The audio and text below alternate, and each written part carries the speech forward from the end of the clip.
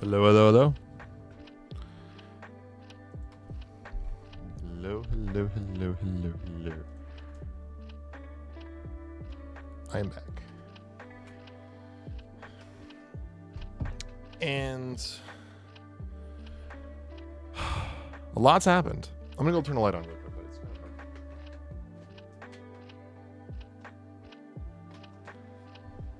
A lot's happened, guys, in the last 72 hours? And I'm unbelievably I'm in a great mood. to put it simply, I'm in a pretty good mood, you know, and one reason, in no particular order, is I got a new toy today. Or not today. I got a new toy on Friday. I didn't share with you guys. But check this out.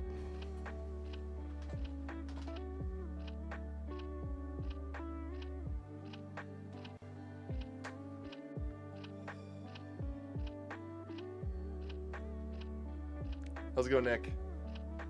I got a new toy. I ordered this in April. I got a new toy. How's it going, Nick? I ordered this in April.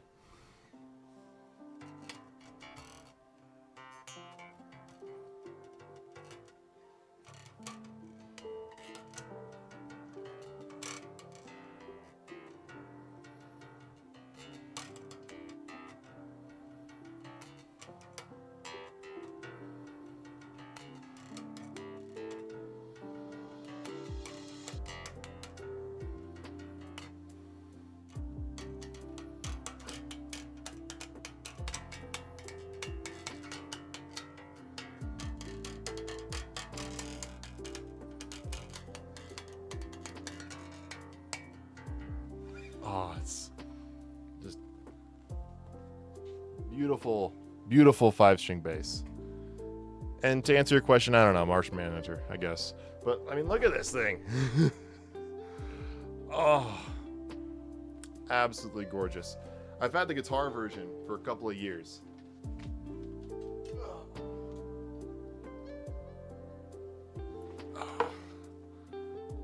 Same brand. The coolest thing about them, in my personal opinion, with their names, they're called the Evil Twins. So I have a guitar and a bass version of Twins. And they're absolutely gorgeous. The matte black finishes, the Roman numeral inlays. Plus, this is a 5-string bass. I get a low B string. You know, normally it's E, A, D, and G, but I got a 5th lower string. I can play lower notes than what this string can normally play. And then this is just a standard, like, 6-string guitar that you'd find anywhere, but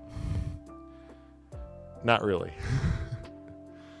I am just in a state of bliss since I got this. Like, I've had this since about May of 2022, and this was a graduation gift to myself. This was just because I could afford it. And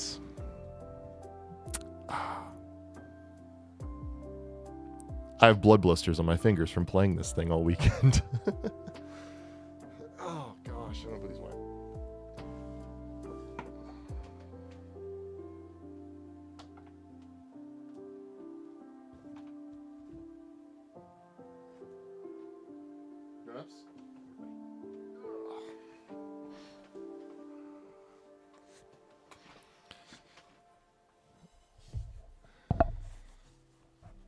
Cats just got fed.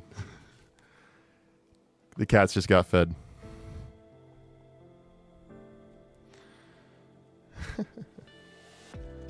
All right. Hey, how you doing there, buddy? All right. But other than that, like, I got new comics. That's pretty cool. How's your weekend been, Nick?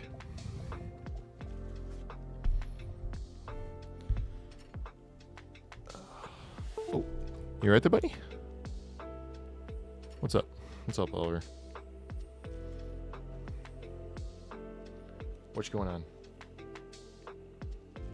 Oh, you're wondering what this thing is? It's a microphone, Oliver. You talking to it.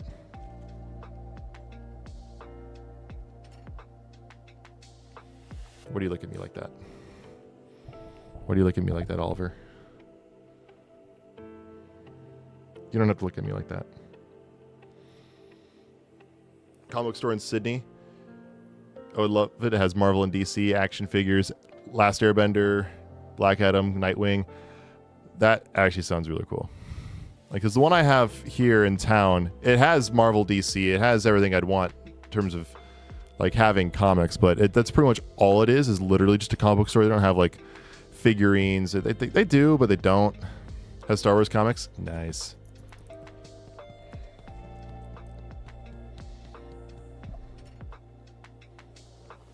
Oh, jeez. Called King's Comic. Gotcha. Nice. Did you end up going there this weekend? Or I guess for you it was the past weekend. Like for me, I got a few comics in on eBay. Like I got Gambit book, I got a couple Booster Golds, and I got Tom King's entire run of Mr. Miracle. Yeah, I got Mr. Miracle. You don't have to look at me like that. Do you want me to set you down? Yeah. You only went there on Friday? Fun. You right there, buddy? Yeah? Do you want me to set you down? Want me to set you down on the bed? Alright, I'll set you down on the bed. After you ask him a question, if depending on how like violently he licks you, it's like how much of a yes it is. Is licking a guess? Yeah, he's a good boy. Is when you don't lick me a no? Oliver? Is not licking me a no? I assume so. You want to go on the bed? Yeah. What was the profile pic before the previous one? It was an old picture of me when I was in high school with my cat at the time. My cat's name was Romeo. Oliver here actually did know Romeo for a little bit. Romeo died in 2016 when I was 17 years old, and he died of a stroke. He had a stroke. We were always told that's how he was going to go. He lived to be 16 years old. So it was a day in March, and we were told when he goes, it would be you wake up, it's like any other day. So he's going to be active, he'll be eating, he'll be doing everything as he normally does. And then by the end of the day, he'll be gone. Nope, don't be. He had 16 years of life, and he was so sick when we got him back when he was just barely not a kitten anymore. Like that's how young he was. I think he was like 1, maybe 2 when we got him. He was so sick. They actually, the shelter told us that if he were to pass, that we could come back and get a new cat. Now, if he passed like within the next month. And he didn't pass. He ended up living another like 14, 15 years. You know, he was beyond just being a pet. He was like family. Like Oliver here, he's probably the closest I have to a little brother.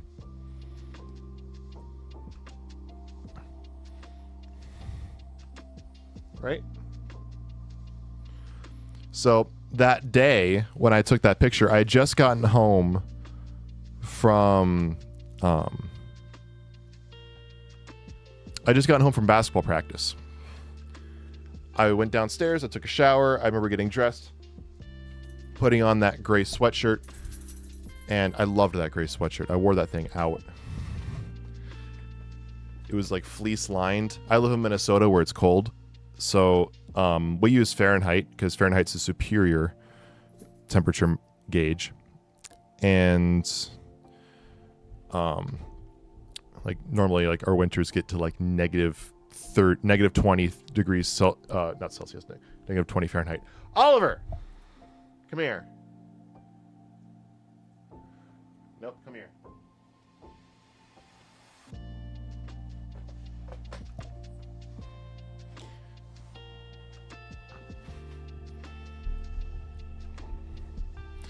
And so I went upstairs. Romeo had a really cool a little quirk about him, is that he loved to sit on shoulders. That was like his perch. You set him there right behind your neck, the way he was situated on my picture. And let's see if I can even find that picture. Like if I can find it on the internet, or find it in like an old photo album or something. But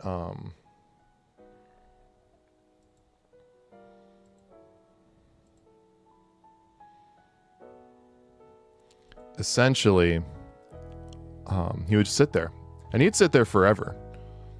So I'll pull the picture up here.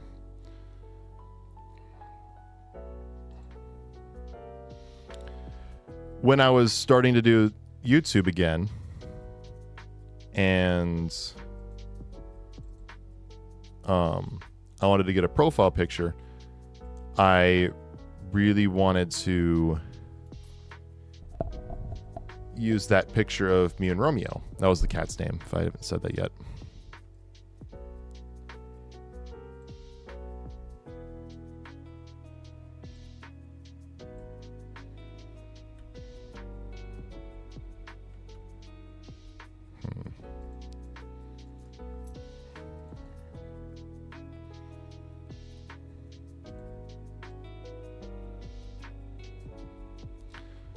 So just shrink this down a little bit.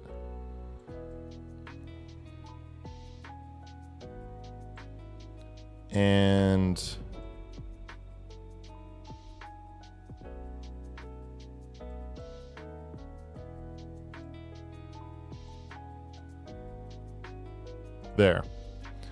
there's the old picture. And it actually looks good now because doesn't have the stupid filter on it. So essentially, why the picture used to look the way it did and why I didn't look like this is because I was watching YouTube videos about profile pictures, and I was looking at a bunch of profile pictures that I really liked, and they all had like this comic booky or almost like a cartoony look to them. And I love this picture. This is still like a lot of my profile pictures. And this picture was taken May 20th, 2014.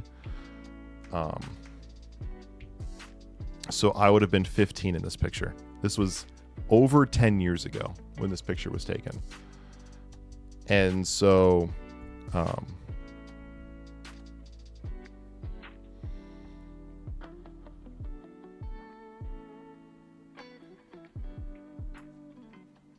when I wanted to use this as a profile picture, but I wanted to be cartoony, I knew I had two options.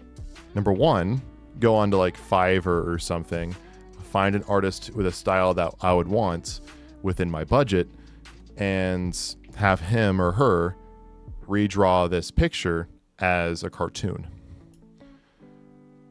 Or I could try to find a filter. And that would be free. I did the latter, and I tried finding a filter. And the filter did not look good, but I didn't care because I didn't want to spend any money. And so this is what Romeo would do. He would sit there and he would just sit on your shoulders. This wasn't like in his eyes, there isn't a, I need to jump off. I need to leave. That is I am content. I'm going to sit on Kevin's shoulders for the time being. And that's what that was. That was Romeo. And so, if I recall correctly, this was, I might have had a practice. The practice might have been the night before. Because I want to say this was the morning. I want to say this was taken in the morning. because and you can't tell any time of day from this photo, but I want to say this was taken first thing, like one of the first things in the morning, like 8 or 9 a.m. And yeah, I would have had practice the night before, and judging by my hair, I would have just showered, come upstairs, grabbed Romeo, put him on my shoulders, and this became my profile picture for 10 years. It still is my profile picture on a lot of things. And so, yeah.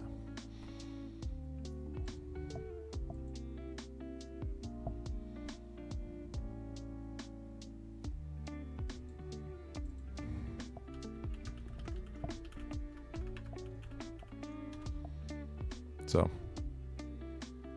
yeah. I wanted to change it because, number one, I thought that it was starting to look ugly. Like the profile picture didn't look good anymore.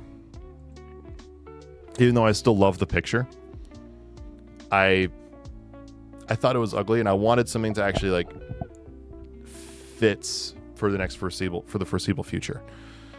And I wanted something that showed off superheroes and something that showed off Avatar, but also showed off yours truly. And so back in the BioShock streams, Acario, I hope I'm pronouncing that right. I've only ever seen it in writing. She did a phenomenal job in making the new profile picture. Give me 1 second here.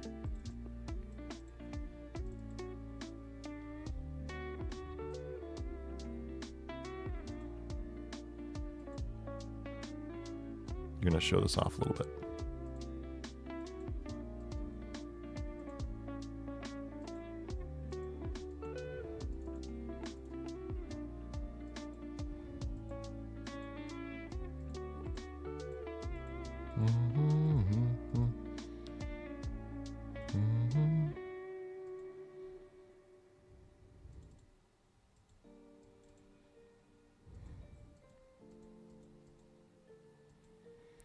It apparently doesn't want to pull up, so give me 1 second here.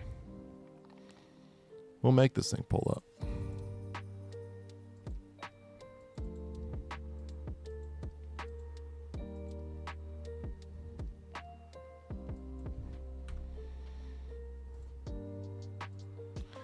I'll force it with a display capture. What was it, my first profile pic on YouTube? It was the cat, the cat picture. That was the very first profile picture.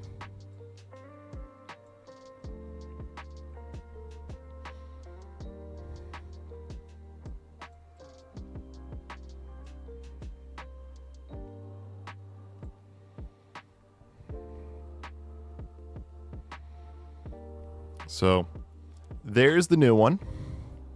A little bit bigger for you guys so you can see it a little clearer. She did a great job. And so I wanted it to show off superheroes and Avatar. Also have a little bit of me in there. It looks like my sweater that I wear all the time is included, which was a nice touch. I didn't ask for that. That was a cool touch. Basically, my description was I wanted to have half the picture be Aang, half the picture be Nightwing. I wanted to have the blue of Nightwing's domino mask, Nightwing's hair. I just said hair. I didn't say Nightwing or my hair, but it does look good with Nightwing's hair. And I wanted to have the white emissive eyes, but each eye is white for different reasons. Nightwing's eye is white because of the natural emissive eye of like superhero masks. At the Aang side is white because of the Avatar state. Despite that, I still enjoy having the blue of the Airbender arrow. Technically speaking, if this is true to like Avatar canon, and this is the way I would not prefer it for the profile picture, this would also have to be white. And I wanted the blue to match the mask here. So it's okay that even though it's avatar state, the arrow isn't lining up. That's okay. Like you see how in my poster, how the arrow's lighting up way back there? Yeah, that's how it's supposed to look. So technically an error, but that's exactly what I asked for. That's exactly what I envisioned in my head anyway. And then I wanted to have this specific smile. That specific smile,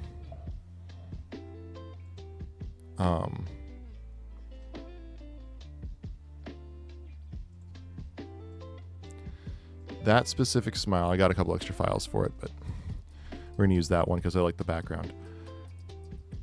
That specific smile is supposed to be what is called the avatar's smile, which looks like that. Notice how Juan, Aang, and Korra all have that same type of smile. I wanted to have that smile on my avatar as well. And then it was an audible at the end where we add the beard in to kind of connect it to me a little bit more. So it's like you have Aang, you have Nightwing, and then you have me. And then you have like the jacket and the black shirt. And yeah, Akario killed it. Akari killed it. Like, round of applause.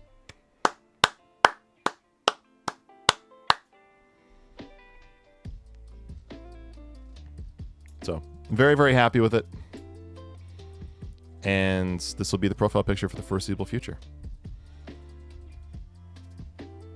So, yeah.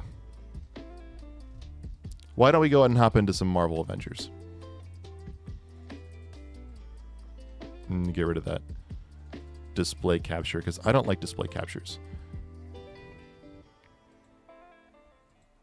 Now that you guys need to know exactly what differentiates a display capture from like a window capture or a game capture. I don't like display captures. They have the least amount of control. Or the most amount of control, depending on which way you want to look at it.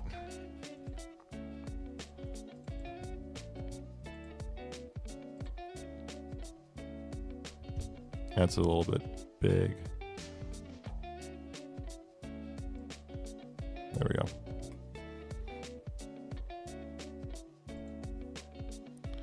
Let's go ahead and turn that off.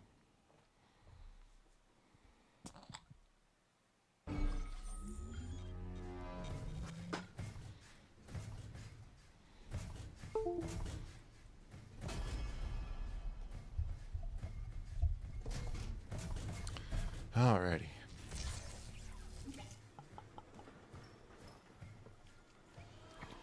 I'm trying to think if there was any other picture I would have ever used for a profile pic.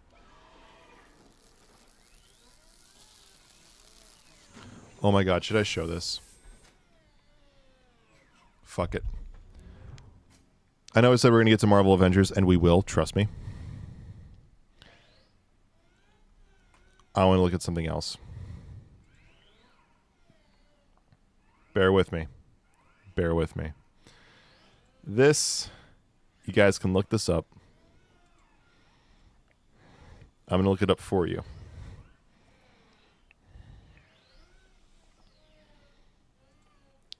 This is... Actually, no. I'll show you guys later. We'll do it as... I'll figure out the details later. I won't show you now. I'll show you it later. I want to actually get to Marvel Avengers. All right. You right there, buddy? All right.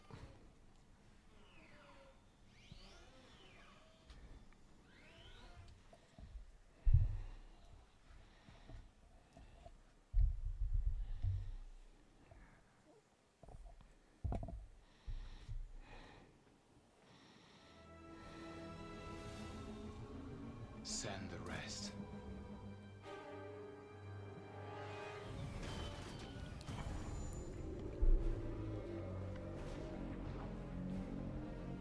Guys, Call it, Captain. All right, listen up. Until we can close that portal, our Why can priority I- is containment. Martin, Can you guys hear the voices? on everything. Call out patterns and strays. Stark, you I can. Okay, now I can. anything gets more than 3 blocks out, you turn it back or you turn it to ash. We won't be here long. Thought I would hop in, see what's going on. How's it going, Puggle? You gotta try and block that portal. Oliver, I'm going to set you over here. You got the lightning. I got something pretty cool here. I'll show you this. We stay here on the ground. We keep the fighting here. And Hulk. Smash. New toy.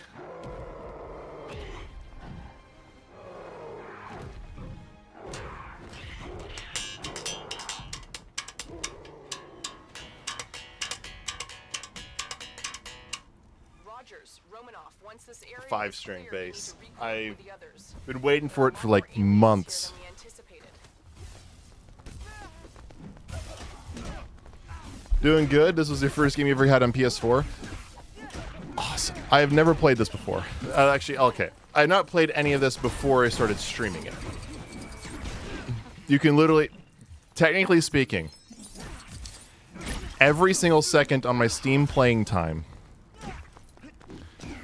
that is, every second I have a playing time for this game on Steam has been streamed.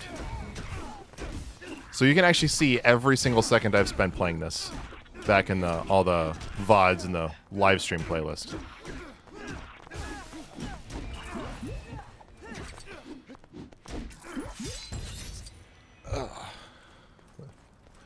Alright, so we're keeping the fighting here, according to the movie. Because I'll be honest, when this game came out, I wasn't super keen on it because the Lego figures were talking. I grew up in the era where it's like Lego Star Wars, Lego Indiana Jones, and the figures, the characters did not talk. They all grunted. Or mumbled, I think is the technical term that Lego uses. And so when I got the demo for Marvel Superheroes 1, and I heard the figures talking, it was like Uncanny Valley, and I didn't like it. I'm like, why are they talking? I'm so used to,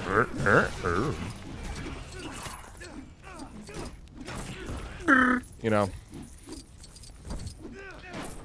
So it always threw me for a loop when they were talking, and this threw me for a loop when it's like actually Chris Evans and Scarlett Johansson and, you know, RDJ and Chris Hemsworth and Jeremy Renner, like all of those guys and gal, like, because it's they literally pulled the audio from the movies for their voices. And sometimes I pull audio from like non-Avengers movies where it's just like a Captain America movie or just an Iron Man movie, and it's like, I know exactly what scene that was from. I don't know if I should be proud I know that or sad I know that. Oh, that was this scene from Iron Man 3, not Avengers 2. Or I'm technically playing through Avengers 1, but you get the point.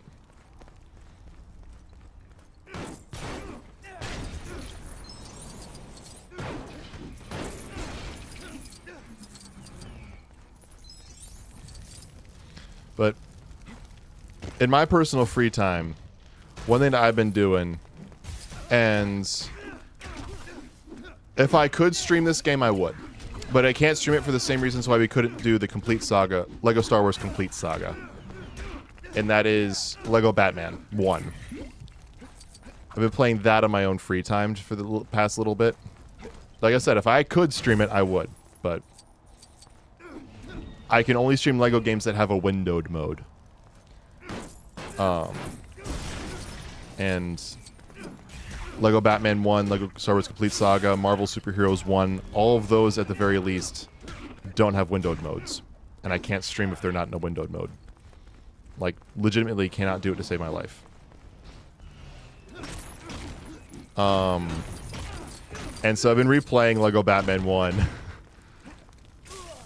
I pressed the button. Thank you very much.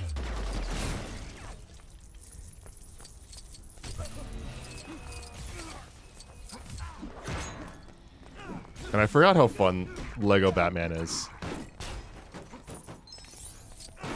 I would say, other than Lego Star Wars, Lego Batman is probably the best Lego series. And the only one I actually, I think, have to get that or the only one I'd even want to get that I don't own already is probably like Lego Harry Potter. And that's mainly because I've never finished reading the books as a kid, but I'm committing to it now. I'm on Prisoner of Azkaban. I'm only on like chapter 2 right now, but I've seen the movies so many times you can show me any scene, I know exactly where it's from and what's going on, like all the context and all that. Am I missing something? Because Black Widow, she turns invisible, right? Yeah, she turns invisible. She's like Nick Fury. What am I missing?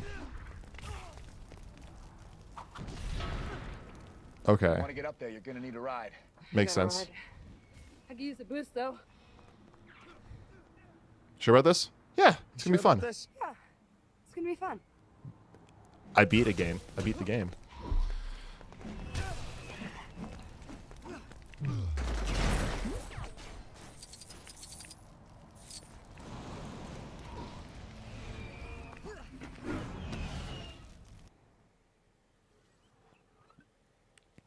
All Lego DC games are awesome. I've heard Lego Batman 3 is at least the weakest of all Lego DC games. Like Lego DC Supervillains and like Lego Batman 2 are like considered the best. Which looks pretty tough to crack. If we want to have any chance of closing that portal and defeating Loki, you'll need to work together and assemble as Avengers. Hey, maybe that could be worked into a catchphrase. Good luck, team. Work together as Avengers? Like coming together? Or assembling? The council has made a decision. What you got there? The island of Manhattan. Until Milkshake? my team can't hold it, I Or will a not smoothie. order a nuclear strike against the civilian population. I recognize the council's making a decision, but given that it's a stupid-ass decision, I've elected to ignore it. Okay, turn.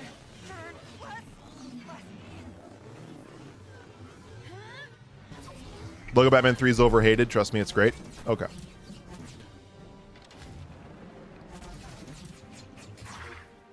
I will try to stream as many Lego games as I can that I own.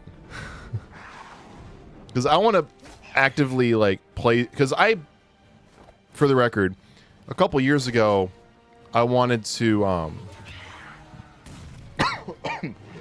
buy a bunch of Lego games because they had gone on sale, like...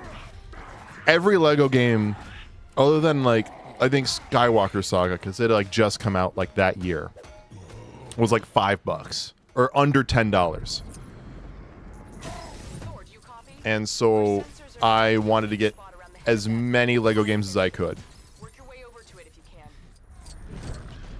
I ended up getting, I think I already had Complete Saga. I ended up getting Marvel Avengers, Marvel's Superheroes 1 and 2, Lego Batman Trilogy, Lord of the Rings, and maybe a little bit later I got Indiana Jones. I have Indiana Jones. And for that one, I can almost guarantee you I cannot stream that one. I would love to, but I probably can't. And right now it's like, I'm gonna, like, I'm on a playthrough them all. Not all back to back to back to back, but I want to get to all of them by some point. Have I slept on a train before? I don't travel by train that often. So, no. I have slept on a plane before, but not a train.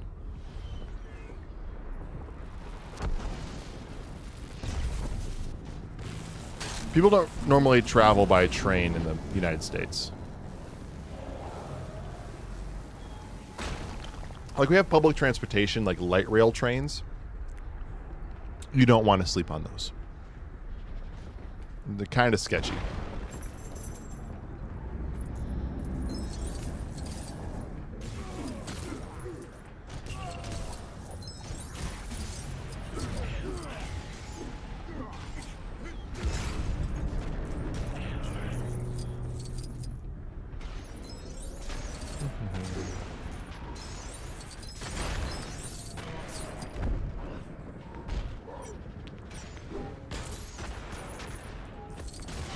Is there a steam train in the USA? Not that I'm sure there is, but somewhere, but not where anywhere I know.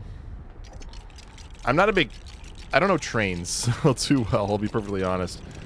There probably is somewhere, but here's another thing about the United States that a lot of people who don't live in the United States forget about. It's a really big fucking country. It's the third largest country in the world by landmass, and that's only to Canada and Russia, which both have massive tundras that take up a good portion of their square footage, where the United States doesn't have that. Like, we have a desert, sure, and instead of having sand, our deserts have blackjack and hookers.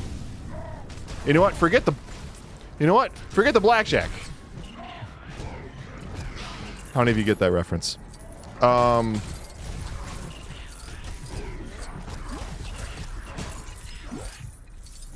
Though, there's a joke we kind of have. It's like, oh, how big is the United States? Hey there, Delilah. What's it like in New York City? How's it go? Hey there, Delilah. I've been driving down in Texas. I've been driving for 12 hours, and I'm still in fucking Texas. Yes, I am. Like, here's a crazy fact. And you can look on your computers to confirm this too. This is true as it comes. It is a closer drive to drive from El Paso, Texas, to San Diego, California, crossing over New Mexico and Arizona, and all of California, than it is to drive from El Paso, Texas, to Houston, Texas. El Paso, Texas is closer to San Diego, California, over 2.5 states away, than it is to a city in the same state.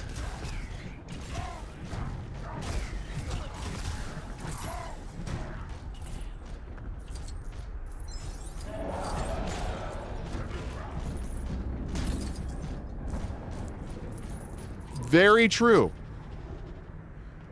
How do I do this? Data now should be on your screen.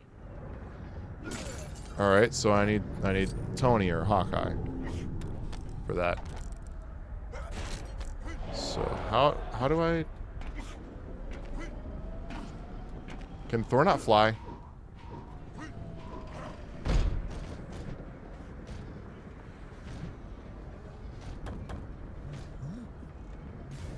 Oh, I need Thor. Accept your surrender.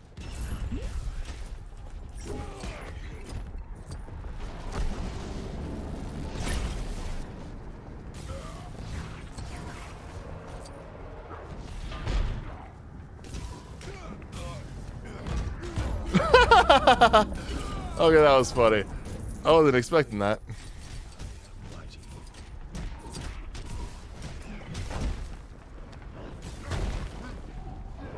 I want to say, how do I implants? Oh, are we going to see the punch? Is this going to be the punch? Is this going to be the punch?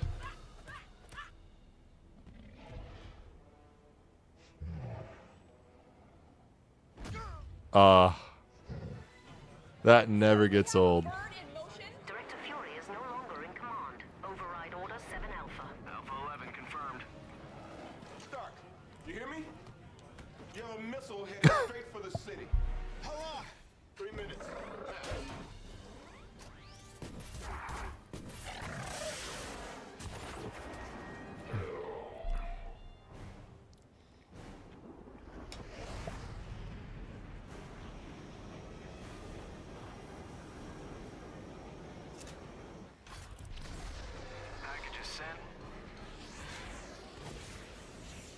Overshot it there, Tony.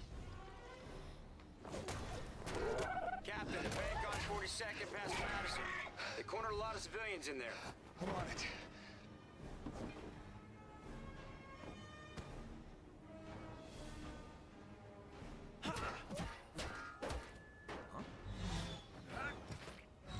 I guess we need a player too, so I guess they force Hawkeye down from his perch. Looks like the normal entrance. They could have used a cop. You guys are gonna have to force your way in. My two favorite original Avengers. Hawkeye and Captain America.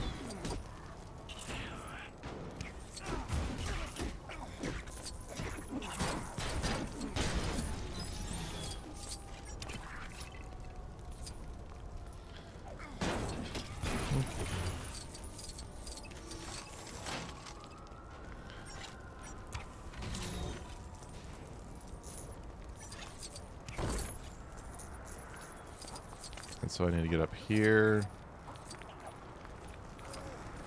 How do I do that? Do I have to break shit?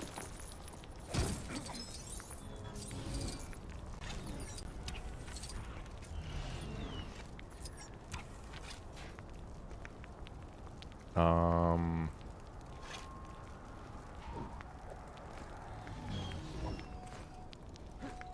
Um...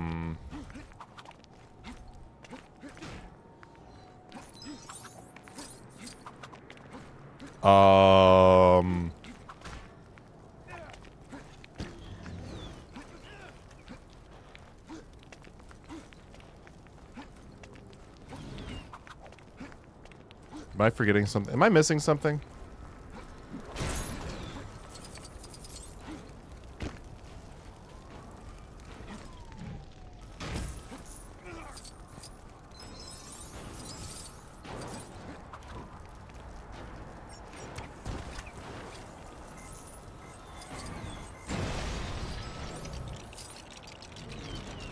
I probably can't get up there until later anyway.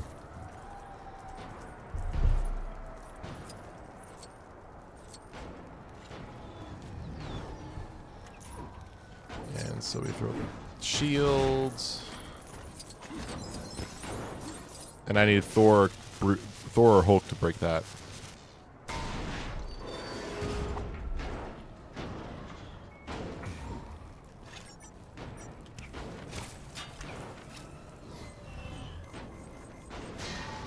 And there we go.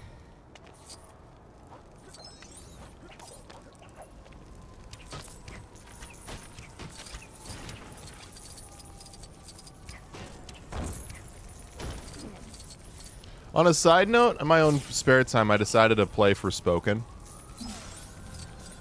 Really hyped up game that came out at the beginning of last year, 2023. Or wait, it might have been beginning of this year. I forget. Either way, I sat down and I played Forspoken. Yeah, it was, I had fun with it. I plan to platinum the game.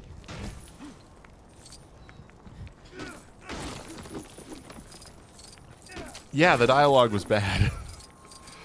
Oh, it was cringy. It was some cringy ass dialogue. Like, it was, ugh. I missed that mark. Like, the villain's name was... Technically, the villain's name was Susurrus. But the villain went by the name Cuff through like the entire game. So the entire time it's like Cuff, Cuff, Cuff, Cuff.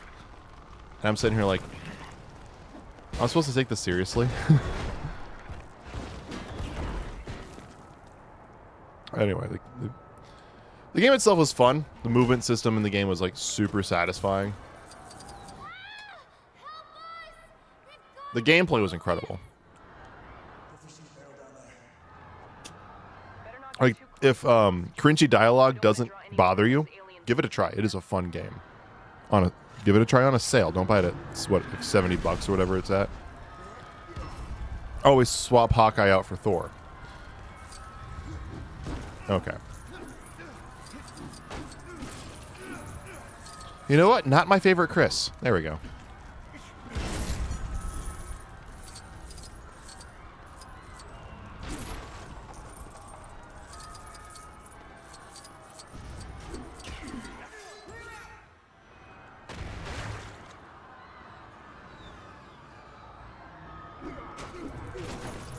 Remember I watched a video. I forget who it was by. It was a short on YouTube. It was if superheroes had their regional dialects or accents. So like Spider-Man was the classic like, hey, I'm swinging here. Cap was like 1940s New York gangster. He's like, oh, come here, boy. I'll give you one, quick 1-2 or whatever. I'll give you 1-4. And it's Thor, and sounds like he's from Norway. He's like, oh, I got my hammer here, Mjolnir. Oh, Mother Frega, she's gonna make her famous Lutefisk. And it's like really, really Norwegian. Just cruising through random streams. Are you playing this for a throwback, or do you play it often? We are just playing this for fun. I don't play this game often. Once we're done playing it, we're probably going to move on to another game. So, like, we've just kind of played through games on stream. Just kind of chatting, having fun, just playing a game in the background. So, like, we've done Jedi Survivor, the Arkham series. We did Bioshock 1. Tried to play Avatar Last Airbender Quest for Balance. Tried to play that one. Didn't work out. I'm probably forgetting some games, but those are a few that we've already played. So yeah, we're just having fun. How are you doing tonight, Yuxi? I hope I said that right.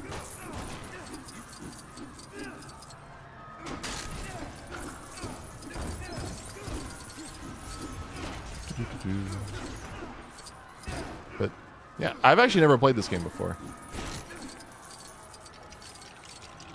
And I throw my shield at that, right? Or did he throw the hammer at that? I threw the shield at that. Okay.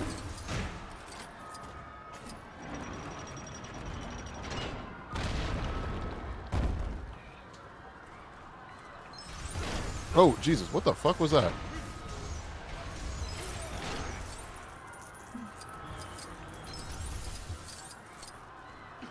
You know that's a one-way trip.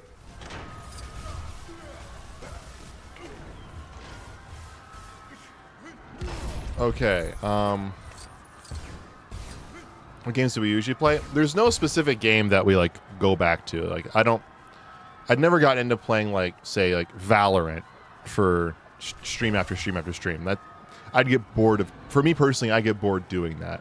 So there isn't a go-to game like that. It's always just the next game.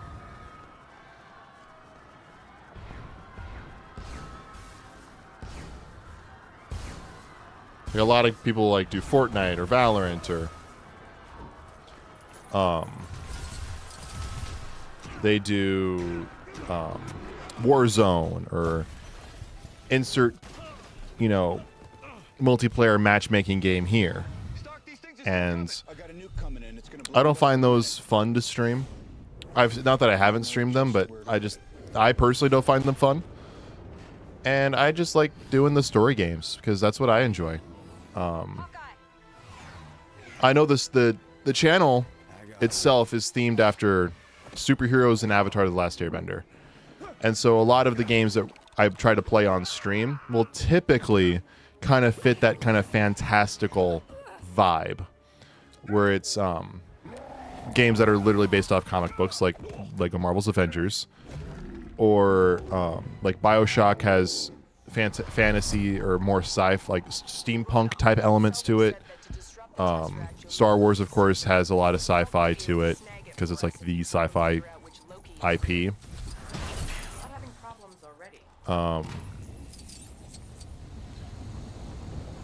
But generally speaking, it's basically story games that have a fantastical element to it.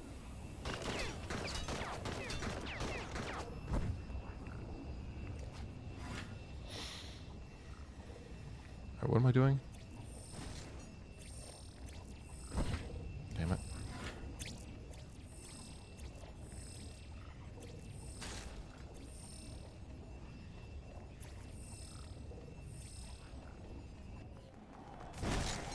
Enough! You are all of you beneath me. I am a god, you dull creature. And I don't typically like plan too far ahead of what games I'm going to play. It's usually kind of like I have an idea of what games I'm going to play, but it's nothing's ever really like set in stone until like we're almost done playing a game. It's like, oh, let's move on to this one. Puny God. That moment made me laugh so hard in the theaters. Puny God.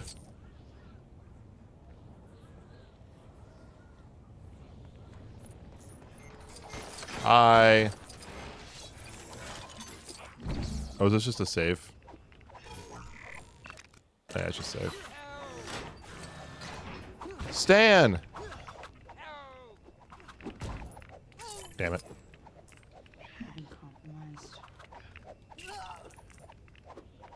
Alright, I bet I have to just go up here.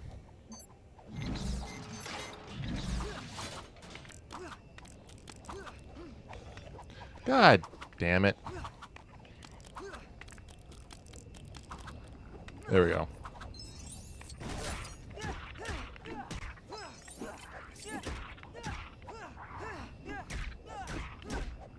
Alright.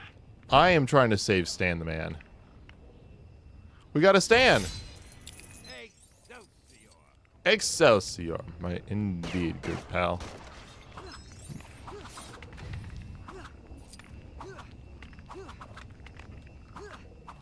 I guess I have to go all the way back over here.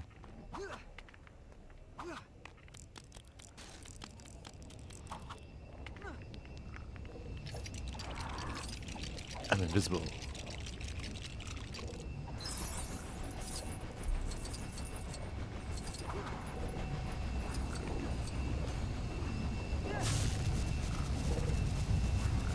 I can close it. Can anybody copy?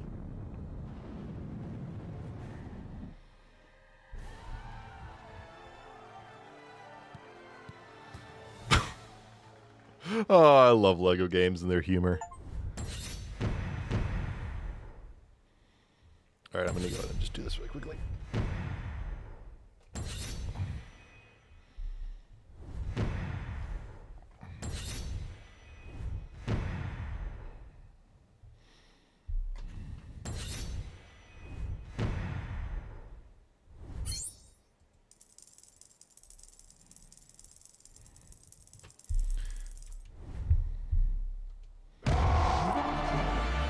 Got True Avenger. Excelsior. There's Hulk. Fury with a bazooka. Loki.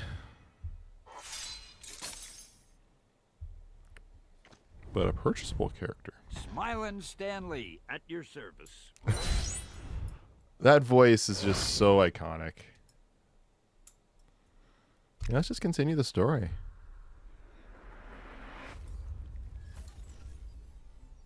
You like falling asleep?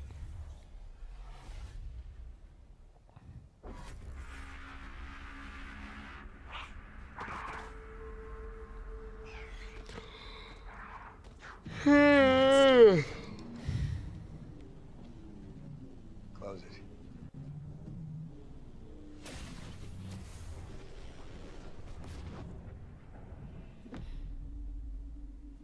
Son of a gun. Son of a gun. He's not slowing down. He's not slowing down.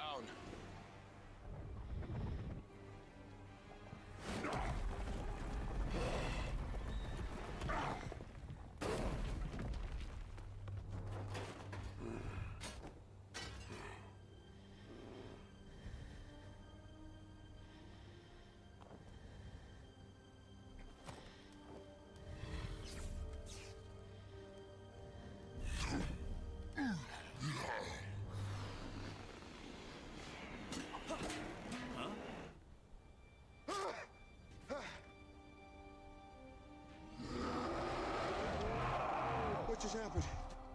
Please tell me nobody kissed me. We won. We won. Oh, shawarma's on me. We tried shawarma. We're not finished yet.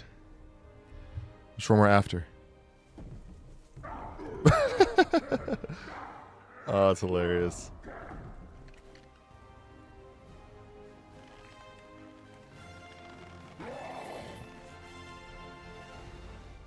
just in from the station, what has been described as an extraterrestrial attack. The heroics of the group known as the Avengers has been to many a cause not only of comfort, but for celebration. It's just really great knowing they're out there, you know? Someone's watching over us. I love you, Thor! And then he goes pew pew, and then the air goes boom, and this green guy walks up and he goes roar. I just feel safe with those guys out there. I just want to say thank you. Themselves, their sudden appearance and equally sudden disappearance.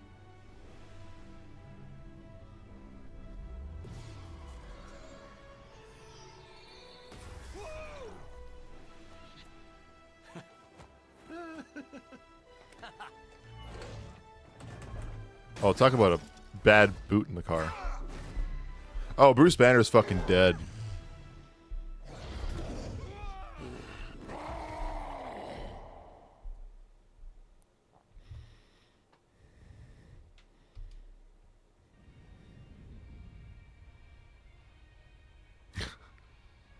Is he like watching it?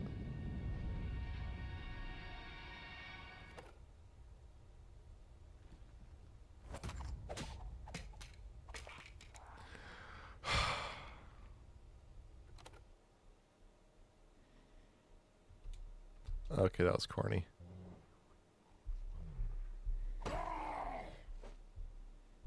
Look at Hawkeye. He's so, like, offended. Oh, is this like Spider... This isn't Spider-Man Homecoming.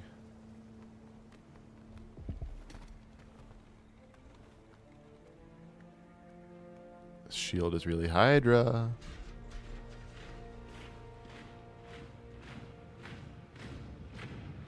Herr Strucker, if they get word of our work here, if they find out we serve Hydra. Hydra.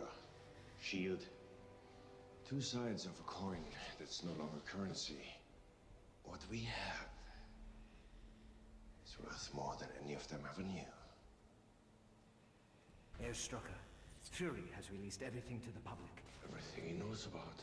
Sooner or later, they will meet the twins. It's not a world of spies anymore, but even a world of heroes. This is the age of miracles, Doctor.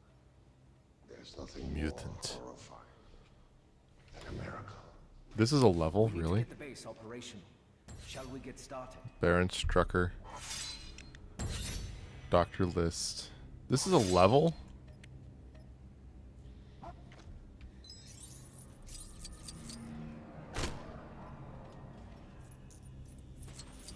Really?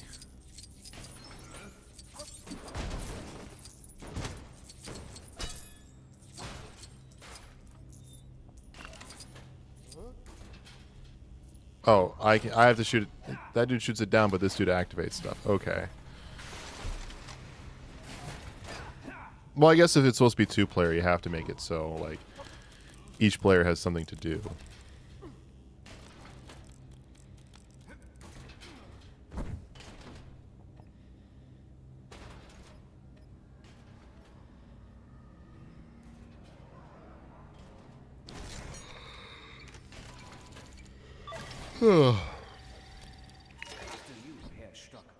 Access granted.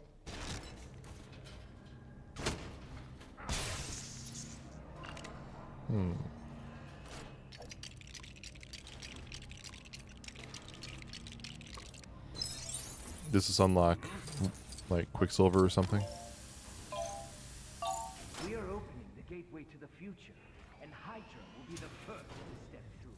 There are other entities doing Hydra's good work around the world. We'll keep them, Captain America. Just gonna for friends. Keep them off our scent.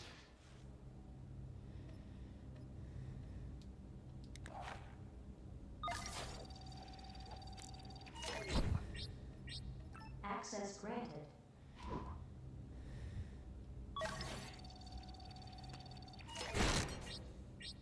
Access granted. Soon we will have weapons that not even the Avengers There we go. I was going to say, how do we get through that? But if one of them technically is working for S.H.I.E.L.D. and the other one is technically working for Hydra, then that would make sense.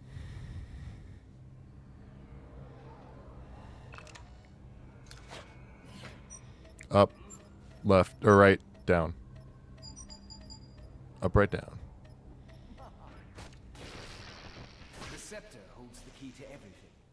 We have learned so much, and barely have we even scratched the surface. It exudes the same dissipated energy we recorded in the recovered Hydra weapons. We might have found a way to power them. This technology will help us change the world. They're really trying to scrape the bottom of the barrel in terms of parts of these movies that could be turned into levels, weren't they?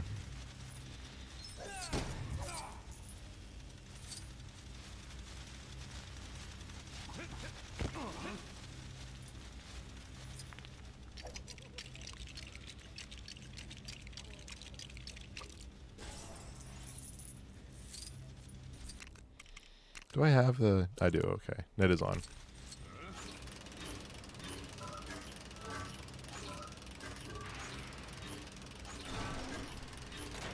Wanda, able to bend minds to her will. Her powers frighten even me. He's fast and she's weird.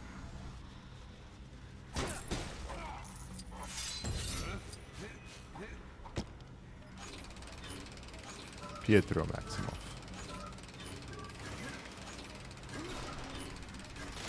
Pietro, the Scepter's power has unlocked within him a speed matched only by his fury.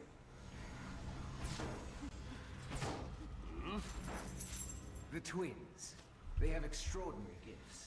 Harnessed in the right way, they can be extraordinary weapons.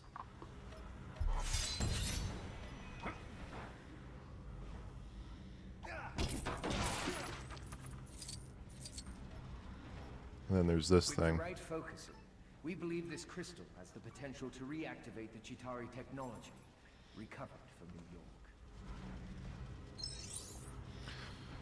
York. Alrighty. Let's just stand on this. This dude really just said, I'm just gonna stand right here, wasn't he?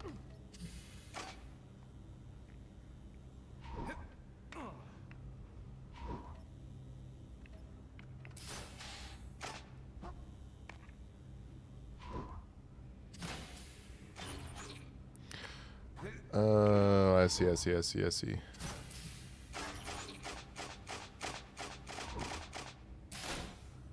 Or do I? So it's red.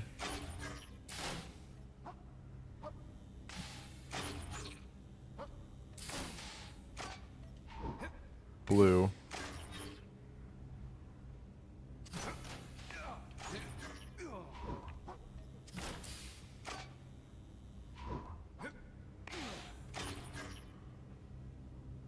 What?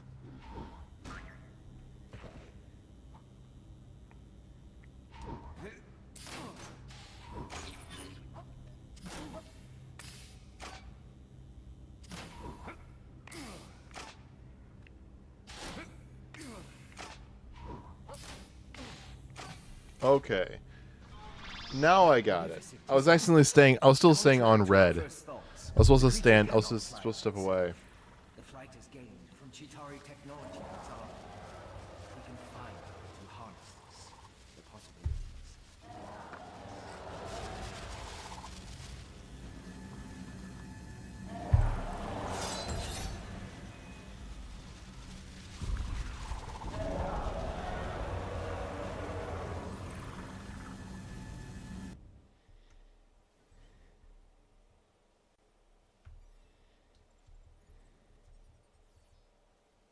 Stark Tower's had quite a few upgrades lately and is now known as Avengers Tower, which, seeing as it's the headquarters for Earth's mightiest heroes, kind of makes sense. Hawkeye can recover in the advanced medical lab while the Iron Legion are repaired in the workshop below. Now that Strucker's been stopped and Loki's scepter has been recovered, I have a feeling things will be pretty quiet around here for a while. Or will they? Who gave the order to attack? Here's Stalker. It's the Avengers. They have to be after the scepter.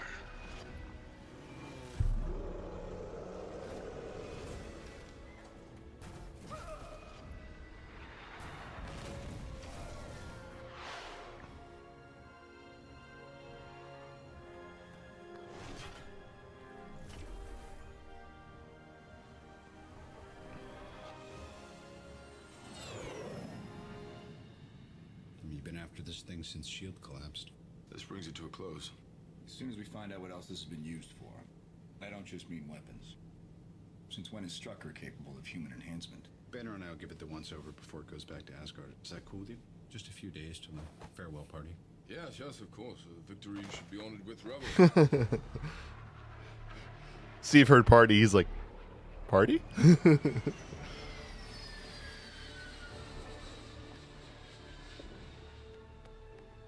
It must be Cho.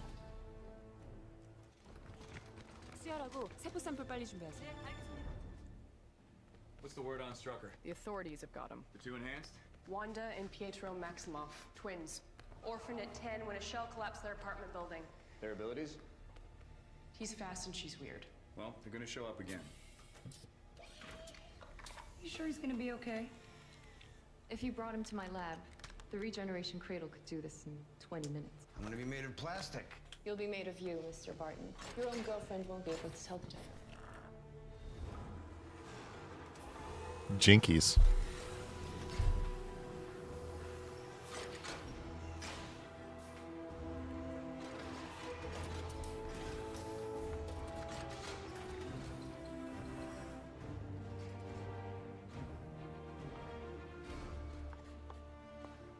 How's he doing?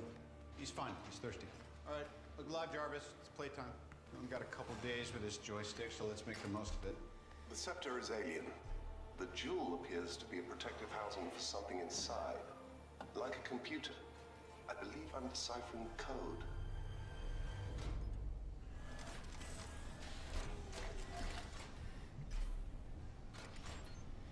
Alright, so what am I doing? Well, I know like we're creating Ultron, but like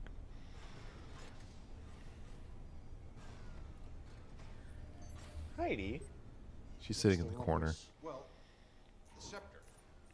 You see, we were wondering how Strucker got so inventive. So I've been analyzing the gem.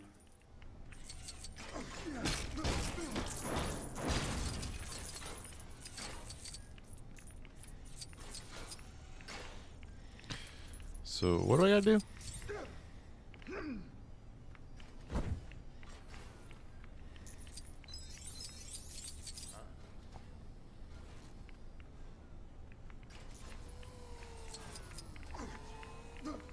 So I need to get into there. How do I do that exactly?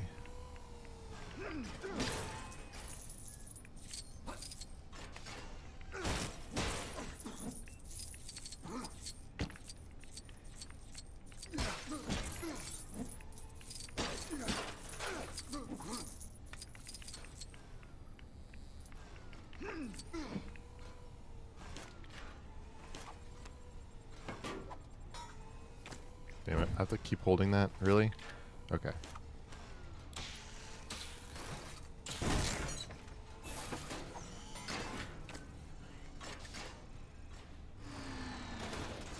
Alright, so that's come down.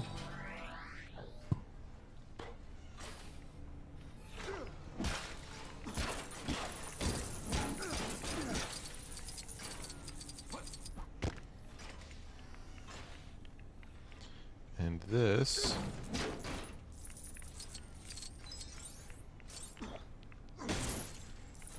was something.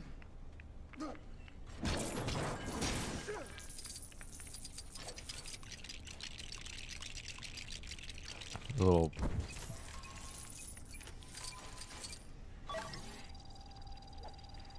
Down at Strucker's lab, I saw some fairly advanced robotics. I gotta guess he was knocking on a very particular door.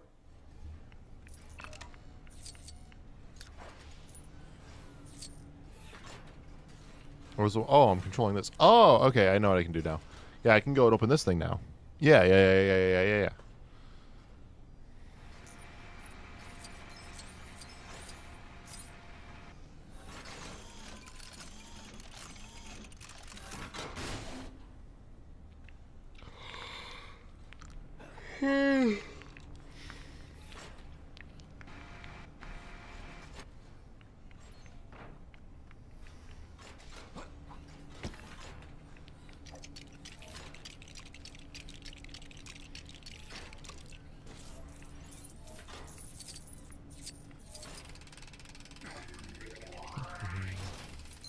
Ever played Uno before? Of course, played Uno before.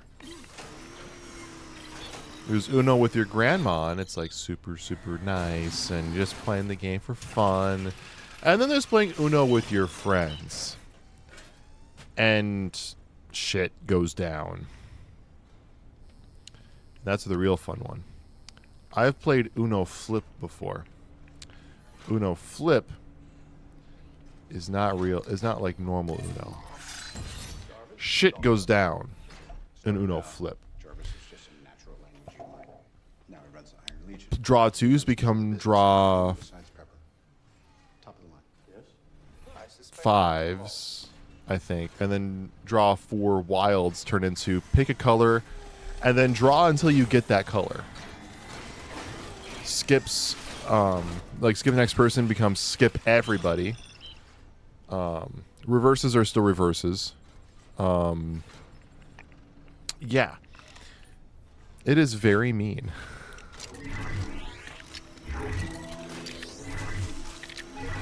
And when I'm in college, because you're in college, it naturally turns into a drinking game. And so you end up drinking a lot. But we didn't refine the rules yet. So the first time we did a drinking game version of Uno, before I even got drunk, I got waterlogged. Think about that. You have to guess. What's it look like? Like it's thinking.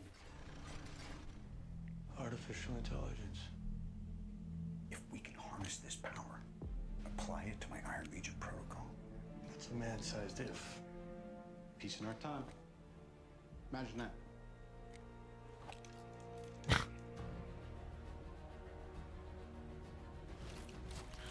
Time lapse.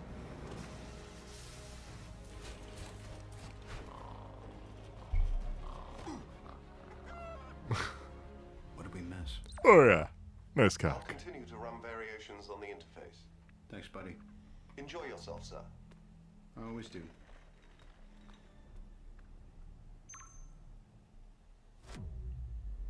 What is this, please? Hello, I am Jarvis.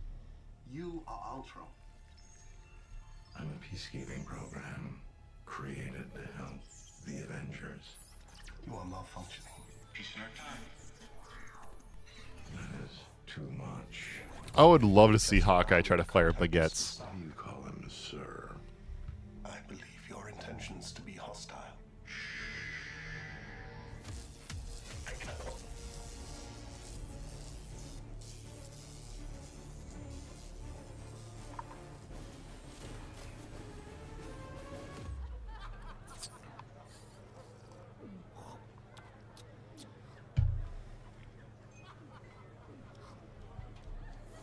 I'm no expert, Stark, but shouldn't a party have entertainment? Refreshments?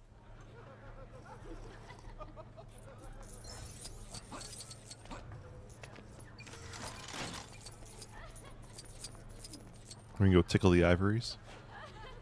This is... Your world is crazy. Oh, it's Falcon. I was going to say, who is that?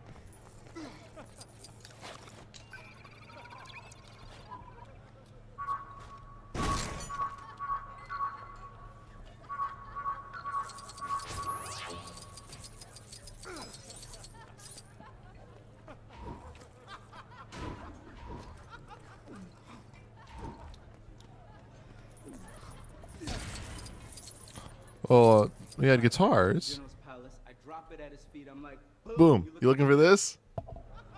Boom, you looking for this? Yeah, you just keep on telling it. A tank. We get it, Rhodey. I'm not going to lie, the Natasha banner thing was always a bit strange to me.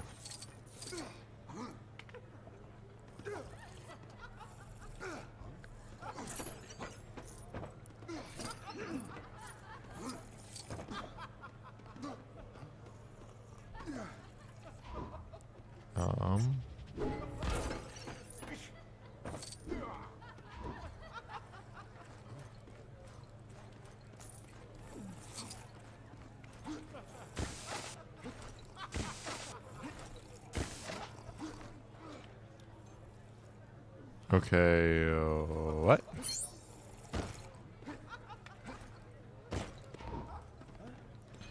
So I need an Iron Man suit. That's what I'm getting from this.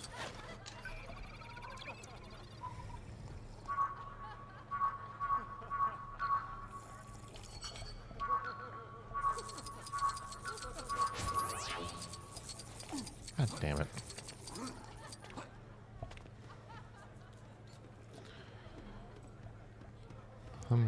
Dum.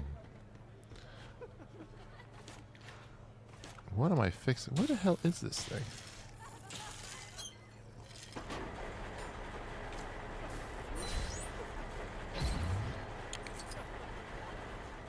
Alright. Entertainment. You got that right there. What are you talking about? Entertainment.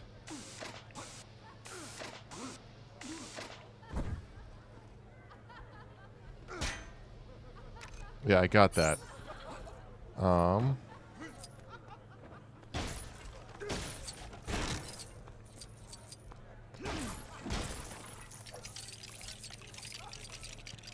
So I just destroyed a bunch of food. You know, like refreshments. And what am I making here? Oh, goodbye, people. We want a piano instead. No. See, this is not meant for mortal men.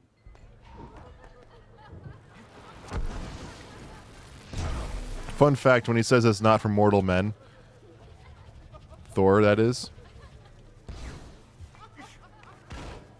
he immediately hands one to Steve, implying that Steve's strong enough to not be considered a mortal man in the eyes of an Asgardian.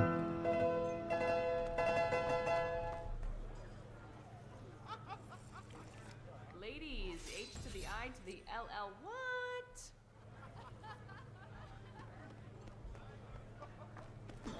What? She just spelled out her name.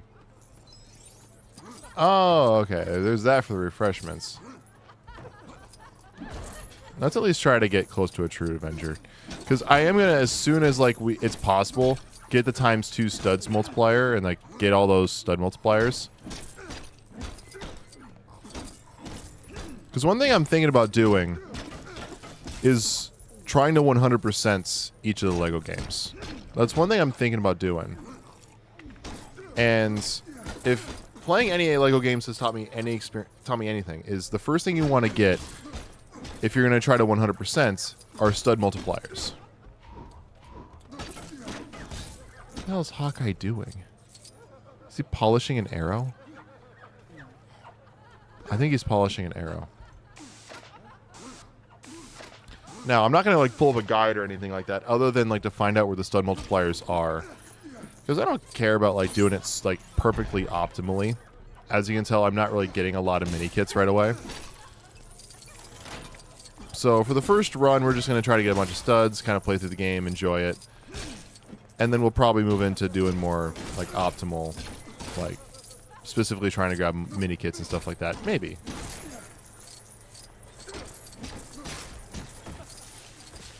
Or if you guys aren't interested in that, I can just do that on my own. We can just move on to another game. Just thinking out loud, you know? Me thinking out loud? No. I never think out loud.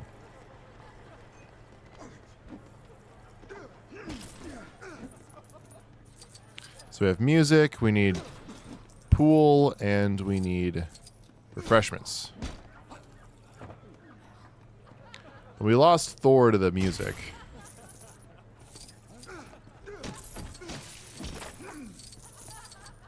So we can actually use Hill. Be super irresponsible and fire a, a gun inside.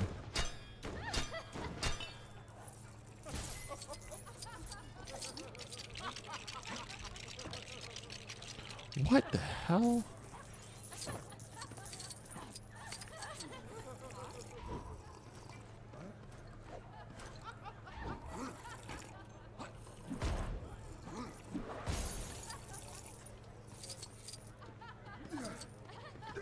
Okay, what?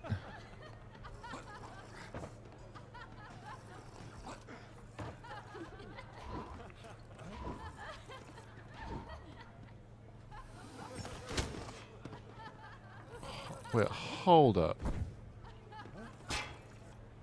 Oh. Oh, literally only... Oh, what?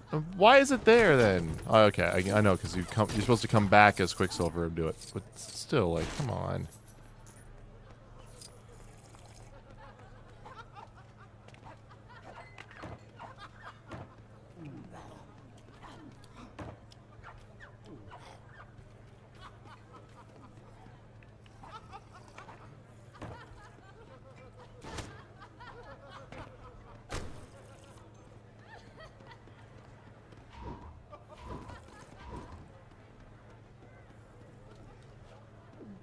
Hmm.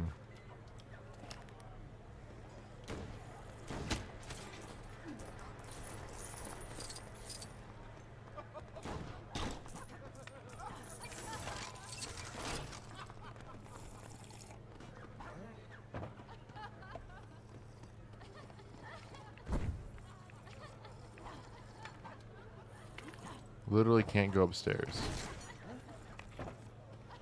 Oh, I can't go back there, at least.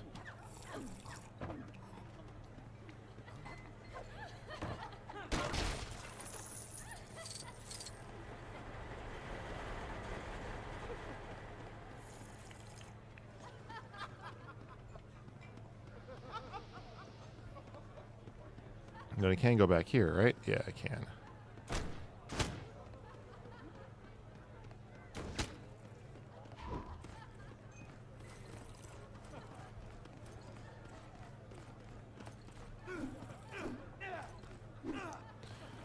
Alright, so then why is this here?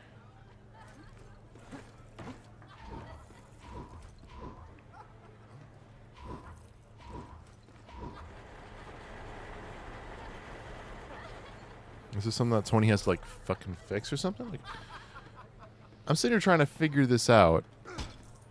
There's not a lot happening. Because none of this makes sense.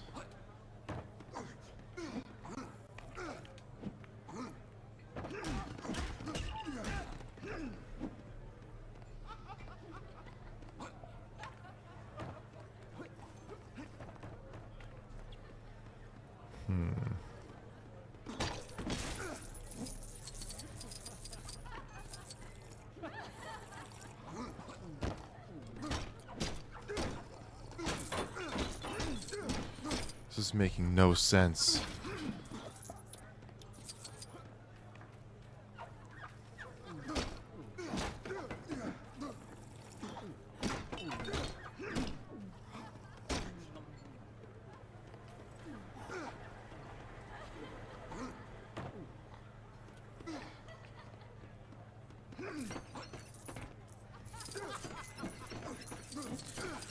So I don't make Bruce angry to try to get the Hulk.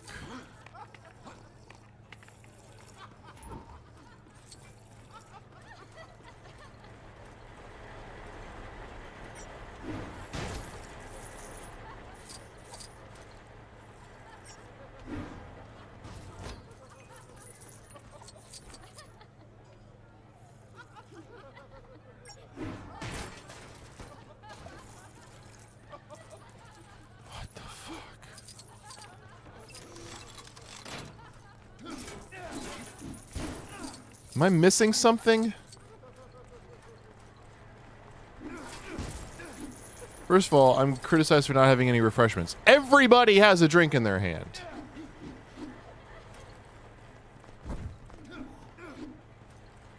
I'll try to help with this, but it isn't.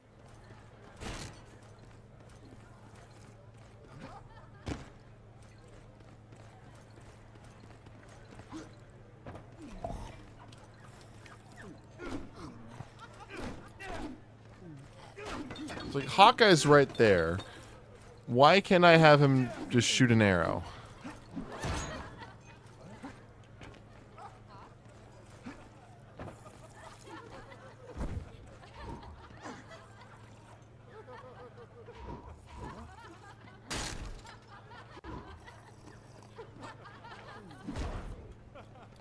I'm at a loss.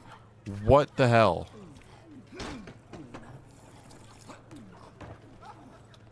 I'm criticized for not having refreshments.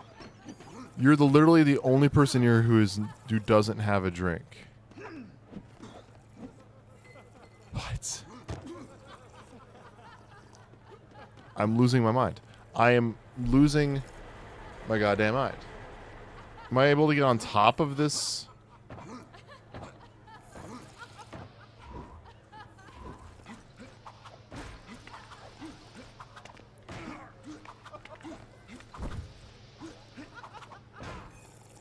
That must not be it. Okay, there we go. Now we're on top.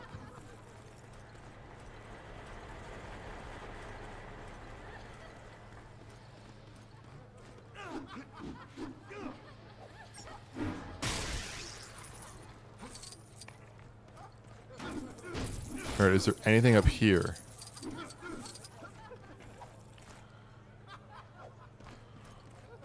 Which is a no. There's nothing up here. Load games are goated. I agree, except for when they don't tell you how to do something. Like, I'm supposed to get a billiards table and a smoothie, essentially. Except the game isn't telling me how to do this. Like, I see a smoothie sitting right here. There's nothing I can do about it. I got the piano going. There's this stuff, which I need Hawkeye or Iron Man to break. But I have Tony, not Iron Man. Hawkeye is sitting right there polishing a fucking arrow. And then there's that here, which I need the Iron Man suit for, and I can't figure out a way to get to the Iron Man suit. There's something way up there where it takes Hulk to grab it, but Banner's down here in love. Well, Nat's in love.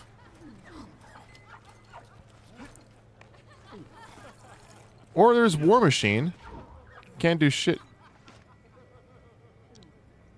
Wait.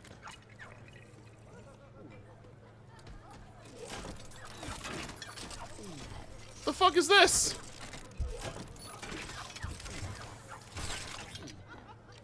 I can do that? Shit. I just solved that. Here comes the billiards table. Red Tornado or Black Adam. We've done this one multiple times. The answer is still Black Adam. Come back, come back, come back.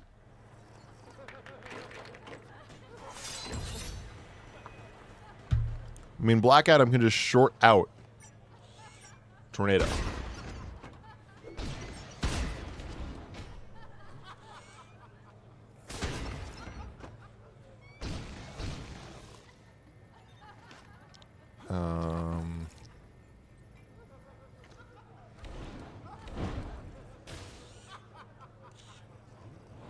And how do I do this?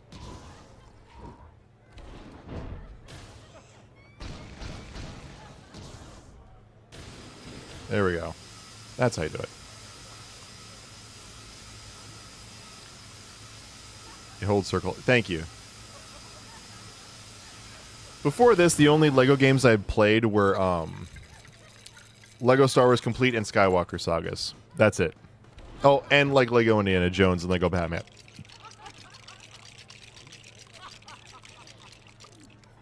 So pretty much the oldest Lego games and Skywalker Saga. That's like my only Lego game experience going into this. I gotta have some of that. Oh, give me strawberry flavor. No, chocolate. Excelsior. Excelsior. What's funny is like you need to get refreshments for everybody. Look at the party. Literally everybody already had a fucking smoothie. But it's a trick. No, it's much more than that. Oh, please be my guest. You know I've seen this before, right?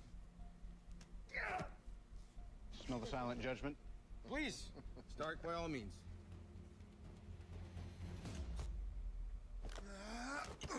Are you on my team? Just represent, pull.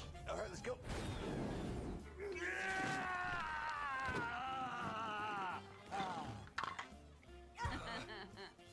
Come on, Cap.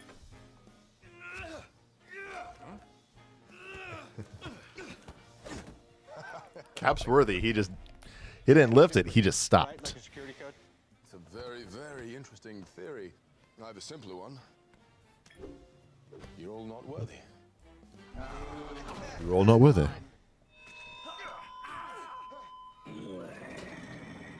I always loved this scene. I have no strings, but now I'm free. Sorry, I was asleep. There are no strings on me. I was tangled in strings. Who sent you? I see a suit of armor around the world. Ultra. In the flesh. I'm on a mission. What mission? Peace in our time.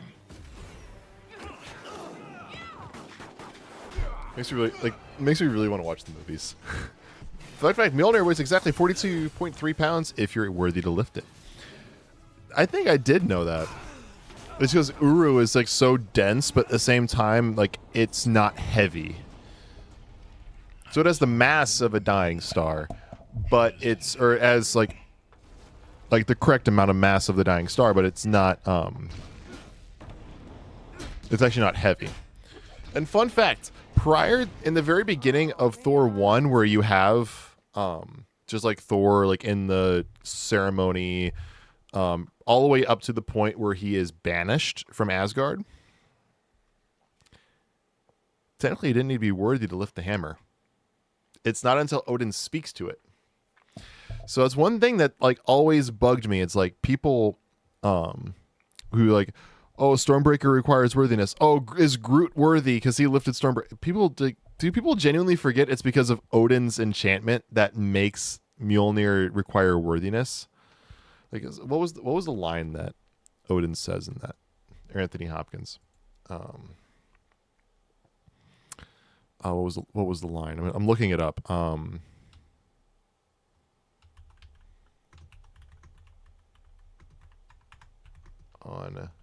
Mjolnir. Whoever holds this hammer, if he be with a shall possess the power of Thor. I thought he said a lot more than that. Whoever holds this hammer, if he be worthy, shall possess the power of Thor. So it's specifically only Mjolnir. And specifically only after that point.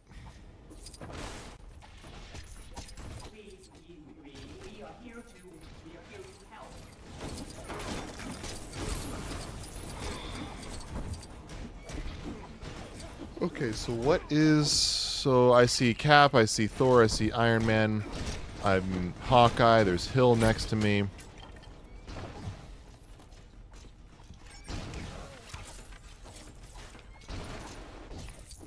What do I need, like free them or something? Find them, get to them.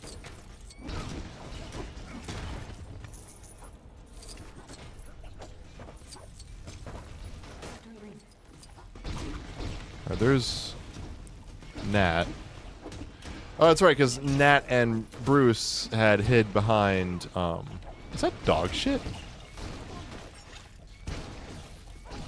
They hid behind the bar.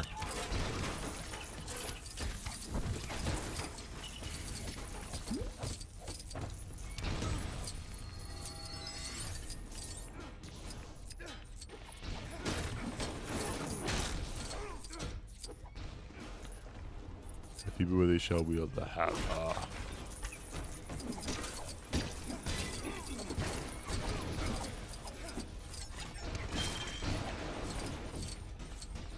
So that's beating you up, Ultron. I beat Ultron.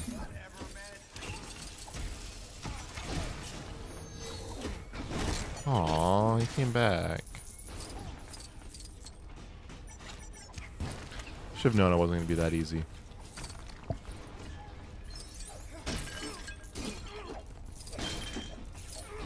They honestly could have probably made Ultron like a Thanos level villain.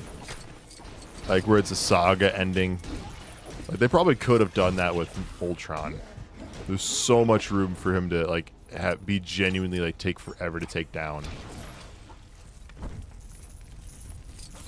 Like, the fact that it's left to just one movie, it's like... It's so weird. Real heroes should never be too proud to ask for advice.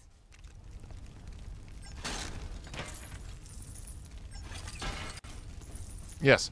But can't Hawkeye shoot an arrow at the gold-plated stuff and also break it? Or is it just the silver-plated stuff? I could have sworn I was able to melt gold-plated stuff. Ultron's actually confirmed to come back for Vision Quest. Yes. Yes. I have heard about that. And James Spader's confirmed to return. I'm indifferent on Vision Quest. I'm not gonna lie. To me, it's like, is it gonna be good? Like, you know, it's like, what I love is like Phase 4 is like, oh, here's White Vision, and then there's oh, here's Tiamut, here's the Celestial that's gonna be living under Earth, and then like 5 years pass, or not 5, but like 2 or 3 years pass, and we learn nothing about everything there. I know Brave New World is gonna have the thing be made of adamantium and whatnot, but yeah. Silver plates are for explosive. Gold, it needs to be melted. Okay. So...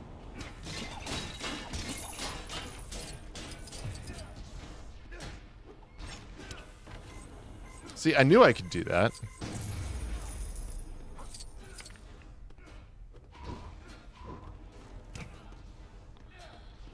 So that's not what I needed to do. Or is it what I need to do?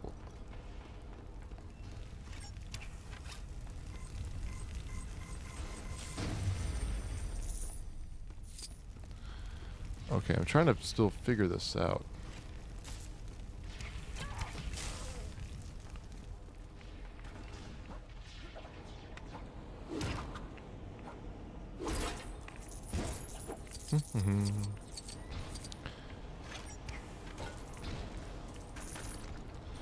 So I need Cap's shield for that, which means I need Cap. There's Cap. So I need to get up there.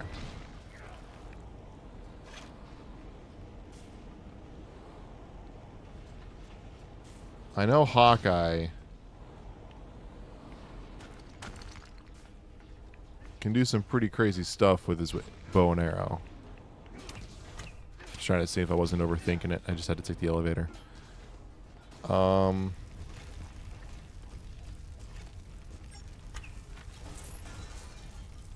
I just have to keep shooting this thing over and over again? No? Okay.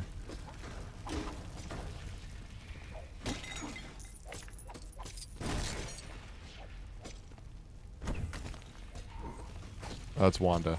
I was gonna say, I thought that was Wanda's cue for something.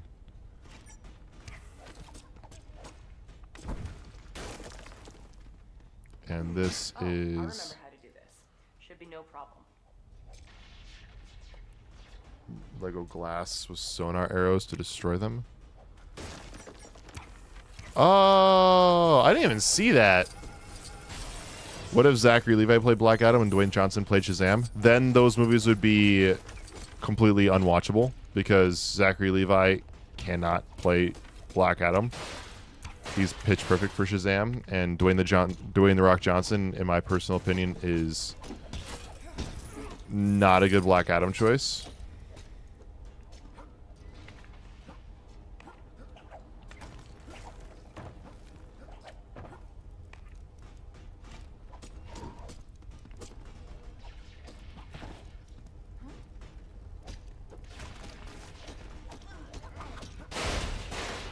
Am I missing something? You don't think it would make sense? No, it wouldn't make sense.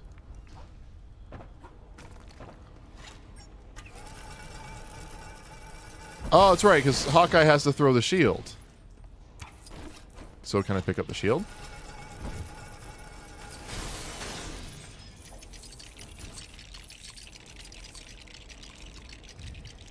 Am I allowed to hold the shield? Or do I have to make some crazy contraption that picks up the shield because Hawkeye isn't coded to hold the shield in the game? So I have to make some weird contraption that can throw the shield. Ugh.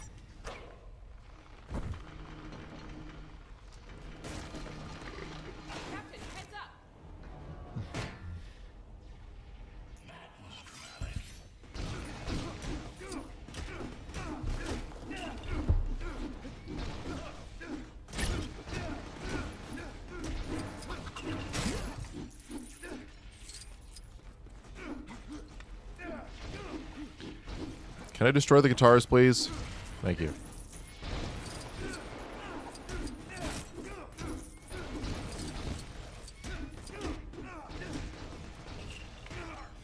Damn.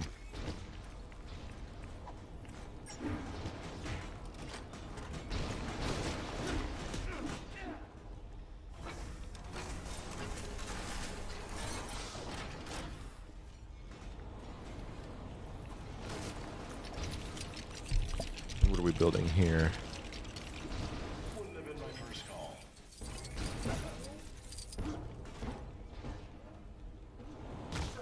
We are here to help. We are here to help.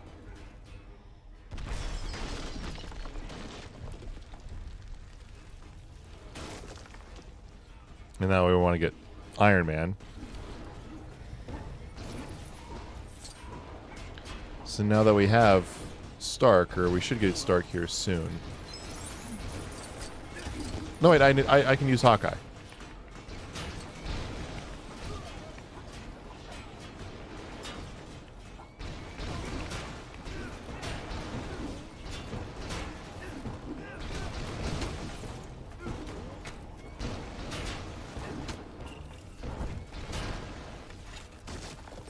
Or I'll probably end up having to use Stark.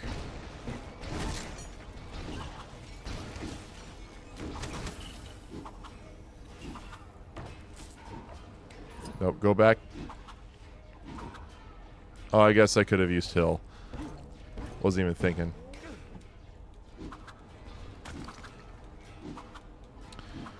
That's what happens when you don't use your brain. Alright, now we want to come down here. Want to help Tony. Right? Right. Hawkeye? How the fuck did you get up here? I'm not complaining.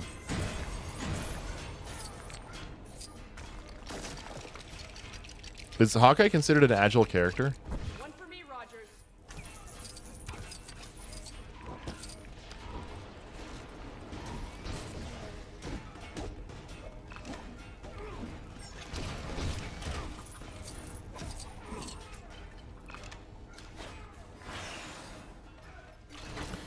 And, oh, I love that vending machine to the Iron Man suit. That's awesome.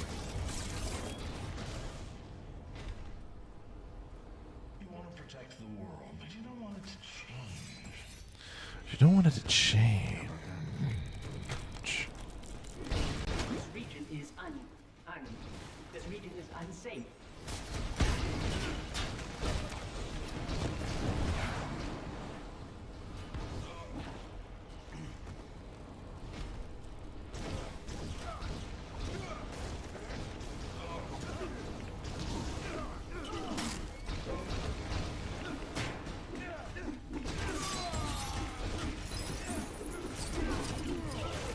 Alright, is there anything else I have to do? Can I just smack the fuck out of Ultron? There we go. Please back away. It would be best to protect. We are here to help. That was dramatic. You want to protect the world, but you don't want it to change. How is humanity saved if it's not allowed to evolve? These puppets. There's only one path to peace. The Avengers' extinction. Strings, now I'm free. There are no strings on me.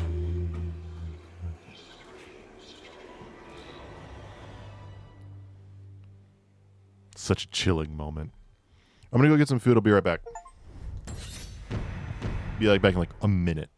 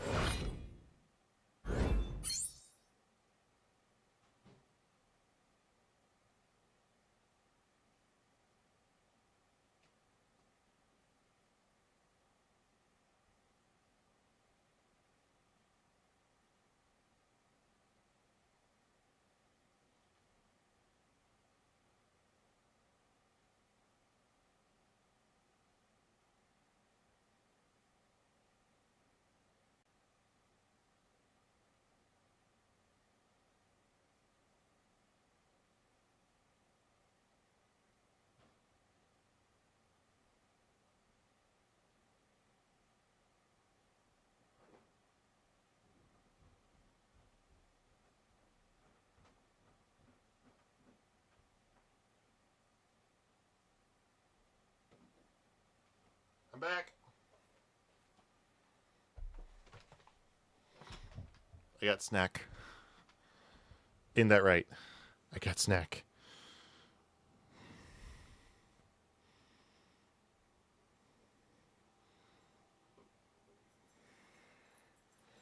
Are you a snack? I don't think you're a snack. Are you a snack? Enjoy your food? Oh, I will. Enjoy my food. You, Sophie. I named my food.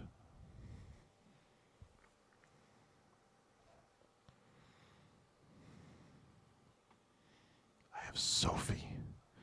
And Sophie is my food. She's giving me a side eye.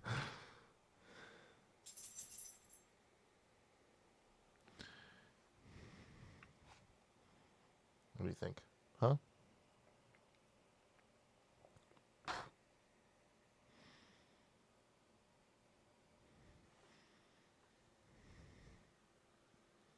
you want me to let you go? I think she wants me to let her go. You want me to let go? All right. In all seriousness, I got Cheez-Its.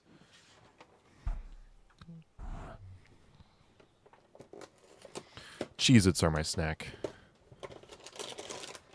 You know what? Let's go and continue the story so the cutscenes go. You can watch the cutscenes while I get this ready. He decides to access something a little more exciting. Very clear, Cove. My dog wants the food. No, Heidi. The world's a big place. Start making it smaller. This is my dog. She wants the food. She is begging, hitting me, because she wants food. I've come to save the world.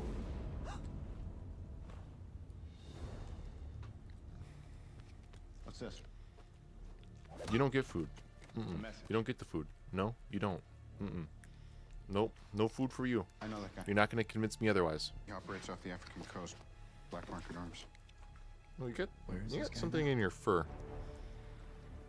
There, I got it out. I'm going to set you down now, okay? All right.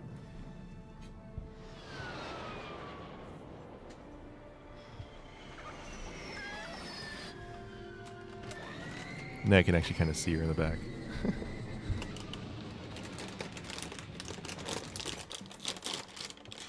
No, Heidi.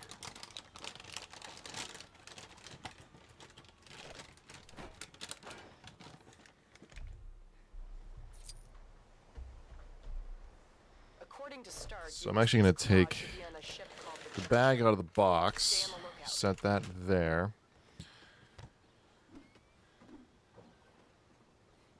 I'm going to refill my water before we get started here. Look at us. Just a bunch of assholes standing in a circle.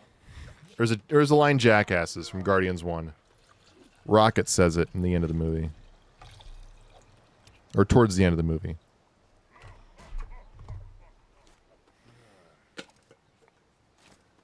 Did Hawkeye just shoot a banana into the ground?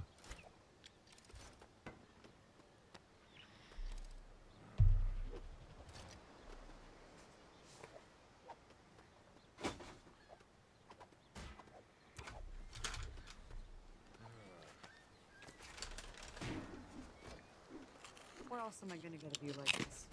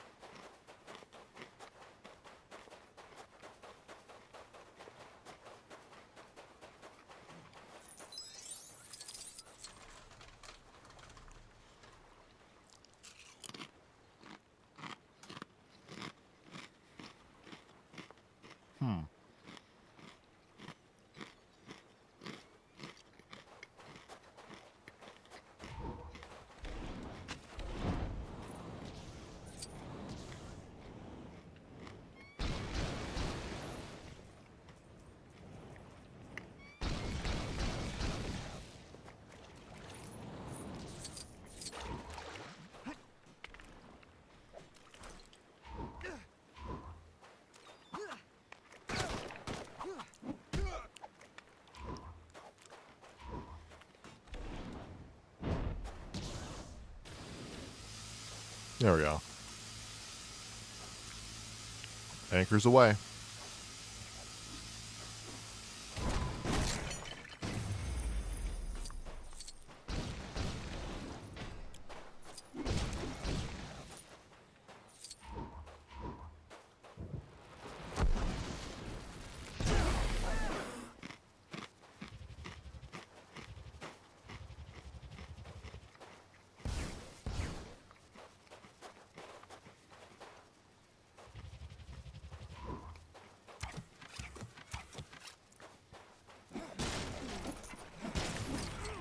Okay, what the hell?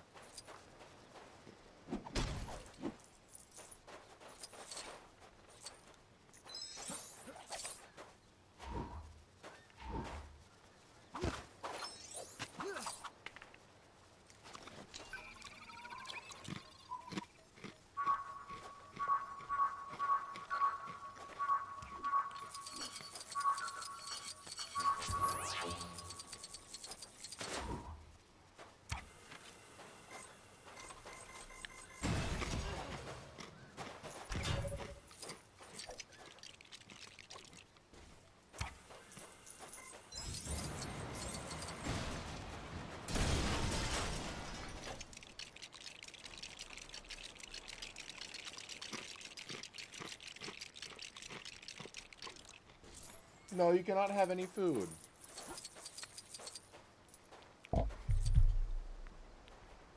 She came back.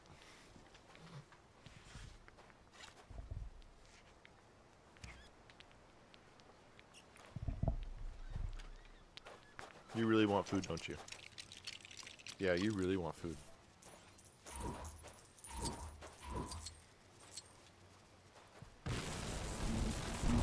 You really want food?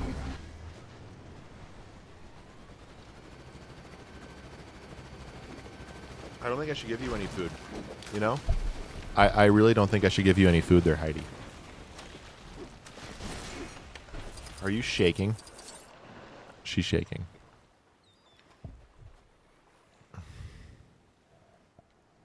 She's a little girl. Mm-hmm. I'm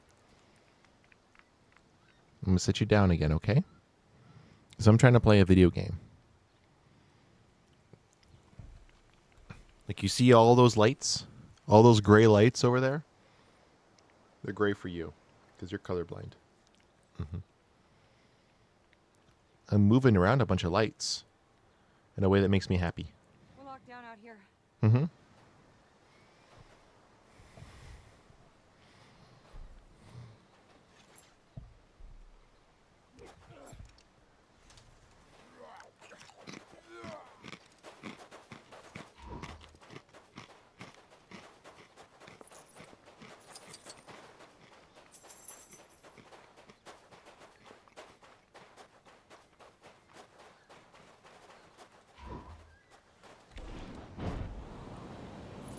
See what we got.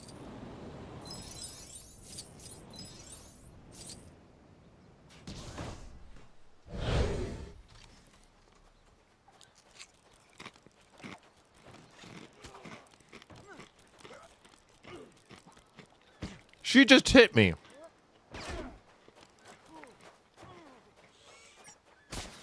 My dog just hit me wanting food. You can't see her.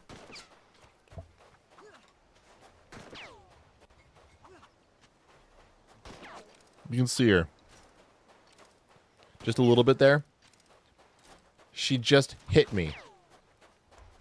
Because she wants some of the Cheez-Its. Like both paws. Boom.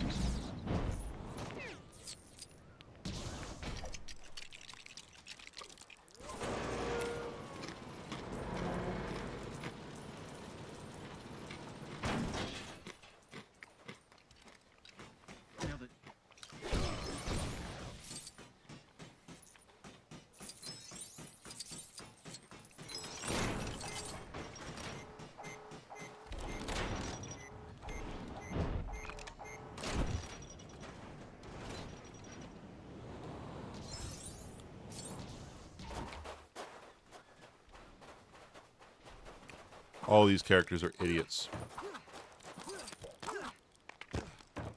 Mother, how? How does that happen?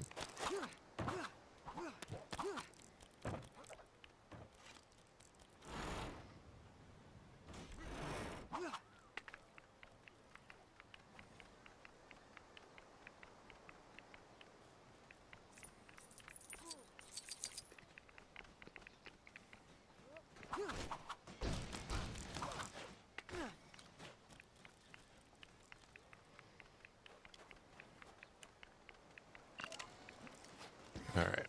And then left, left, left. That was hard.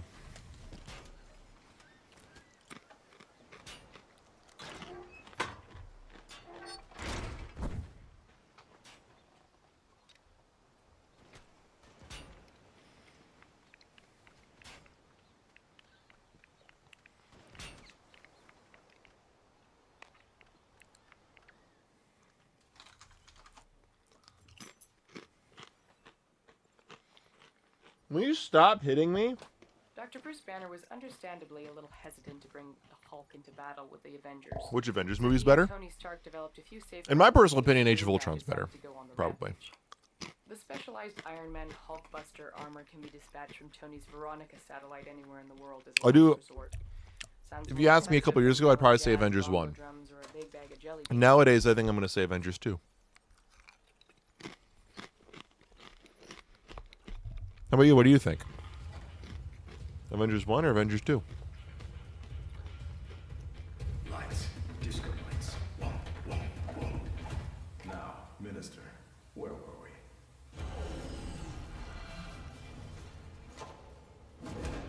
Yeah. Strucker's prize pupils. With the man in charge. Let's talk business. Want a candy?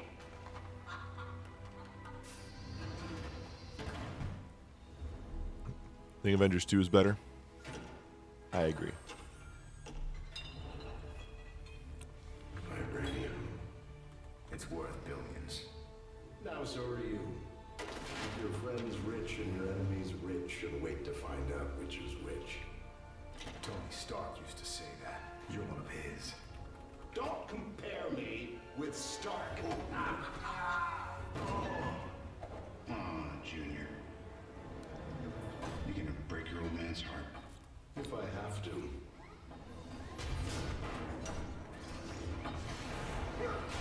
So, I'm just checking something here. Shoot them! Which ones? Ulysses Claw.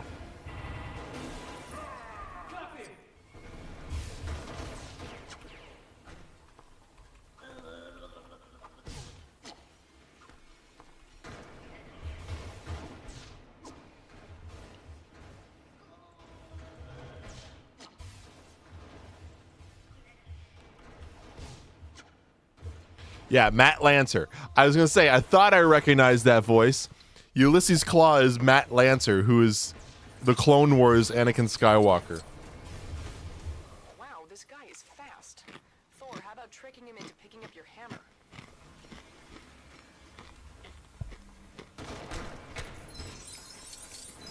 I guess he's going to hit you. He's like, I'm fast, boy. I move fast as fuck, boy. I move fast as fuck, boy. I didn't see that coming.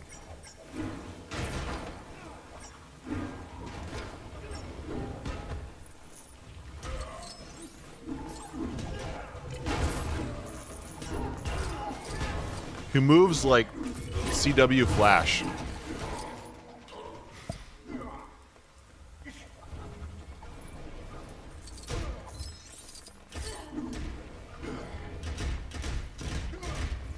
I can't be the only one who sees that.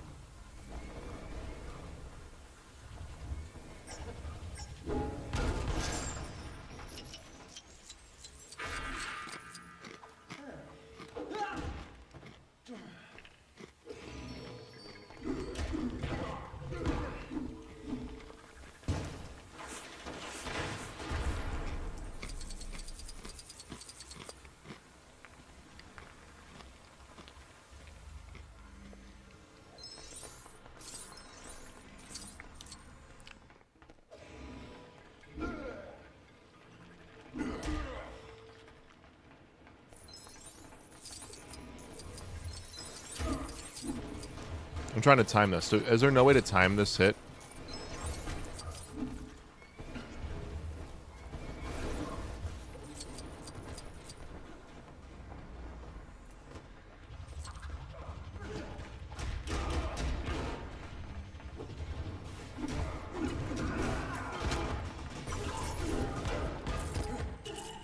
Now, how about this, Nick? Infinity War or Endgame? Kind of the age-old question. I'm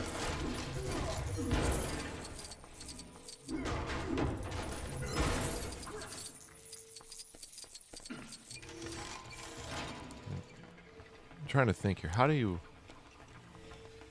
Do I want to stop him?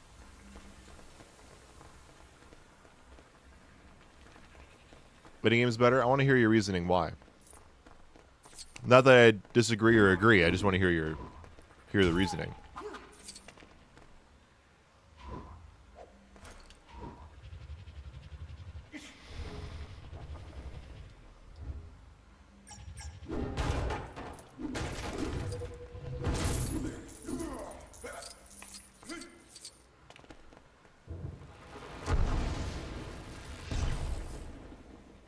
How the... I want to get Black Widow up there.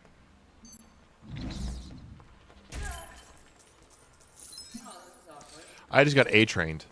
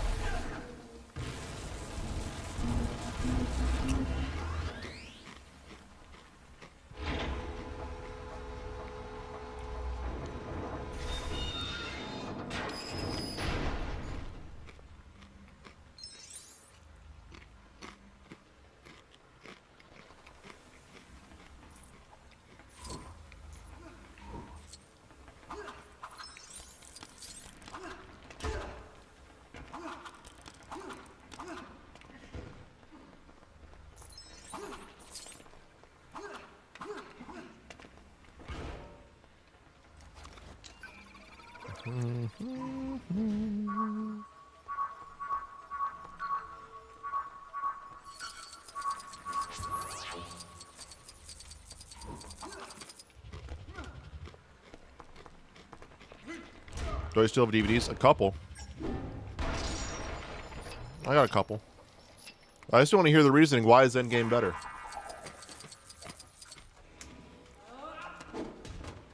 Fool me once, shame on you. Fool me twice.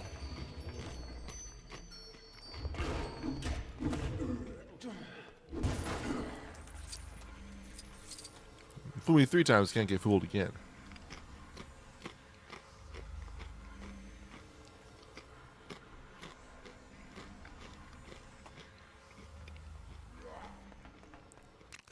Like, in terms of DVDs,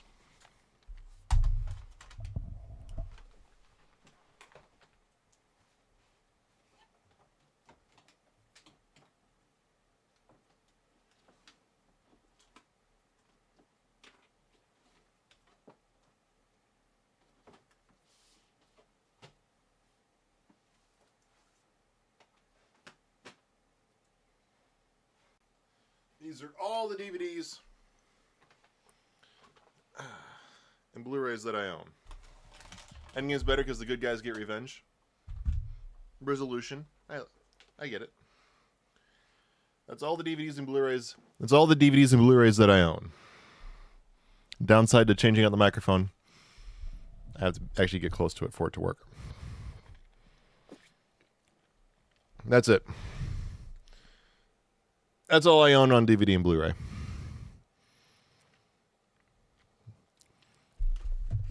Like, yes, I own... I might as well go through them. Most of them I've never seen. Most of these I bought when my college They had a video rental. It was kind of like a Blockbuster. It was going out of business. Hi, Hero. My DVD collection was requested, so I've pulled them out, and I'm going to go through them and just kind of talk about literally what I own on physical Blu-ray or DVD. There are 1, 2, 3, I'll say 4. There's only 4 movies here that I have yet to see. Technically, it's more than that, and I'll get to why.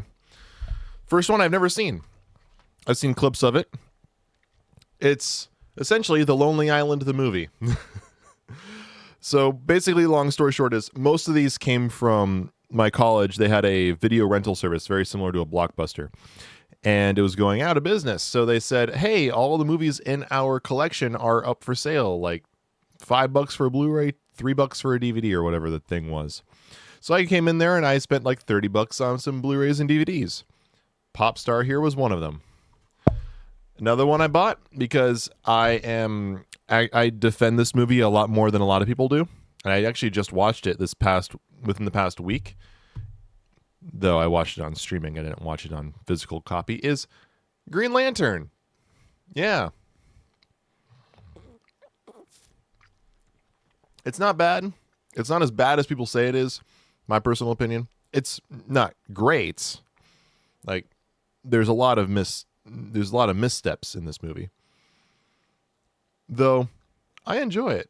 Fun fact, Tamar Ray, this character between Sinestro and Hal Jordan, was voiced by Joffrey Rush, who played Captain Barbossa in the Pirates of the Caribbean movies. I don't have Black Adam on DVD. No, I do not have Black Adam on DVD. And I don't plan to get Black Adam on DVD. I like the movie.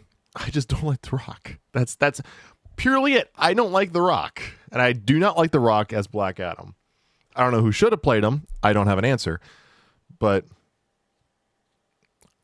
I don't like The Rock. No, I do not. I'm literally going to show you all of my DVDs. I'm literally going to show you every single one of these that I have here. So I will answer your questions, Nick. Just bear with the process. Classic Lego Batman movie. Fun fact, the first time I ever watched this, we ended up having internet issues. And we couldn't stream anything. And we always watch a movie or we watch a TV show while we eat dinner as a family. And so when, trying to find someone to watch, I'm like, well, we can hook up the PS3, as a DVD player or Blu-ray player. And I can grab what I have on, I basically grabbed this collection and said, let's just watch it. So, we're looking through it. We all love the Lego movie. My dad has Everything Is Awesome, like ready to go at any point. Whenever he wants to listen to that song. And so it's like, yeah, we have to watch the Lego Batman movie, especially if it's still Will Arnett. It's like the same style of movie. Like, we have to watch it. You need to watch Lego Batman. It's on Netflix. No kid, it's on Netflix. See, I not only outright own it, but I have it like I own it through streaming as well. Next is one of my favorite modern sports movies. One of my favorite modern sports movies. I love the Creed series. I've seen Rocky 1. I have not seen any of the specifically Rocky sequels. I love all 3 Creed movies. All 3 are good. I'd almost say Creed 2 is the best. Creed 1 is still great, though. One of my disability places I used to attend, they gave away free DVDs. Disability places. What do you mean by disability places? They give away free DVDs. Like, what kind of DVDs would you get? And then you had one of the greatest modern war movies, by the way, directed by Mel Gibson himself, starring our very own beloved Andrew Garfield's Hacksaw Ridge. This movie is incredible. You watched all the Rocky movies a year ago. I'd love to do a Rocky marathon like watch all 4 Rockies, or like the 4 main Rockies. I'm not watching Rocky 5 and Rocky 6, but to at least watch Rockies 1 through 4 and then the Creed trilogy. That'd be fun. But this Hacksaw Ridge about Desmond Doss, you know, they actually toned down the amount of stuff that this man did, right? Because Hacksaw Ridge is based off a real story of Desmond Doss. And you have to say that this movie is inspired by true events. I don't know if they say it's like based on true story or based on true events, but they have to say it like that, or for whatever reason, because Desmond Doss actually does so much crazier shit in real life that when making this movie, they had to tone it down or else people wouldn't believe it actually happened. Have you seen Journey 2? Yes, I've seen Journey 2, and it sucked. I hated Journey 2. And that's not because The Rock was in it. I hated Journey 2 because I love Journey 1. I love Journey to the Center of the Earth, Brendan Fraser, Josh Hutcherson. I love that movie. I just rewatched it like a couple months ago, and I really, really enjoyed it. My family and I went on like a Brendan Fraser craze. The only movie that I wanted to watch that we didn't watch was The Whale. I still have yet to see The Whale. I really want to see The Whale. But one example of like something that didn't make it into the movie that happened in real life that was cut because the writers for this movie didn't believe that people would actually believe it actually happened was when Desmond Doss himself is being carried off on a gurney. I don't think they use the word gurney, but when he's being carried off, he rolls off, lands on the hard ground, crawls over to another injured Japanese soldier, tends to him, and then tells his fellow troops to take him to take this Japanese troop before he takes himself.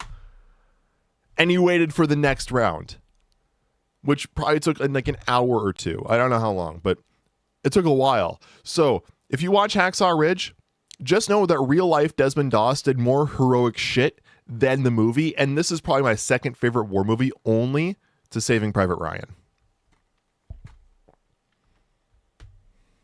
Or The Patriot. The Patriot's amazing. I've not seen this movie. I have not seen the movie that this movie is based on. But Disaster Artist, it's basically Tommy Wiseau, how he made The Room. It's the Franco brothers. I got it cheap. I haven't seen it. It's literally been collecting dust for years. From the old collection, Force Awakens, like right when it came out. I think we've watched this once. I've seen it more than once, but I think we've only popped the Blu-ray in once. Underrated as hell movie. Now we're in the DVDs. Looper. I don't know if any of you have ever seen this movie. This is Rian Johnson. This is the same director who made The Last Jedi. Widely regarded as the worst Star Wars movie ever. Directed this movie and wrote it, and like this is like one of his movies. It is so good. The concept, for those of you who haven't seen it, it's a future. So it's based in the future. Joseph Gordon-Levitt and Bruce Willis are the same person at 2 different points in time. During the time of Joseph Gordon-Levitt, I guess technically during both, but Levitt's the main character, if you will. He is a bounty hunter. But instead of going out and finding people, or he's a hitman, instead of going out and finding people, people are sent back in time to him, and they show up like on a mat in front of him, and he will shoot them with this like shotgun blunderbuss thing. And like they'll pop in, he shoots them, and they're gone. They have a hood over them. It's very impersonal, and strapped around their chest is silver bars.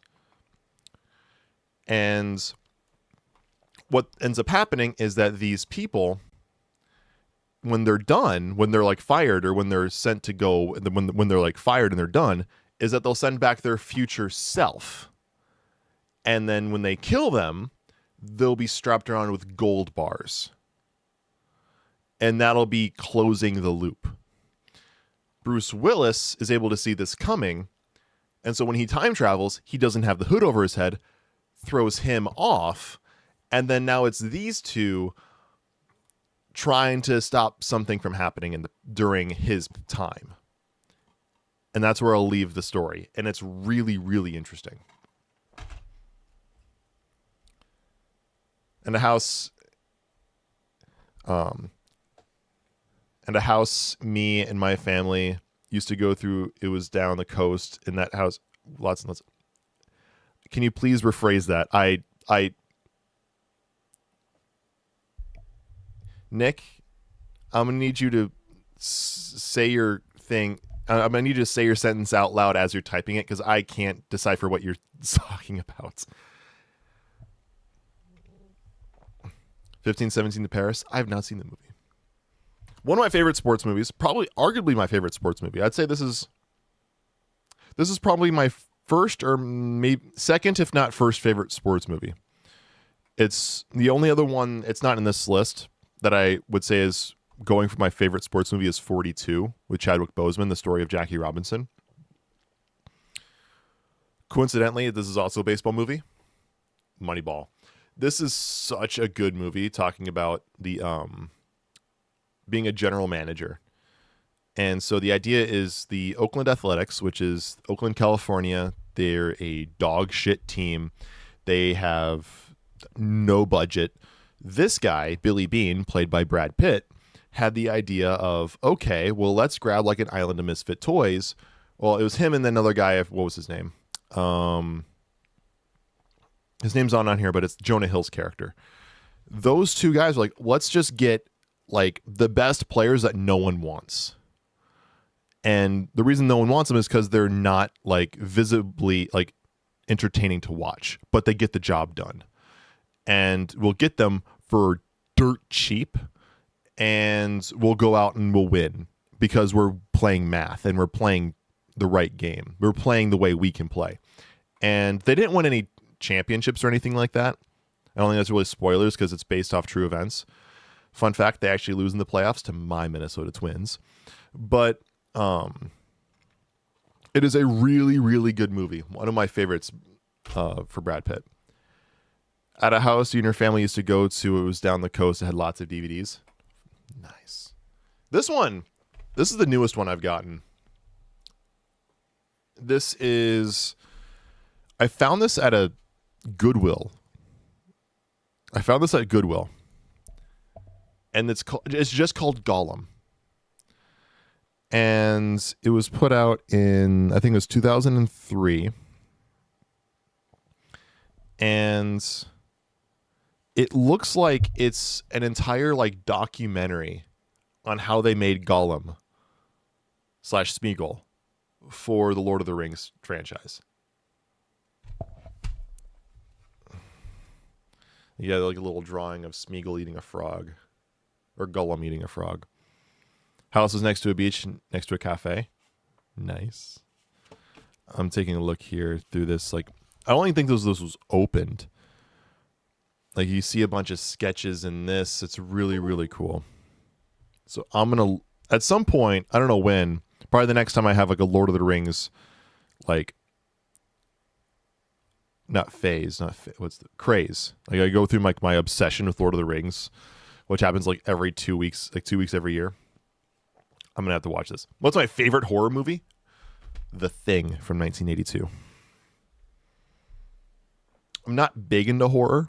I'm not a big horror fan. I love The Thing from 1982. And it's a controversial pick because I know a lot of people do not like these movies. I love the first Conjuring. That's one of my favorites. I love Conjuring 1. Conjuring 2 is fine. Fun fact, the first time I ever watched the Conjuring movies, I watched them back to back on a random day. My roommate's like, hey, have you seen the Conjuring movies? And he's a big horror nut. And I'm like, no, I've never seen him. He's like, want to watch him tonight? So we invited over, we invited over our girlfriends at the time. I wouldn't say, actually, me and her weren't technically boyfriend, girlfriend. Neither here nor there. Not important. Wrong details. So we invited over the girls that we were dating at the time. And fun story is that him and his girl are actually engaged now.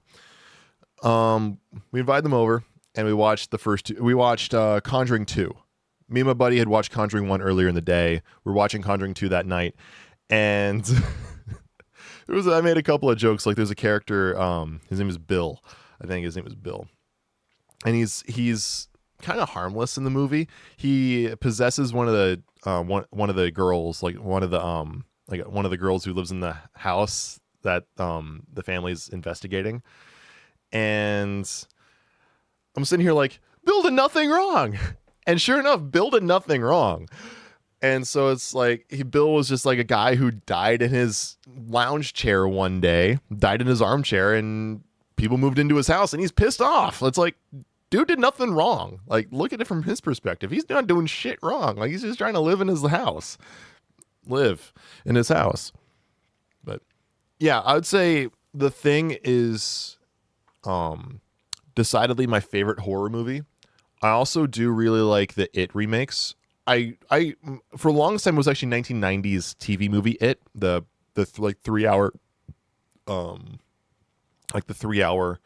1990s It with Tim Curry. I used to love that movie. I still do. I do really enjoy the remake from 2017 and 19 with like Bill Hader and like all the Stranger Things kids. I do really like that movie. Fun fact, young Eddie in 2017's It goes on to play Freddie Freeman in the Shazam movies. Other than that, I do like Scream. So I'd say my top 3 are probably Scream, then The Conjuring, then The Thing. Next movie here. Definitely not a horror movie. My Hero Academia, live action. Yeah, this is a classic. This was like always on. Fun fact, for all of you fans of CW's Flash, Danielle Panabaker right here, that's Caitlin Snow from The Flash. She played, I forget her character's name. She was the best friend of the main character. And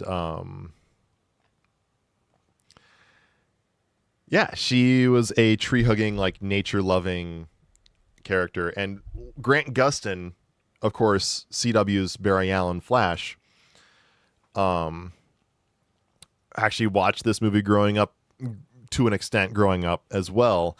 And so when he found out that he was going to be co-starring with Danielle Panabaker from Sky High, he went up to her like the day they met and he was like, I loved you in Sky High. I really enjoyed Sky High. I really thought that was a really fun movie. And she apparently does not like this movie.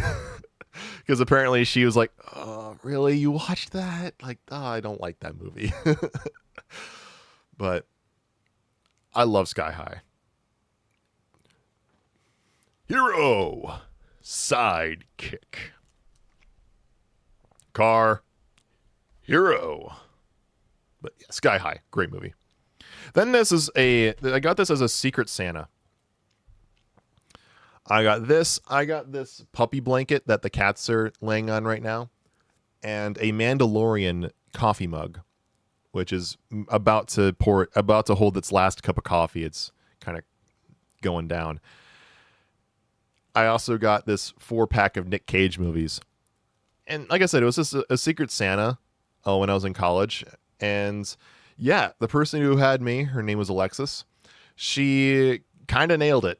And even though, Alexis, I'm sorry, I don't think you're in chat right now, but if you do end up watching this and get to this point, I'm sorry if I still have yet to open this. It still has the plastic wrapping on it.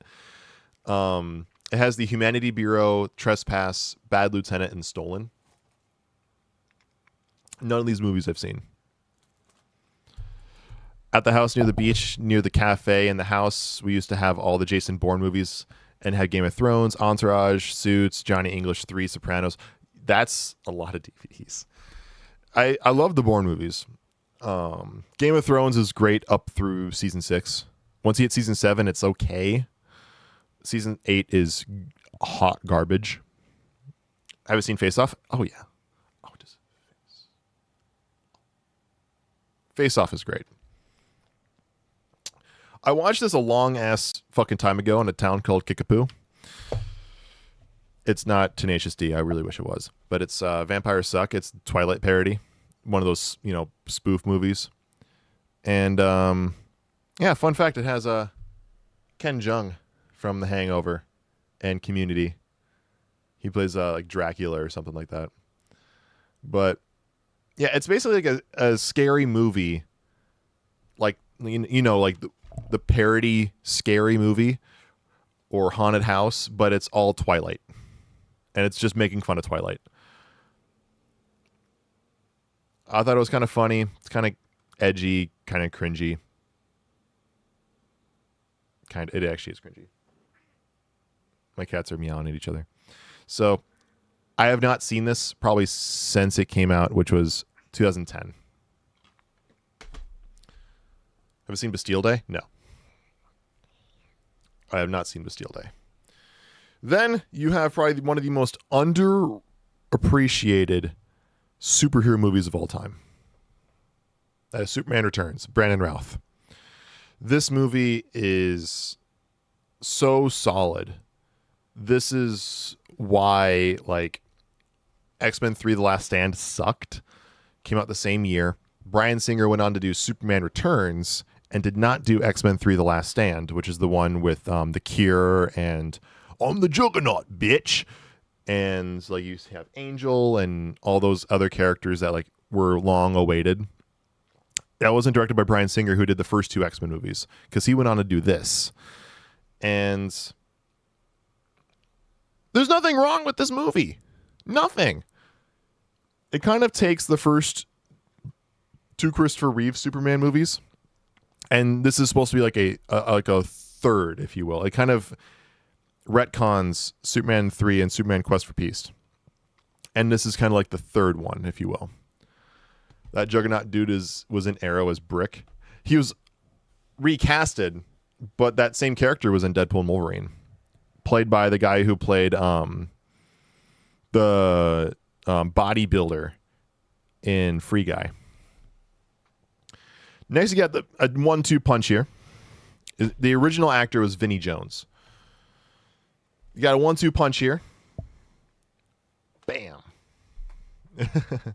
Or I guess it's supposed to be like right here. Bam. I love the Hellboy movies. So much fun. And I mean, I can't get enough of these damn things. I really wish they made more of these. I'm so glad we have them. But yeah, they're so good. At the beginning of the year, we went on a house where you could see the ocean from the backyard. We took DVDs and watched half of one you bought. You watched only half of one? Only half of one movie, dude? But these are great. Hellboy 1 is really, really good. Hellboy 2 is still really solid in my personal opinion. Then, I Am Legend. This is one of the few Will Smith movies I actually like. Not a big Will Smith fan either. But this is one of the few Will Smith movies that I genuinely really, really like. And like because it is Will Smith. So, yeah, like this is a really, really good movie. It's actually like there's a reference to like Batman and versus Superman before BVS was even conceptualized. So this movie came out in what, 2007?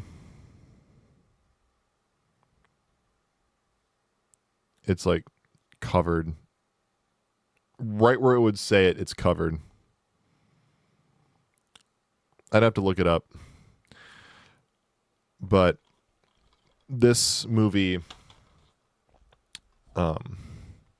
so what ends up happening is in this movie it's post-apocalypse zombies and it's in New York City. In Times Square there's a physical billboard. It's not a digital billboard, it's a physical one, and it has the Superman logo or the Batman logo with the Superman one in the center, just like how BVS's looks. It's pure coincidence. It's pure coincidence. And so, like in 2016, people, when like BVS was being marketed, people went back and watched this movie and saw that there. And it's like, holy shit. Like, how did they didn't know. It's still Warner Brothers. Like you can still see it's still Warner Brothers who made I Am Legend. But so that's how they could get Superman and Batman, because they own the rights to DC Comics. But yeah, they reference a version of BVS that was hypothetical at the time. And we ended up actually getting a BVS with a very similar looking logo. So rewatch this movie, or at least look up the scene, or like on Google Images, and you will see that they reference. Actually, fuck it. Let's look it up right now. Fuck it.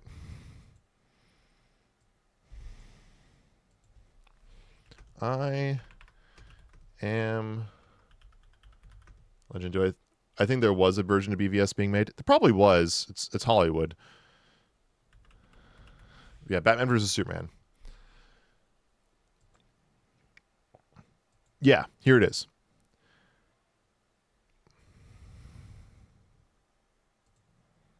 So we're just going to do this.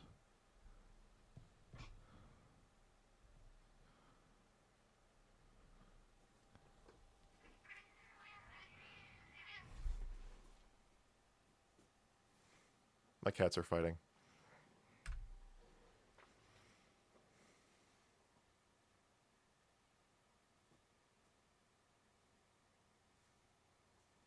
All right, taking bets. Sophie or Maisie? Sophie's the one with the white belly and white paws.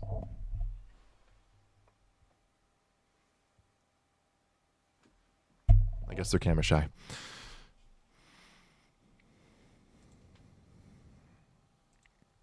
But yeah, there you go. This is right here. Damn it. Right there. That is from I Am Legend. This is a still from the movie. And that is very similar to what BVS's logo ends up looking like.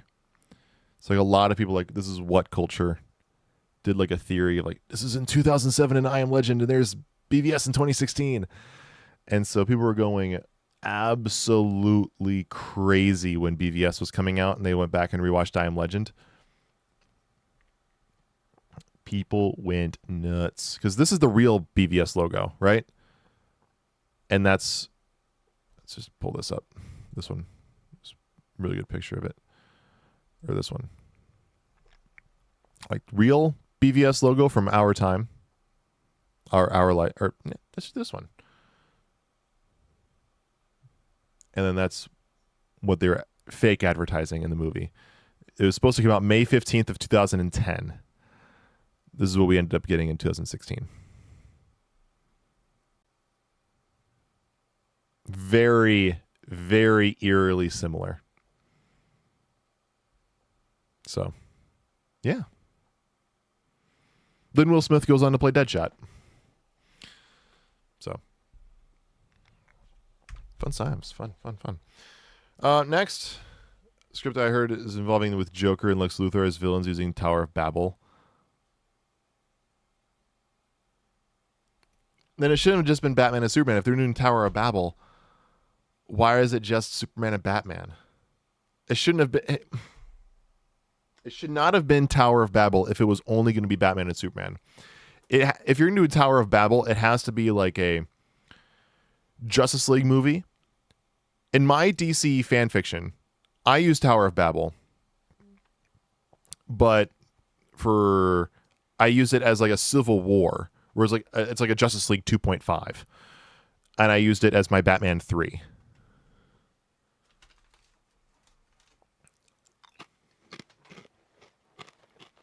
We got Napoleon here. Isn't that just a flavor of ice cream? Next, in a video from January, where I talk about movies that, good Superman movies that I don't like and bad superhero movies that I do like, I have one of the good movies that I don't like as much. Kick-Ass. The robotic bee used to kill, like... That's so dumb. Dumb. Not real, Napoleon. Right, so you're just a flavor of ice cream? But yeah, this is,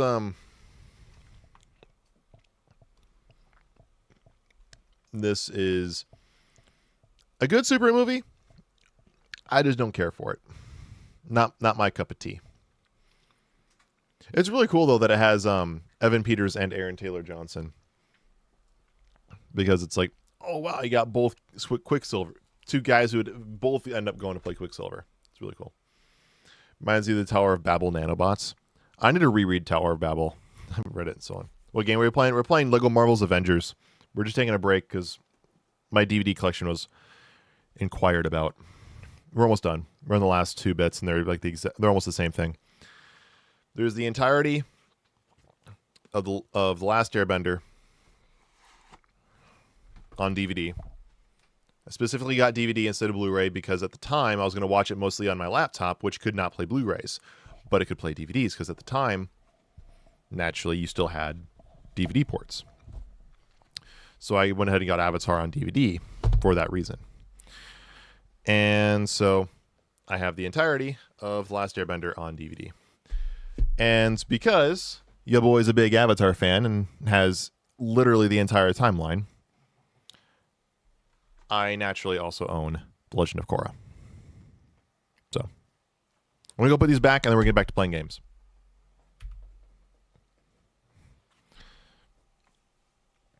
That's my entire physical Blu-ray DVD collection. Which isn't really a collection, it's just random movies I have plus Avatar.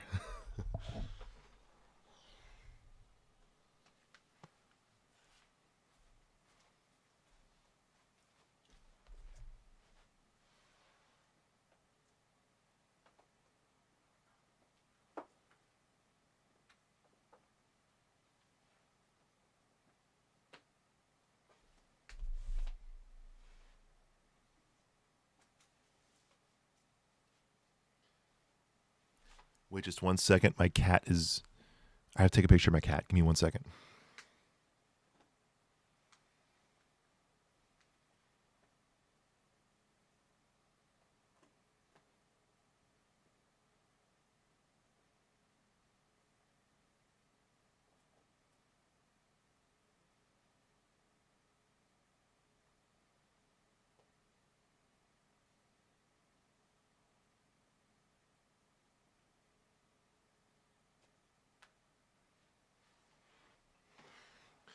She is like got her head and her entire head in my shoe. It's not a clear picture, but I mean, like her whole head is in my shoe. All right. What if Zack Snyder directed Infinity War? Lots of slow motion, lots of high resolution eye candy. It's gonna be very dark for no reason. Not that the movie itself, not Infinity War, isn't a dark movie, but it's gonna be extra dark for no reason. A lot of the more optimistic characters are gonna be a bit more pessimistic than they should be, and overall, it's gonna be kind of the same thing.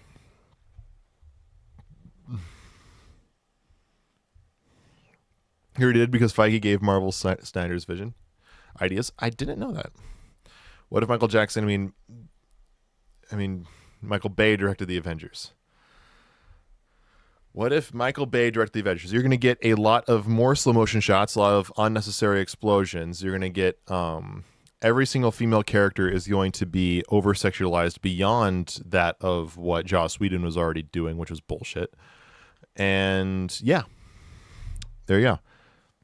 We Deadpool rebuilt the universe, made NSYNC change the title by Bye. Oh, right. My cats are eating my shoes. I already got one.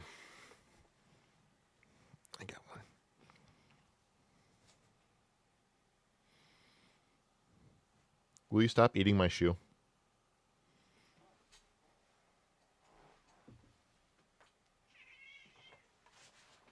How about you? Will you stop eating my shoe? No? No? You're not going to eat my shoe?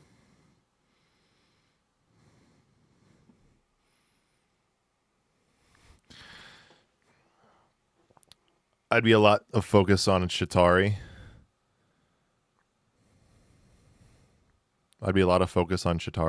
Shooting beams. Black Adam and Shazam are not directed by the same person. No, they're not.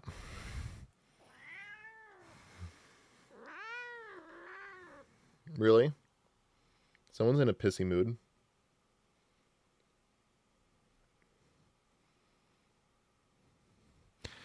We hear Linkin Park song while Cap is making a speech. Yeah, it's What I've Done.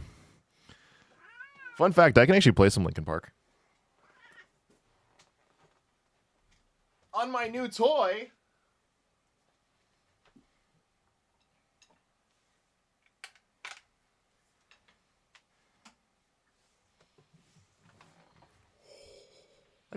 I just got this on Friday. I'm so happy. I don't know if you'll be able to hear this. Here, I'm just going to move the microphone.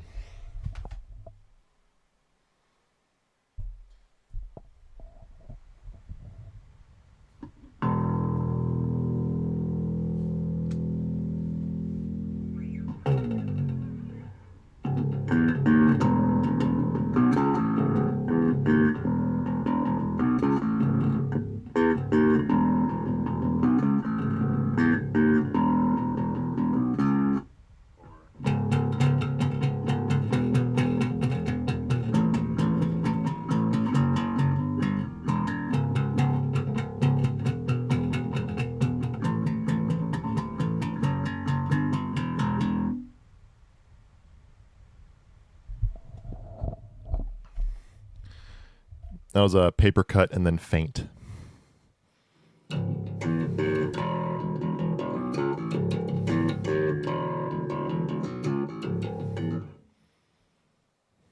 There's it.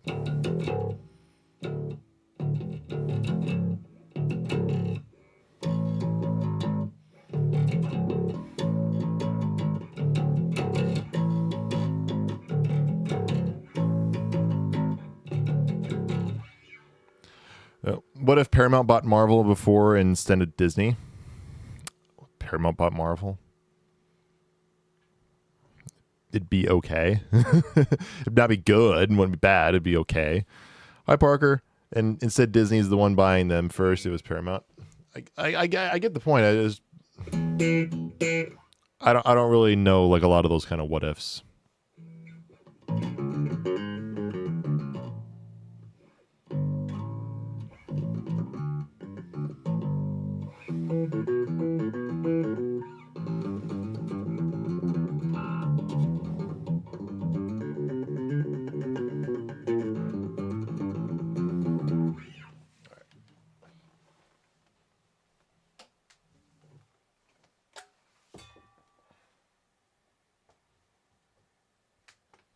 Sure, it'd be the same.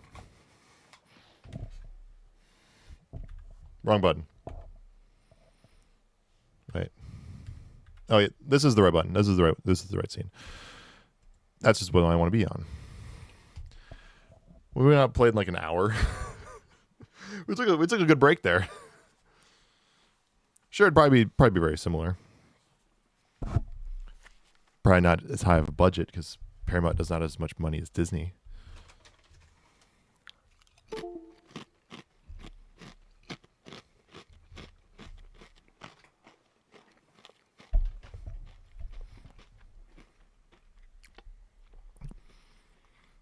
Yes, you're correct. Some things in the comics do not always translate well. For instance, although we technically see it in Loki Season 1, the Thanos copter was never going to be an Infinity War or Endgame. Let's be honest. But you're wrong about short Wolverine. Like, we could have had a short Wolverine. It's just the way they did short Wolverine was playing up the comedy that he is short.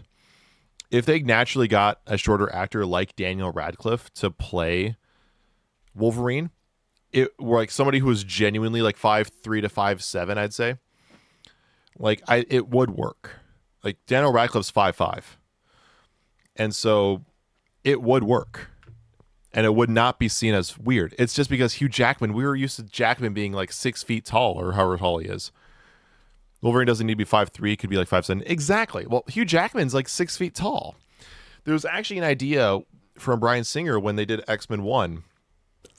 Since Hugh Jackman himself was so tall compared to his co-stars, they said that he might not be able to be 5'3", but we will try our best to get Hugh Jackman at least shorter than any other actor, or at least all the male actors that he shares scenes with, even though Hugh Jackman was taller than all of them. I think we're on the second scene of shooting, and they abandoned the whole idea because it would just be too much work. Will you stop? I've got a box of comics right by my left foot. My cat is attacking the box of comics. Taron Egerton for Wolverine. Taron Egerton would be a great Wolverine, I think, at least. Particularly because of how he played Eggsy in the Kingsman series. I think he could do Wolverine. Or hear me out. Ready? Jason Todd.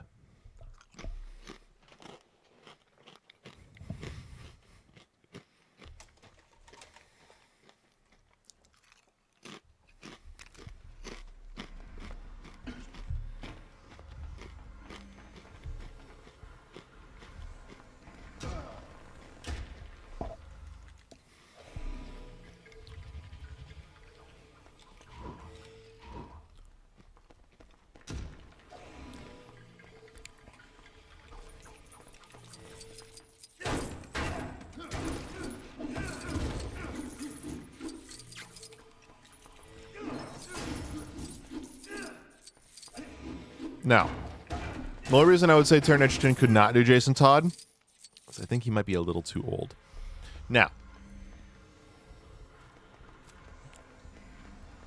if James Gunn's doing Damian Wayne as the first Robin in the that we see, I think it's very possible that Taron Egerton could play a potential Jason Todd because Jason would be a bit older by that point.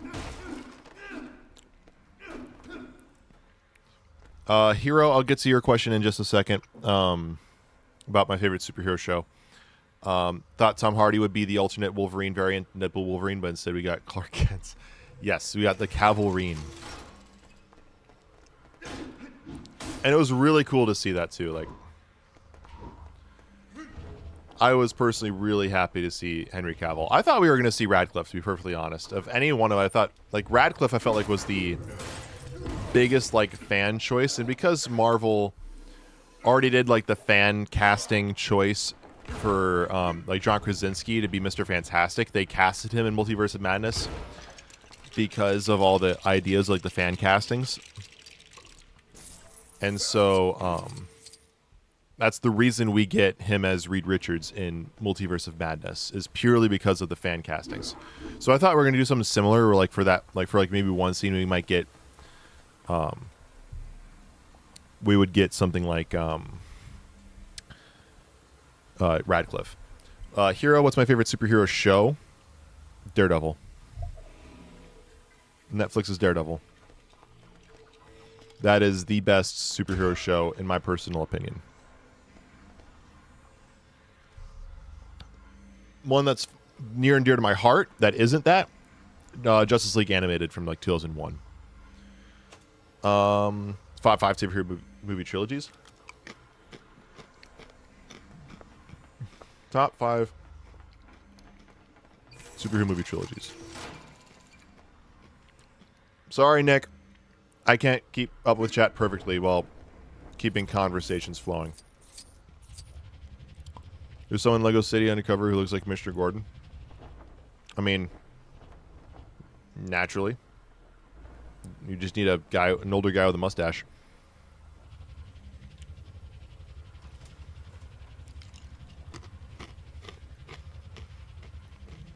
If you really want me to read a comment and you see me miss it, don't bother saying stuff like you haven't read my latest comment. Just comment it again. and I'll get to it.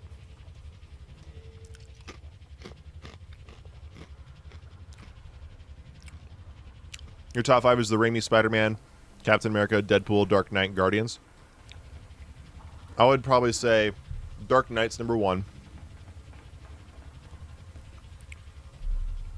It has to be specifically trilogies. I cannot do 4 movies. So Thor would not count. Avengers does not count. It has to be exactly 3 movies, no more, no less. Dark Knight.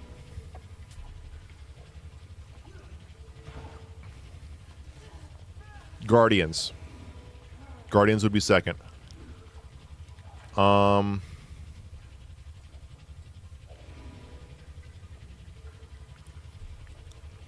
I'd probably go Captain America.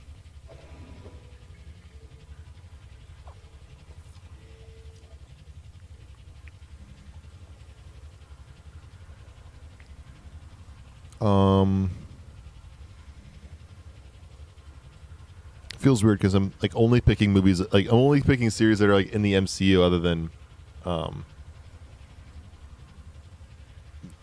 like, oh, because the MCU dominates in terms of having trilogies. Thor is a trilogy because Thor Love and Thunder doesn't exist. I probably still wouldn't even pick Thor because I don't really care for Thor 2.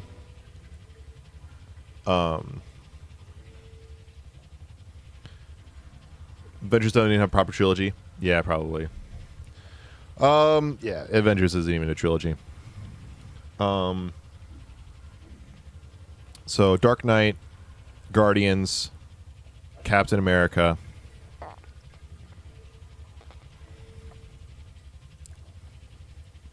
I would then say, but yeah, Nick, and he also looks like Alfred. I mean, you just need any old guy with a mustache, and it's going to look like those guys. The next one I would do, I'm trying to think like really close about it, make sure I get the actual like going through all the movies in my head. I've seen too many of these fucking superhero movies. Eventually, I think Spider-Verse is going to take it once Beyond the Spider-Verse comes out. Just want to at least acknowledge that. I'd probably go Raimi Spider-Man. And that's the lower part of my top 5. Spider-Man 3 kind of takes it down a little bit, in my personal opinion. I know a lot of people really like Spider-Man 3 nowadays. A lot of people have turned around on that movie, but I can't. Venom is so unnecessary. Venom makes me hate that movie. Well, I was going to say, that movie makes me hate Venom. So I have to acknowledge that. Venom, like, it irks me whenever I see Venom or Topher Grace or... Not Topher Grace, Eddie Brock. Like, it irks me when I see Venom in that movie. But the first 2 are so good, and the third one is so great without, like, for every non-Venom scene, it's great.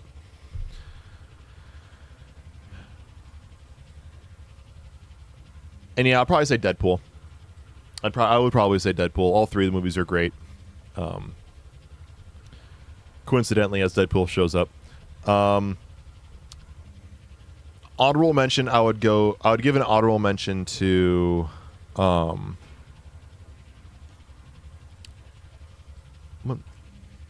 what trilogy was I just thinking of? I was trying to think of what trilogy was I just thinking of? I don't even remember what trilogy I was thinking of. Venom kind of fits the worst, but I still think it narratively works. I mean, sure, but I cannot get behind Venom in that movie. Like, it feels, to me, it just still feels random. It's like the reason that he's in there is because Avi Arad, or the producer, said kids like Venom. Venom should be in the movie, and he basically forced Sam Raimi to shoehorn Venom into the movie. And Raimi's like, nope, it's Sandman. Sandman's the villain. We're also gonna have Harry Osborn, and we're gonna tie things up, and we're gonna move into a Spider-Man 4. That's gonna have Mysterio and Vulture, and we're gonna go like with storylines with like Gwen Stacy, and we're maybe using these Black Cats. And it's like, we were gonna get Spider-Man 4, and that was gonna come out in 2011. And, like, obviously that didn't happen. We got Amazing Spider-Man with Andrew Garfield instead. But because Venom was shoehorned in, it cost us Spider-Man 4. But because Venom was shoehorned in and Spider-Man 4 could not come to pass, we got Andrew Garfield's Spider-Man.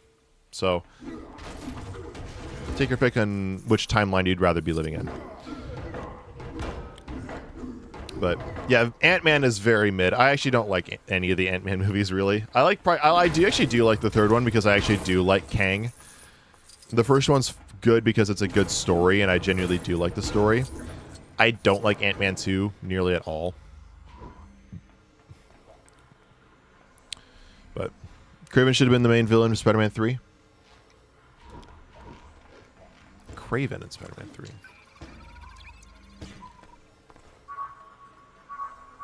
Kraven would have been a good villain.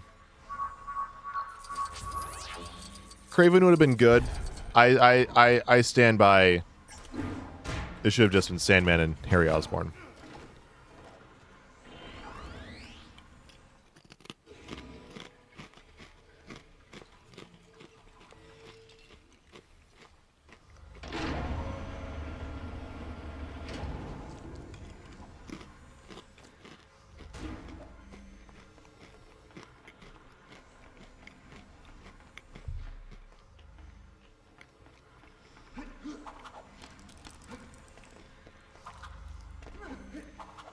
Brainiac should have been the villain of Superman 3. Are you talking like Superman 3 as in like...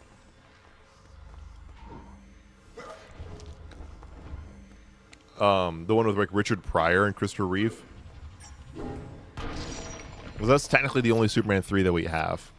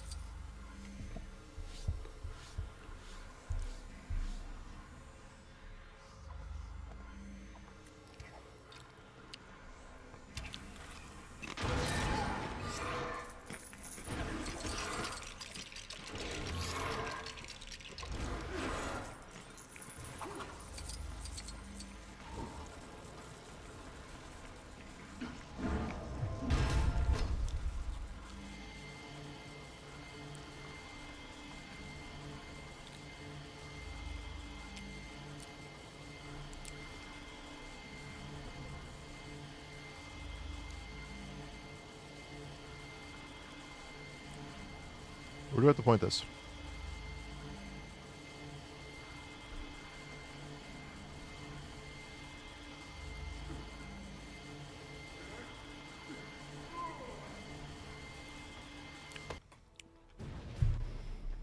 It's gotta return to Civ 7. Is this a code green?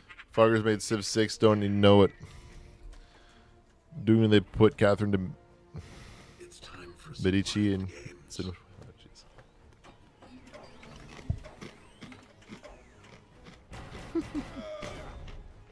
Thor, status. I am mighty.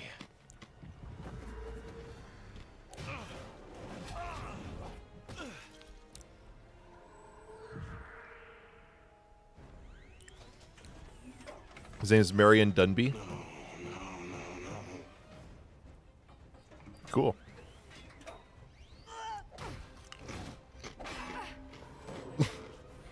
This is going very well.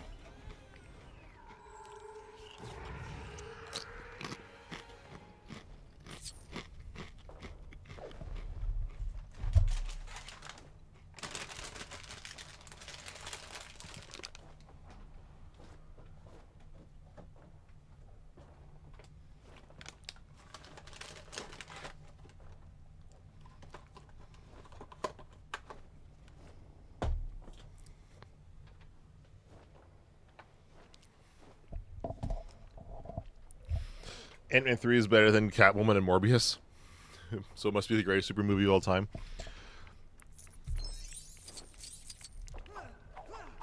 What are your guys' thoughts, like genuine thoughts on Morbius?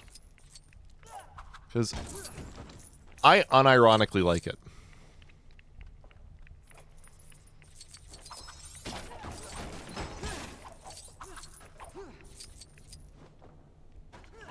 All seriousness, Morbius is overhated. It is.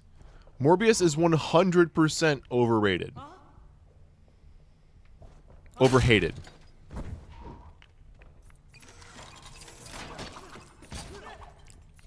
Like, remember when Sony thought that people were genuinely loving the movie, so they brought it back to theaters for like a couple weeks, and everyone laughed at it as it bombed again? I genuinely wanted to go back and watch it. You'll break them. Only the breakable ones. And I was not the only one in the theater that day.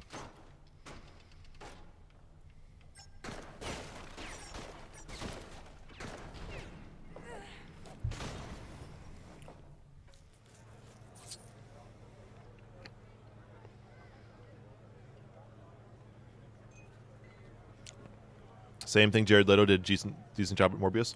Jared Leto's a good actor. He has an Oscar from Dallas Buyers Club.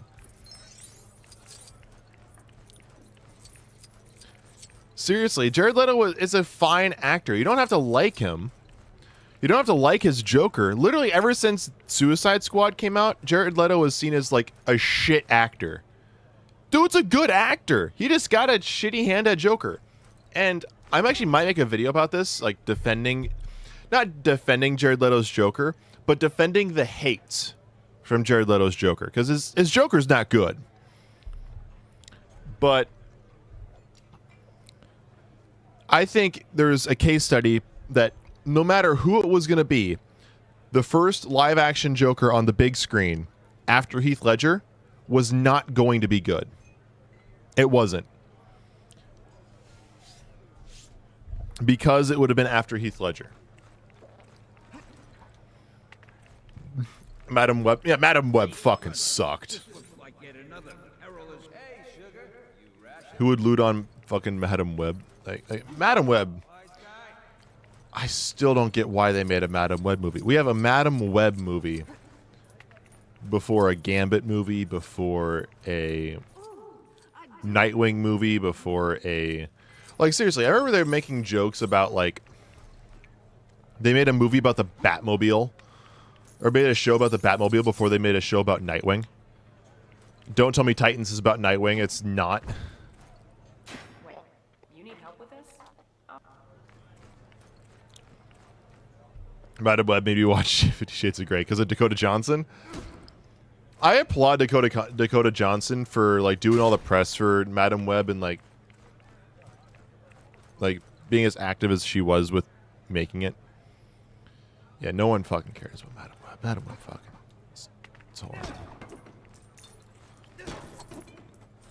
Madam Web was in my third movie. I'd get her killed like I did to Johnny. Jesus. If Sony had Batman rights.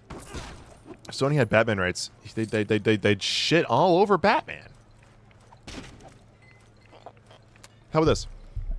You guys have heard about the fact that we were supposed to get a Batman Beyond movie in the exact same style because it was going to be made by the exact same people who made the Spider-Verse movies. The exact same style of Spider-Verse. Imagine a Spider-Verse styled Batman Beyond movie made by the same people who made the Spider-Verse movies. We were supposed to get that. And Warner Brothers canned it. It was even promoted. They're not promoted, but it was even pitched with concept art that is made public. You can look it up. Yeah. Madam Web made X-Men Origins Wolverine better. X-Men Origins Wolverine is not that bad of a movie. It just has bad CGI. Here's the thing. I will defend X-Men Origins Wolverine till the day I die. I will not defend Deadpool in that movie, but I will defend the story of that movie. X-Men Origins Wolverine has a good story. It has fun characters, except for Deadpool. And the CGI is atrocious, I admit. Gambit's fun. Sabretooth is amazing. Cyclops is there. And, like, the movie itself is very entertaining. It is campy as hell. You have to love the ridiculousness of comic book movies to enjoy X-Men Origins Wolverine. And I think it is still a great movie, in my personal opinion. X-Men Origins suffered because of the writer's strike. Yeah, apparently Ryan Reynolds was given his script. It didn't even have words in it. So he had to make up all of his dialogue. Flash could have been better. Yeah, they could have not had Ezra Miller in it. They could have actually had a direction with it. They could have had some dialogue come off better because they really forced a lot of lines, particularly the "You want to get nuts? Let's get nuts." Like, that's so forced. I get what they're doing. That's so forced. Haven't seen the Flash movie. Flash is fine. It's fine. It's okay. It's well made in terms of like story. It's Flashpoint, but not the best version of Flashpoint. If you're able to look beyond Ezra Miller, it's fine.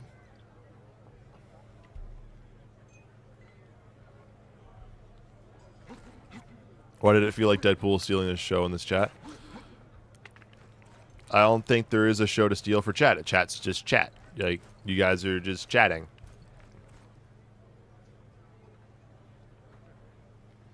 I actually like the Flash directing style and message. Flash is fine. That's the thing. Flash is a good movie.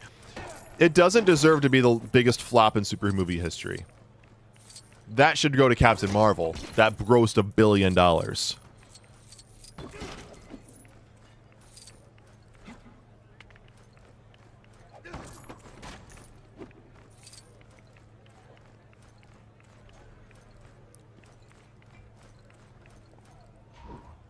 Oh, I'm supposed to be Agent Carter. Oh, shit. Okay.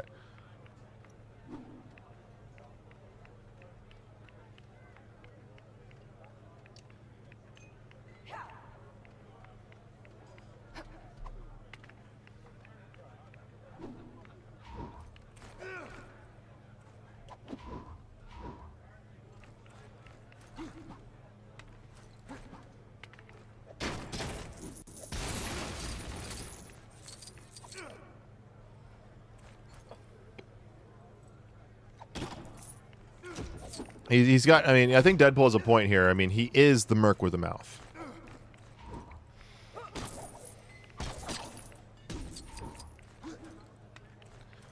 What am I supposed to do? I see that there, but it looks like that's only usable by Wanda.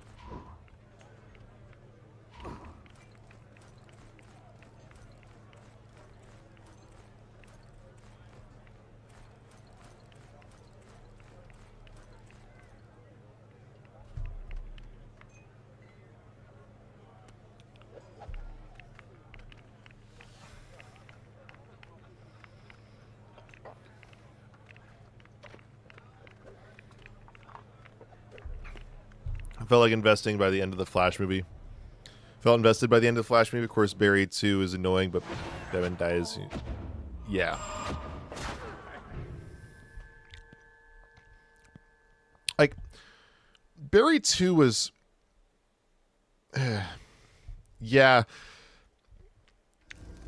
Barry 2 kind of reminded me of, like, young Wally. It was kind of like another reminder that Warner Brothers doesn't know how to make a Barry Allen. They just know how to make Wally Wests. Like Ezra Miller could never play Barry Allen. It was always Wally. Every time he was on screen, every single time he was saying anything, it always reminded me more of Wally than anything else. Oh, this is Age of Ultron. This is Age of Ultron. We've already done the first Avengers game, or the first Avengers movie in this. So now we're doing Age of Ultron.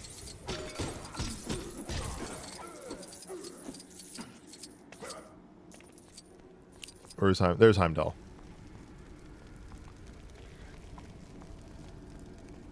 Under your eyes. Oh, they see everything. They see you leading us.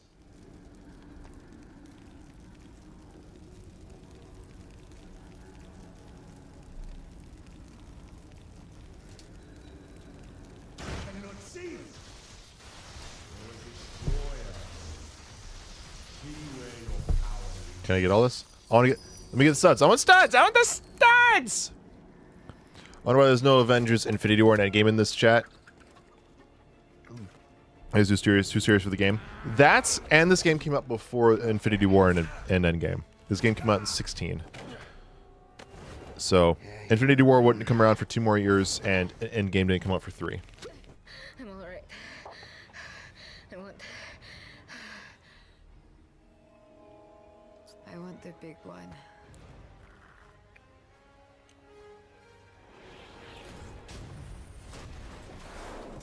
The vibranium's getting away. And you're not going anywhere. The other part 2? No. There is no Lego Marvel Avengers 2. You'll catch on.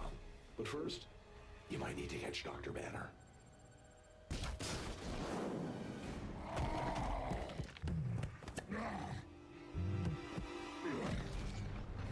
Natasha, I could really use a lullaby. Oh, that's not gonna happen. Not for a while. Team's down. I'm calling Veronica.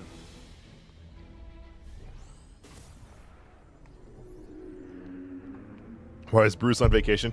That's Lego comedy for you. He's not doing anything, so let's just have him, you know, drinking a sex on the beach while thinking about having very, very lovely relations with Natasha. Doesn't look like we'll be getting a lullaby anytime soon, guys. Better suit up. Veronica should be able to help with that.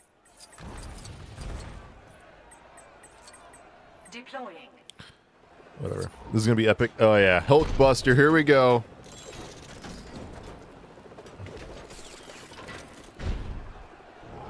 Okay, that was not as epic as I thought it was going to be, but we're here.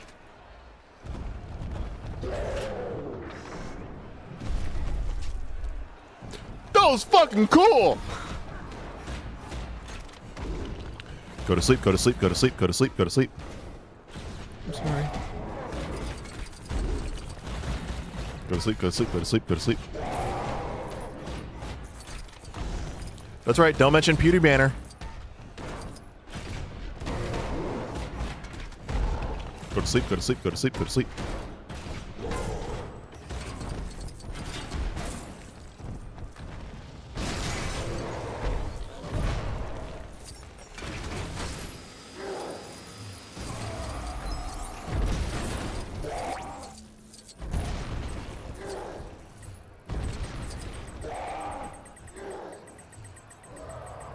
You know, we deserve a proper Lego Marvel movie.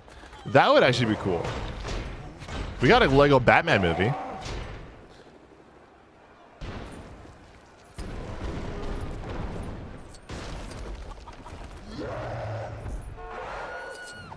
This is probably the last time we had a true Hulk. Like, Ragnarok, kinda.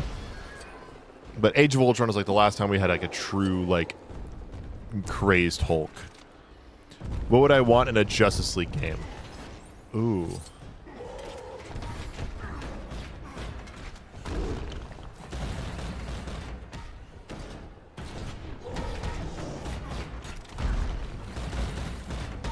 I'm trying to think.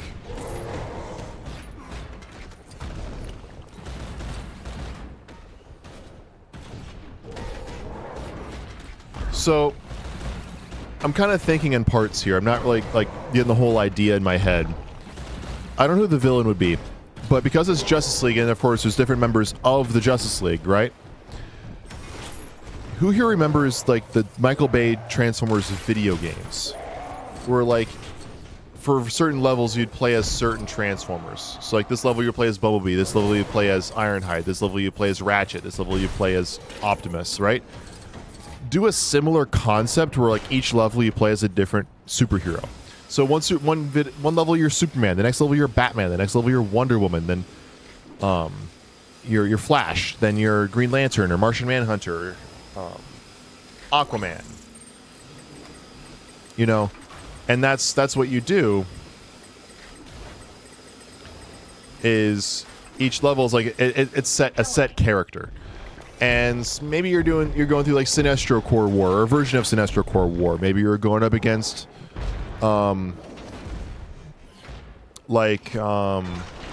Mongol, or you're going up against I guess Darkseid could be a good villain for that. Trigon would be another solid villain. But you're going up against your villain, and each level you have your own set hero. This way it forces you kind of into the story. You play as the correct hero for certain aspects of the story. And then you get like a free play mode, kind of like Lego games, where you can go back and replay those levels as different heroes, or any hero that you want. And you can always switch like partway through the level, just like how you can in a Lego game. So you'd actually have reasons to go back and get things like, just like in a Lego game, you can go back and, like, oh, this level you need to phase through a wall, so you need to be the Flash. You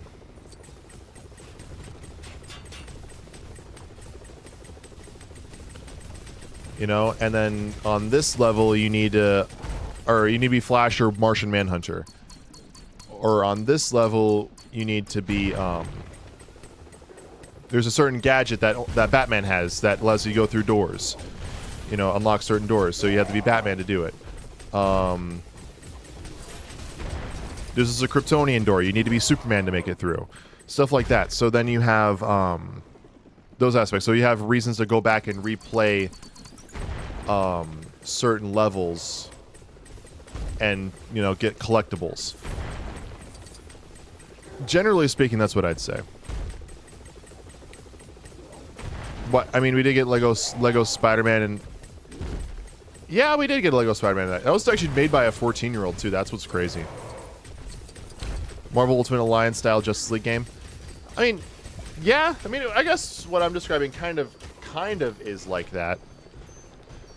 Except it would be entirely one player, one hero at a time. Maybe a partner in some games or some levels. Warworld would be epic. It would be epic. Warworld would be awesome. But yeah, DC doesn't really problem with Civil War storyline. Yes, they do. Yes, they do. Yes, they do. It's called the Tower of Babel. The movie. They made a movie about it called Justice League Doom. Look it up. It is really, really good. Tower of Babel and slash Justice League Doom. That's your Civil War-esque story. The idea, the concept of Tower of Babel that was used in Justice League Doom is there is Vandal Savage, or I'll tell you the version that I used in my fanfiction, because I adapted Justice League Doom to also include the Under the Red Hood storyline. So in my version that I did is Civil War is more political. It is more political. But it still has the heroes going up against each other sort of thing, or like it's a similar emotion at the end. You still have characters kind of break up, and this of course is like Batman out of the Justice League. You know, a founding member. Just like how Captain America leaves the Avengers. So you have, like my story, I do like Red Hood at the time. Like I had Jason Todd be brought up from the beginning with Batman. And so now it's the third Batman movie. You have Red Hood come in. He recruits like Cheetah, Metallo, Alpha Ock, Boomerang, or no, I think it was Mirror Master. And you have all these heroes coming in. And yeah, I think it means the heroes fighting each other in main universe completely divided. Oh, Flashpoint. You have Aquaman and Wonder Woman fight each other in a civil war between Atlanteans and Amazonians. And then you have a bunch of other characters who become enemies because in this timeline, they never got to actually meet and become friends. So in this timeline, there's a lot of other stuff like that. So no, you're not going to get an exact like carbon copy exactly the same way as Civil War. You're not going to get that. And so you're not going to get that as much in DC. I mean, I guess another one you could do is Kingdom Come. Kingdom Come also kind of does that. So, I mean, it's not going to be, and you don't want one exactly like Civil War, or else it's just going to be who ripped off who. And we get enough of that already. So if you want 3 stories that kind of play off of Civil War in their own way that DC did, I would say Tower of Babel / Justice League Doom. That's the same story, just depending on if you watch the movie or read the comic. Then you have Flashpoint, where you have Aquaman lead the Atlanteans against Wonder Woman and the Amazonians in a war that is like apocalyptic, like the world is going to end level war. And the third one I'm going to say is Kingdom Come. And Kingdom Come, it's the future, and all like the new heroes do not hold themselves accountable whatsoever. And so they're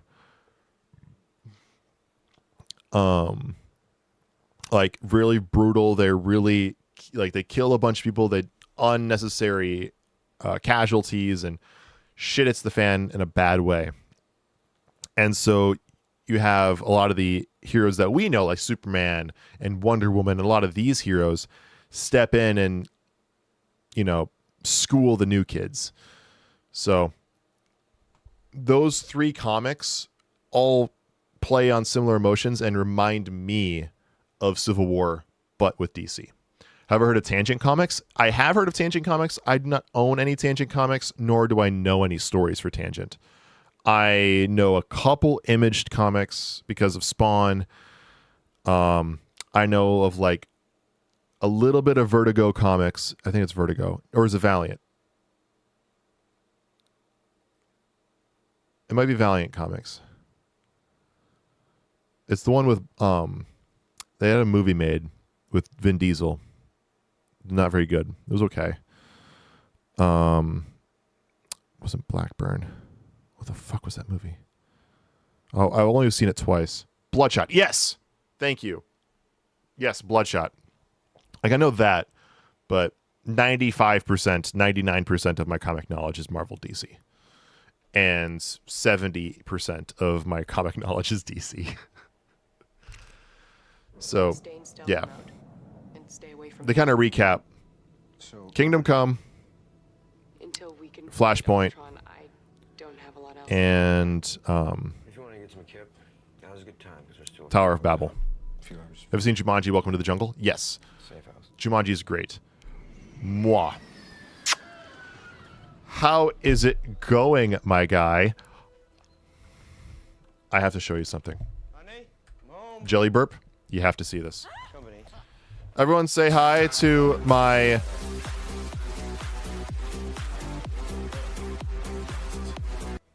Everyone say hi to my roommate, Jelly Burp. Well, no, past roommate. But no, I've not seen Jumanji Next Level. Jelly Burp, you have to see this. Cold out, huh? I don't suppose you'd mind chopping. You're going to like this. I just got this in on Friday.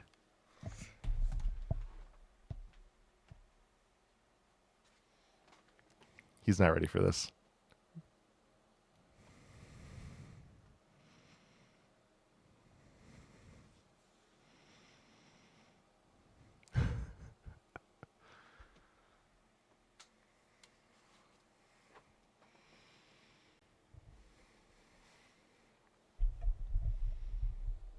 Look at this.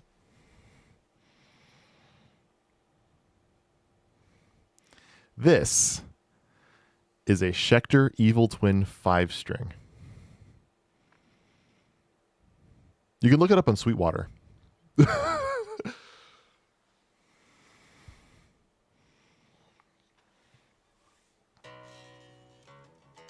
Oh, Jelly Burp.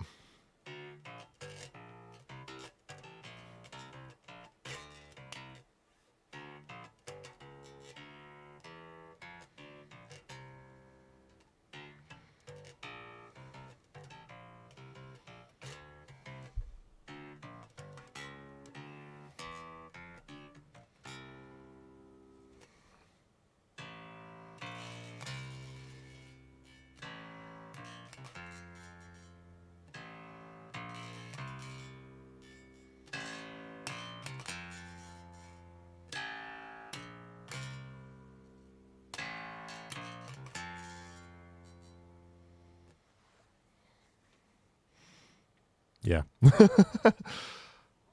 But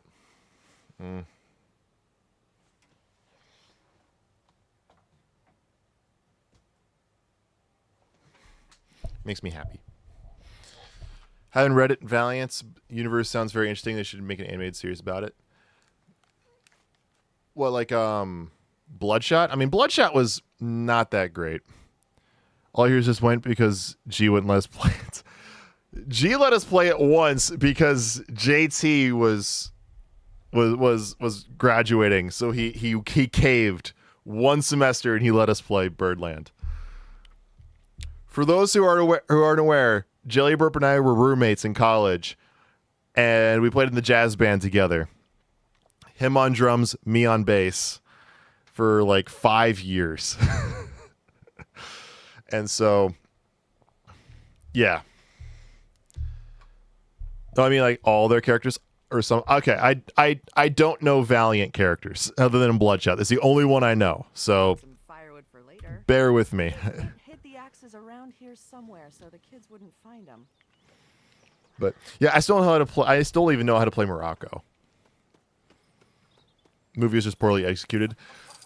I mean, the movie itself, I remember enjoying it my first viewing because I like genuinely didn't see a lot of the news stuff, like all that stuff coming. I didn't like all the plot details, like I didn't see it coming. On the second viewing, it was so boring. My boys seen the new Deadpool? Yes, I did. How about you? Do you see it? Everyone else in chat's seen it, so everyone's referencing it. Bye, bye, bye. Wanna be a fool for you. Just another player in this game for two.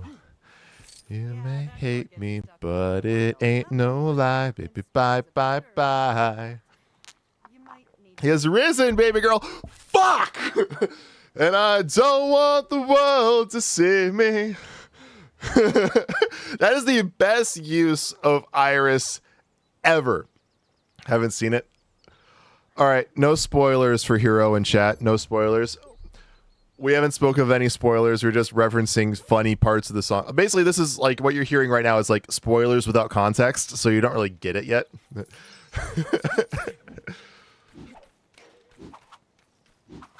It's the best. They have the best use of Iris by the Goo Goo Dolls ever.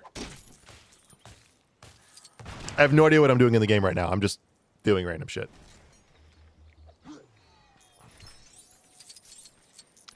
Oh, that was so satisfying though. The movie itself is amazing. If you get a chance to watch it, watch it. I think it's really, really good. Here's my like. No, here's a spoiler-free thought that I have about Deadpool and Wolverine. This is a very genuine thought about it. I'm running from Tony Stark. Is that what I'm supposed to be doing? Now I'm Tony Stark. So what I'm thinking of with Deadpool and Wolverine is it's going to be a great case of recency bias. And here's what I mean by that. If you look at any of like those polls of like, which of these four movies is your favorite, or which movie has the best acting, which movie has the best this, or the best that, but this, that, you know, whatever. And Deadpool and Wolverine is always included on the YouTube polls. Deadpool Wolverine is either always winning in those polls, or it is in second place. It doesn't matter what they're asking.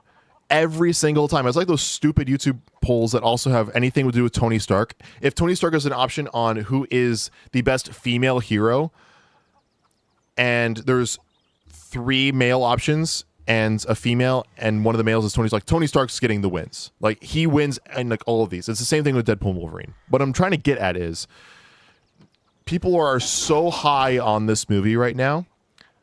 Within a year, people are going to hate. They're gonna act like this movie sucked, and they're gonna say it was only carried by its cameos, and that it's just like I had a comment on a video where the comment said something like Deadpool and Wolverine is just a series of action scene fight scenes that are strung together, and that's all it is. Like people in the near future are going to start acting like this movie is terrible. Watch, it's going to happen. It's going to be just like how with No Way Home. No Way Home came out, right? And we all loved it. We all went crazy for it. It had amazing cameos. It brought back a lot of older characters that we never thought we'd ever see again, and they did it in such a great way, in such a believable way that fit the narrative, that fit the story, and overall worked. What happens in like less than a year? Everyone says No Way Home is the worst Spider-Man movie, or at least it's not good. And then now people are starting to come back to it. The same thing will happen to Deadpool and Wolverine. It will happen. Mark my words.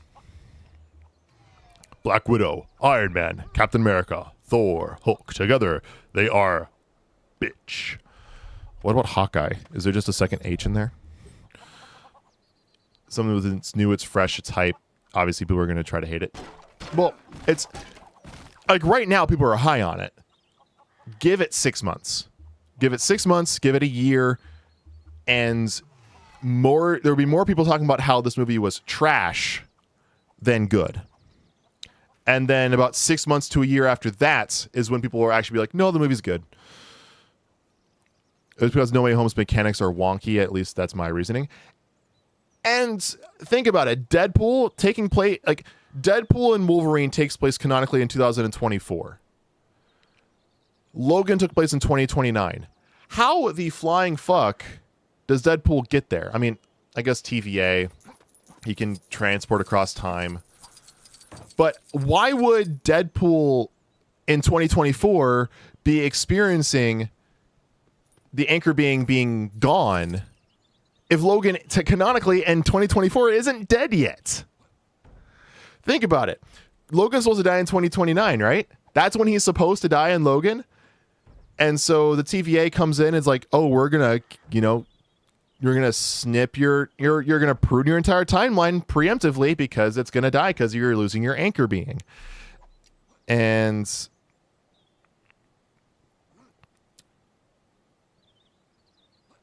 I just realized I'm giving a lot of plot details away about the movie. I got tricked into talking about spoilers. Basically, what I'm just getting at is that Deadpool and Wolverine, the movie itself, takes place in 2024. Logan dies in 2029 in the 2017 movie Logan. The TVA obviously shows up. This is all in the trailers.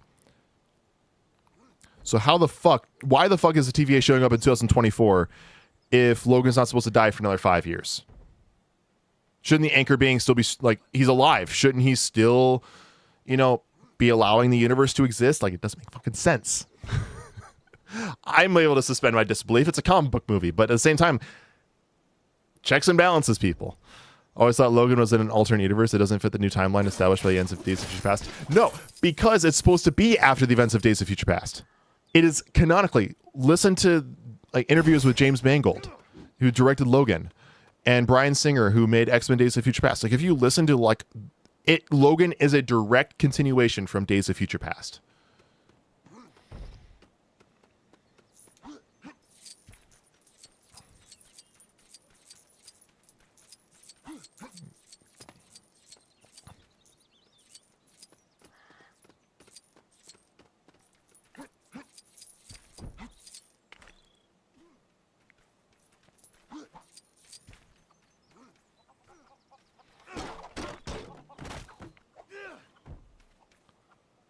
What even is that on the left? Is that like a target or something? I always thought I was supposed to split the wood because in this scene, Tony and Steve are chopping wood. Is this it?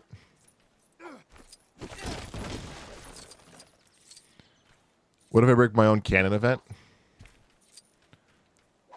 I can also find out more about canon events with Beyond the Spider-Verse because technically,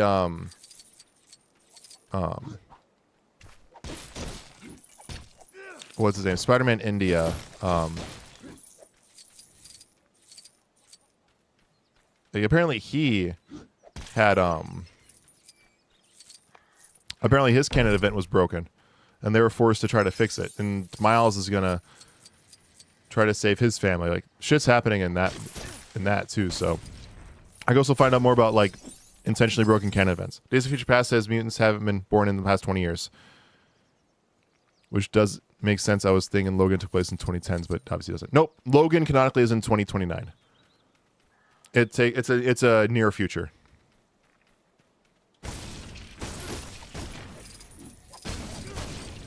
So it's referenced that the limo that he drives is like a 24 Chrysler or something like that. So it's obviously that movie didn't take place in 2017 because he's driving a 24 Chrysler. So it's yeah. So naturally, yeah, it takes place in 2029. So that's what I'm getting about with the timeline. Deadpool and Wolverine, technically Deadpool shouldn't be talked to for at least another 5 years.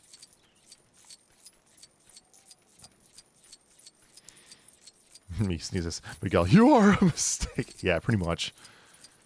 Pretty much.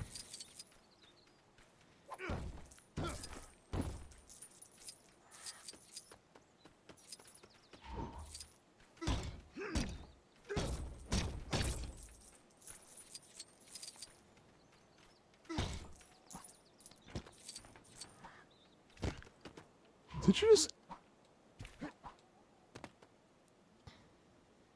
So how the fuck do I get in the barn? How the fuck do I do any of this?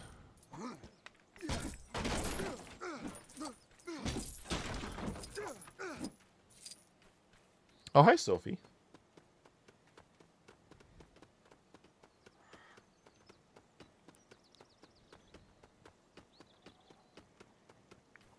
You never meant to sneeze. It wasn't your canon event. Ah!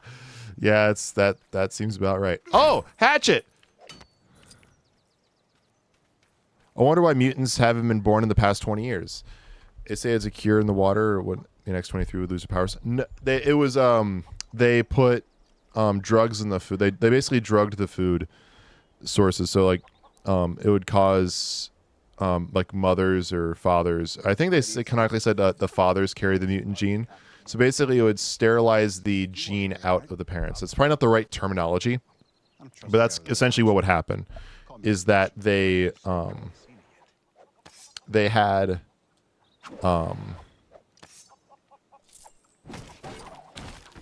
they basically worked the gene out of gene pools, and so as time went on, people just weren't born with the mutant gene, and they just didn't develop powers. And so that's why when you fast forward and you watch Logan and you meet Laura, the reason that they have powers, those kids, is because they were powers. Clint said you wouldn't mind. And so X-23 loses her powers. When did she lose her powers? She gains her powers because of test tubes, because they had the DNA of all the pre-existing X-Men, and they put them into these children. That's what happened. So that's how Laura even gets her powers in the first place. I wonder if Disney is going to have RDJ's Doctor Doom in Disneyland like they did with Deadpool and Wolverine. Maybe. Yeah, I know, but now that she's out of Alkaline. Right.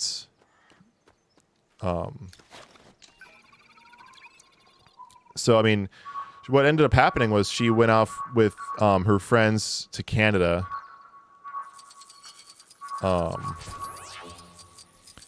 And, yeah.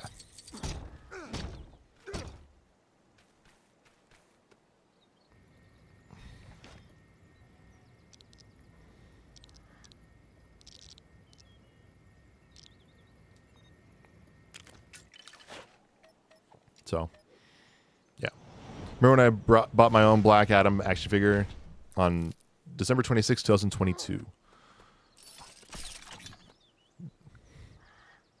Nice job remembering the day. Hello, dear.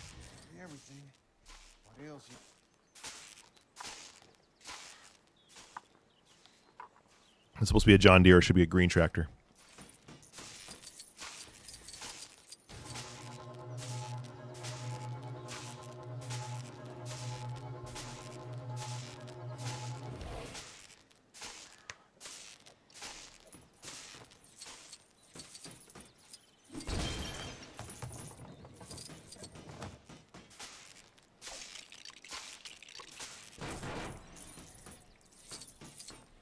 And then Nick Fury comes in.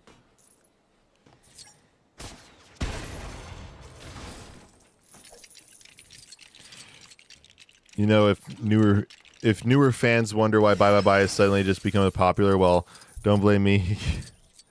Don't blame me. You can blame my friend in the MCU. Bye Bye Bye has always been a popular song. It's just, you know.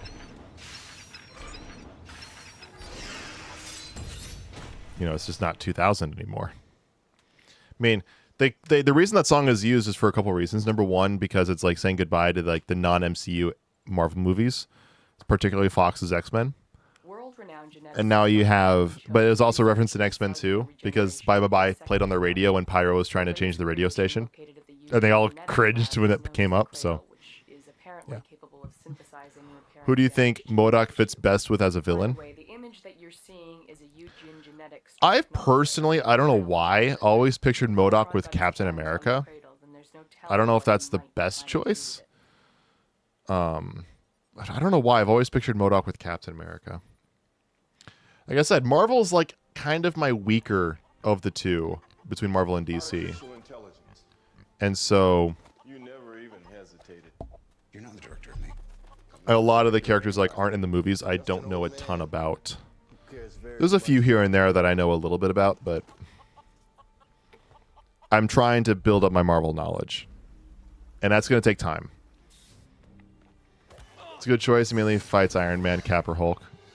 Like I said, I don't know why. I couldn't put to words why I've always pictured MODOK with Captain America, but I do. That's who I think of. So what does he want? To become better. Better than us. Like, They need to evolve. I think one thing for me is I've always seen, like, maybe this is because with Marvel, I kind of grew up with Marvel as the MCU, and with it being the MCU, it was like everything was kind of all jumbled together in a good way, and you had kind of villains for certain characters like crossover a little bit. Villains, oh, I thought that was going to be more of a Hulk villain, or I thought that was more of an Iron Man villain, or more of a Captain America villain. And they're like battling each other. Also seeing Loki, who's a Thor villain, be the first Avengers villain.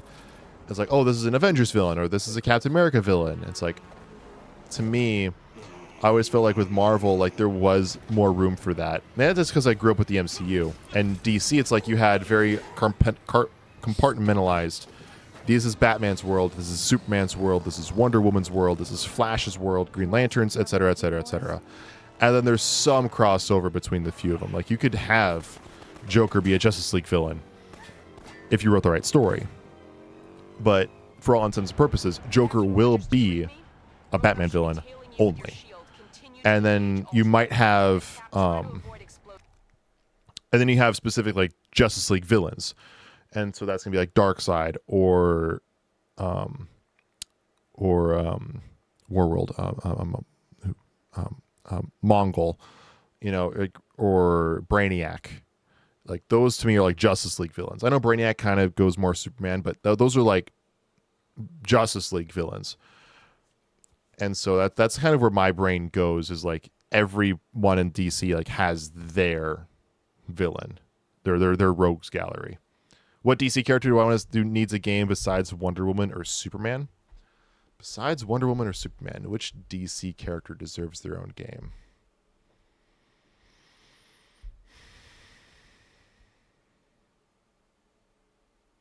Flash would be great. Flash would be fun. Martian Manhunter. That's another great one. Martian Manhunter would be great as a game. Booster Gold. Low key. Booster Gold would make a great video game. Kind of looking at my comics right now. John Constantine. John Constantine would do a great video game. Green Lantern, I think, is begging for a video game. I'm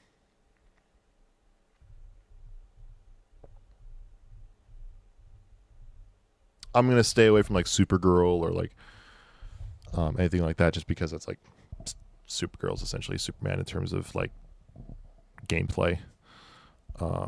Black Adam make a fantastic video game. Black Adam make good. Shazam, Black Adam, like have it be like Black Adam and like versus Shazam, or Shazam versus Black Adam. Have that be a game. That'd be fun.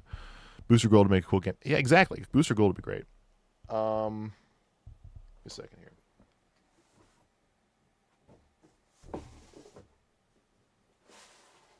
I got a dark horse pick beyond Booster Gold. You ready?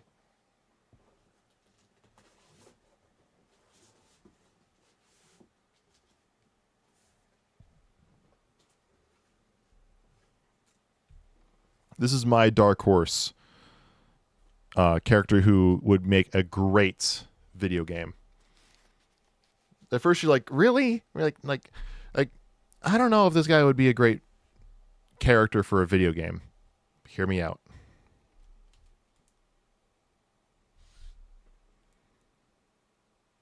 Firestorm. I think Firestorm would make a great game. You have the Dr. Stein voice in your head, kind of like telling you how to do certain things. And then you're Ronnie Raymond, you know, the body.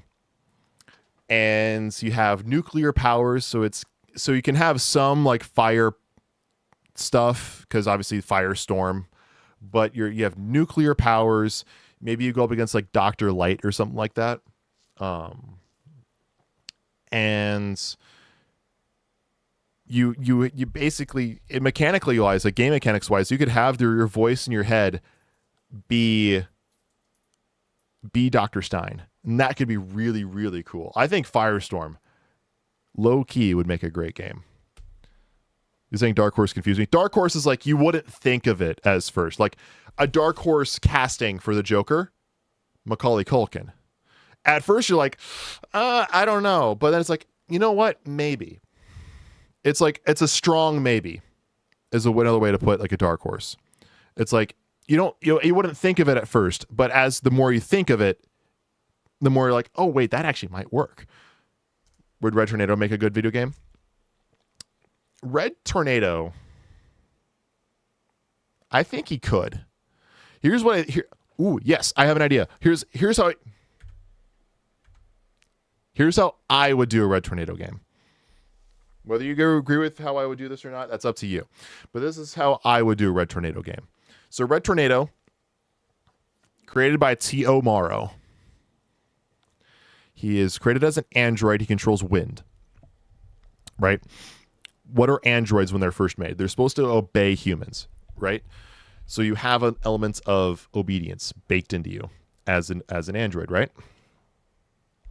So, I meant Dark Horse is the company that published it. Yes. Coincidence. Pure coincidence. I didn't mean Dark Horse, the publication company. I meant Dark Horse as in like a Dark Horse pick. So, no. Although Hellboy would make a great game. I didn't even think of Dark Horse. The publication.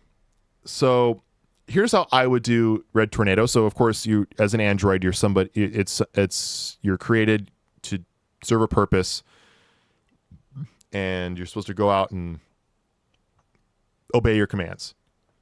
What game was like that, where you can take inspiration from? Detroit Become Human. So you have elements of like the beginning of Detroit Become Human. You're only playing as Red Tornado, so you don't have like the 3 or 4, separate stories that you're playing like in Detroit Become Human, where you have like Connor and the other people. But you have just Red Tornado, right? And at first, it's you're forced to go down your programming. You're supposed to be a villain. You're doing things that you know is wrong, and you maybe go down and fight Martian Manhunter, let's say, and or insert Justice League hero here. And in this fight, it ruins your wiring. And now you start to develop some amounts of sentience, some amount of artificial intelligence. Like you start to develop. And this is where you can start to like break you out of your programming. And then it becomes a game where now at the point where this happens, you're clearly a villain in the eyes of the public. So now you have to work on gaining the reputation back. So you can maybe bring like elements of Infamous into play, where you try to fix your reputation. And then you try to go against T.O. Morrow in the end and join the Justice League. That's how I would do a Red Tornado game. You take like the obedience side of the very beginning of Detroit Become Human, and then you combine that with after you start gaining your sentience and start being able to break away from having to take orders, then you have a reputation elements where you try to flip from being evil to being good. So it's almost like Infamous in that regard.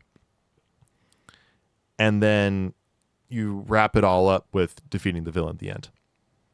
You probably fight the other red elemental bots. Maybe. Yeah, that'd be great. Those would be boss fights. Like once you actually start breaking out of your programming, those could be boss fights leading up to T.O. Morrow at the very, very end or maybe those are the boss fight, because T.O. Morrow is not an imposing person on his own. So you'd probably want to save at least one, if not all of them, for a final boss. And then once they're all defeated and T.O. Morrow has no more robots, no more androids, then you win. Because T.O. Morrow is just a man. It's like Tony Stark without the Iron Man suit. He's, yeah, sure, genius, billionaire, playboy, philanthropist. None of that is like fighter. So, would Etrigan be a good game? Etrigan would be good in a game. I don't think Etrigan would be a good game on his own, personally. It's probably save Red Volcano, maybe. But that's how I would do Red Tornado if I was a game dev, if I was conceptualizing everything. Anyways, yeah, we just started a new level, didn't we? Yeah, we just started a new level. And it's 11:20. I think I'm going to call it there for the most part, for playing the game at least. Like, let's just kind of chat for the rest of the stream, because we're at a great stopping point because we're at the start of a new level. So we'll just chat here for a few more minutes just to kind of, as we wrap things up. So, because I'm having fun chatting, but I don't have the energy for another level. So we're gonna stop playing for tonight, but we can keep chatting for another few minutes or so. But yeah, like I would definitely say, take these off just because I hear myself better.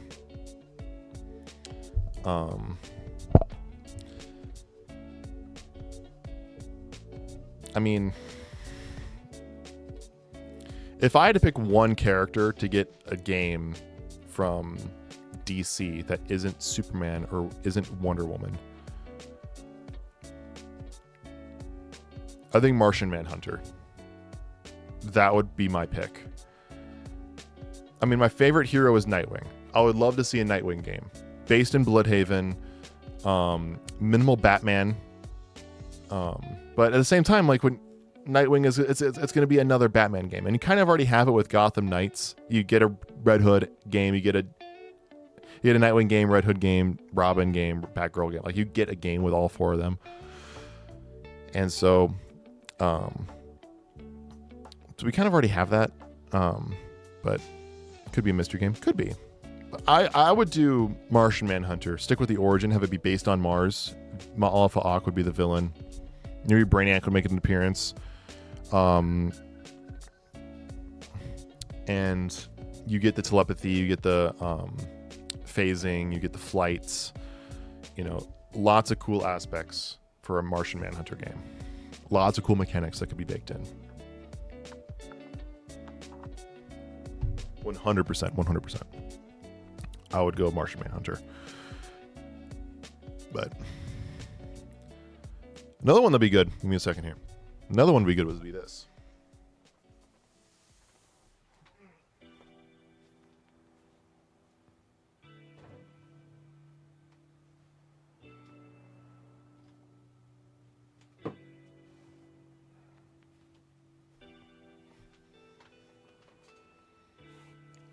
This would be a great one. Well, John was a cop on Mars, and Mars would be interesting. Exactly. You ready for this? This would be another great game.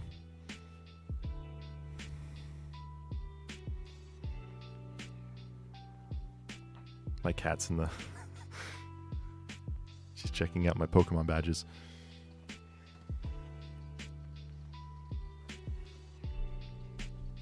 Kajida. I have a beetle. I have this scarab. And what's cool? It's made of metal. And it actually has magnets in it. It's dangerous, may take over your body. Bro, I get to be a superhero. This movie, if you haven't seen Blue Beetle, like, oh, the movie flopped. Watch it. This is legit, arguably top 5 DCEU movie ever. Top 5, if not 6. Like, Blue Beetle is close to top 5 best DCEU movie. Period. And it flopped. And I hate that it flopped because the movie is fantastic. Like 9 out of 10. It is it's phenomenal. I loved Blue Beetle. I'm so happy that Zolo Maridueña, I think that's how you say his name, is coming back and is continuing to play Jaime. This movie won't be canon to the DCU, but the actor will stay. Are you seeing this? All my pets are just going crazy. What is my Switch doing out?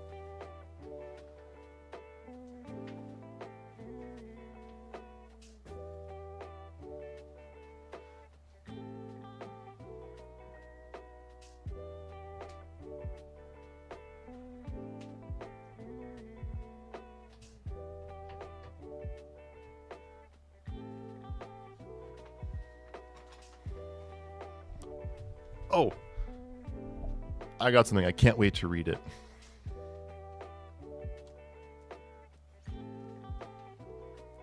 It just came in last night, and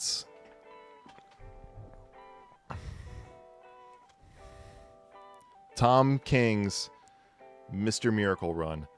12 issues. This is the whole series. I got it for like $20. And it is something I've been wanting to read for a while because I have not like read a lot of Mr. Miracle stuff. Like I have some Mr. Miracle books, but I really wanted to get to know more about the character. I use him in my DCEU at the very, very end. Because I, of course, use Darkseid as my Thanos level villain. What I call a saga ender. There's movie villains. There's like movie villains, then there's phase villains, and then there's saga villains. And the differences are like Whiplash, Iron Man 2, movie villain. Loki, Avengers, or Ultron, Avengers 2, phase enders. And then you have Darkseid or Thanos, saga enders. If they ever do Darkseid storyline in the DCU, I would want to see other New Gods and New Genesis. Yes. Originally, we were supposed to get more characters. Like in Zack Snyder's Justice League, he was going to use New Genesis. We were going to get like, I think we were going to get Mr. Miracle or a form of Mr. Miracle. We were going to get Big Barda. We were going to get those characters. We were going to get the life equation. Because remember, it was supposed to be a 3-part Justice League epic. We were supposed to get 3 Justice League movies. Damn it. Get back here.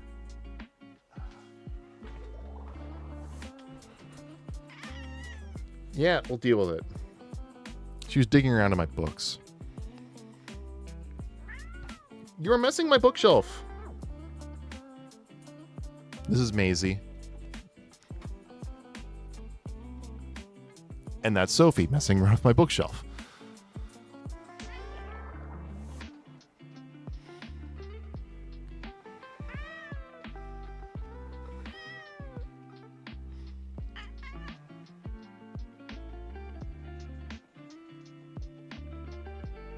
Are you okay? Are you okay?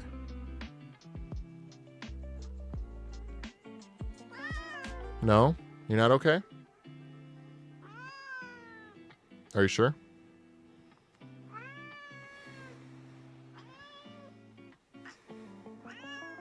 I think it's time for you to go to bed. I think it's time for you to go to bed.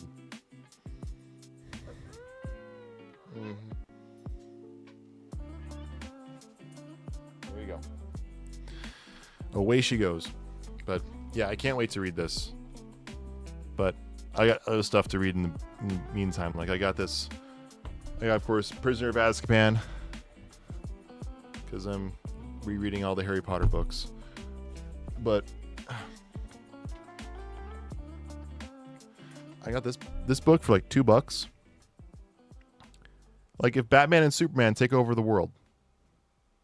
It genuinely looks really, really good. Written by Jeff Loeb. This is the same writer as... You get away from there. Go get. Is it the same writer? Yeah. This is the same writer as Batman Hush. So I'm really, really interested in reading this. I got this for like $2. Long Halloween? Was he? Yeah. Long Halloween 2. Get out of there! Go!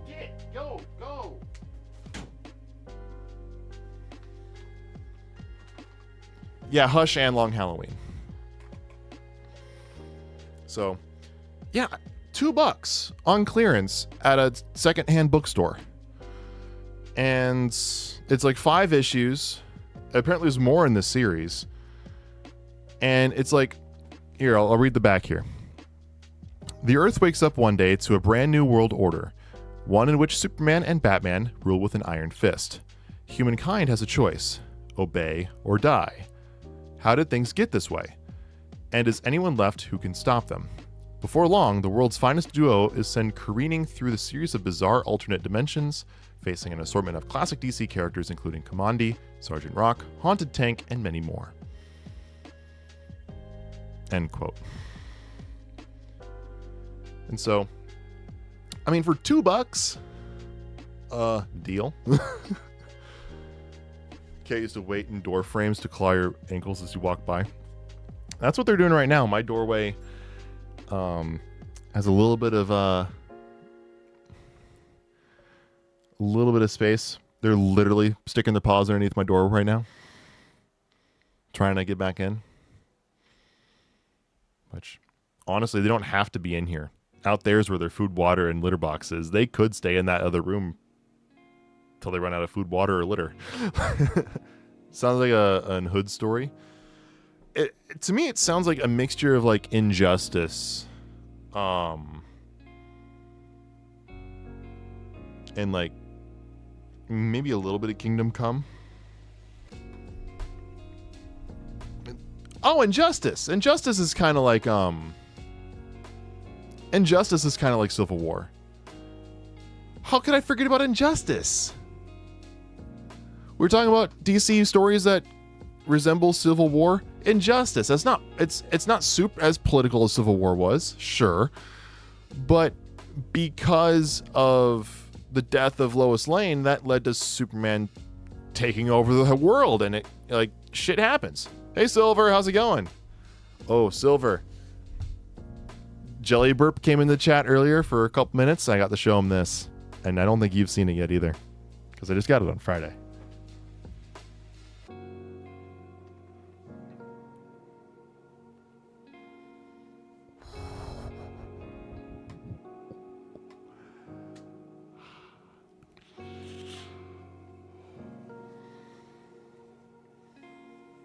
It's a 5-string.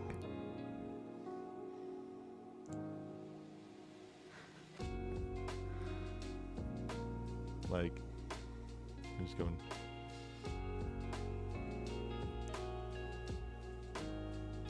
Sweet, great, googly moogly. Perry the platypus. But listen to this. Like, this is. This is. Go ahead and get your jokes out now. This is the G string.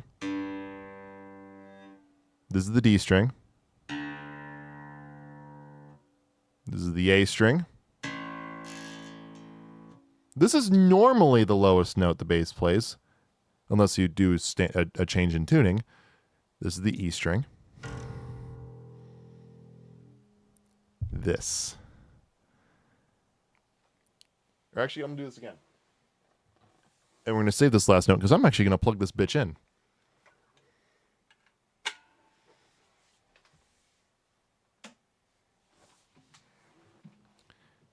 G.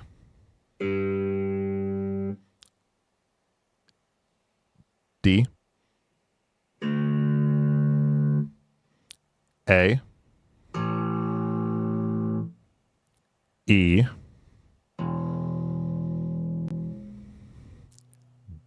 B.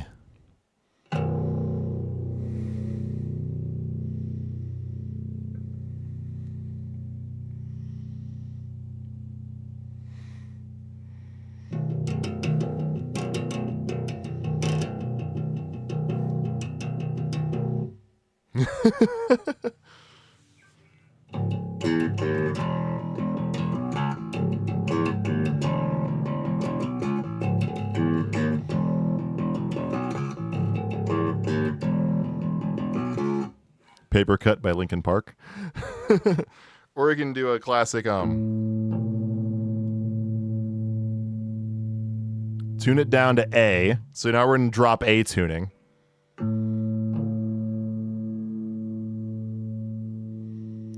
Drop A. And you can play like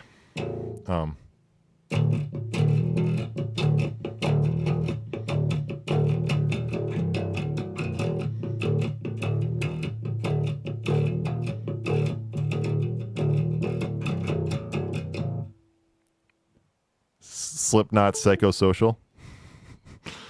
Oh, I got a 5-string now.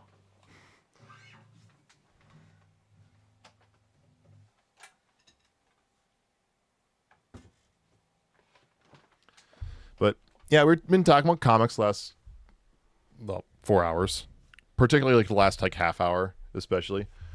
But yeah, I've heard great things about this too, and I can't wait to read it. I just got other stuff I want to read first because I've just read a shit ton of comic books, and I'm taking a break, and I'm currently on like chapter 2 of Prisoner of Azkaban, just rereading my childhood pretty much. So yeah, taking a break from comics, going to a novel. And today I got 2 new books. There was a sale on Audible where for 1 credit for members, like of course, if you don't know, Audible, part of their memberships, you get a credit for each month that you're there, and that credit is good for any book you want, right? Well, they have an extra sale going on where it's a BOGO on certain books. You get one of these types, 1 book that's on sale, you get a second book entirely for free that's on sale. And so if you use a credit, you don't pay anything, you get 2 books. I did that earlier today. I ended up getting a Doctor Strange book, Doctor Strange novel called The Fate of Dreams. I just listened to the first hour or so. It's like the first chapter essentially, and they're hinting. It's just like a case where like the hero suspects a villain, so it's obviously not going to be that villain because it's just too on the nose. They're hinting at Nightmare being the villain. So it's going to be kind of interesting, kind of where they kind of take it. My guess is Dormammu. When in doubt, Dormammu. But yeah, it's called Doctor Strange: The Fate of Dreams. It's a full-blown novel on Doctor Strange. And the other book I got, Silver, you're going to appreciate this. I scoured the entire list of books that they had on this BOGO sale. And I wanted to get a book that I would even be remotely interested in. Like I'm not gonna just pick a book just for the sake of like more amount of books in my library. I'm only gonna get books that I maybe listen to one day. And so because this Doctor Strange book was already in my wish list, I'm like, might as well get a book for free, you know? And I don't know if you can read that. I got a Warhammer book. I feel like I made a big mistake that I'm about to go down a rabbit hole and really like lose myself in lore that needs an entire curriculum to learn about. This is a 10-hour book. You poor bastard. I got it for free. I haven't played Sonic Unleashed. No, I have not played Sonic Unleashed. I grew up a massive Sonic fan, but I didn't play Sonic Unleashed. I played the original Sonic on Game Gear and Sega Genesis. Wait, hang on. Who's the author? Dan Abnett. Dan Abnett. Narrated by Toby Longworth. It's Eisenhorn, Warhammer 40k, Book 1, Xenos. Xenos.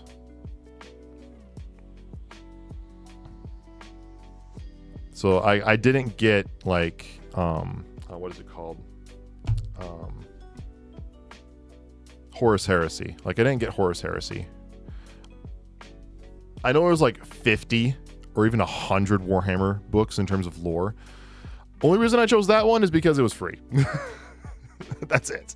I saw book 1 Warhammer. I'm like, I could get a generic fantasy or science fiction novel, but if I do end up getting into Warhammer, at least I can learn enough about Warhammer to make conversation, you know, then I can at least listen to this maybe in like a couple years when I get around to it. I'll have it just sitting in my Audible library at the very least. So I wanted to get a book that I would even be remotely interested, even in just like 5 years down the line, starting up. So Dan Abnett, D-A-N-A-B-N-E-T-T, is the author. The book was released on September 27th, 2017 by Black Library.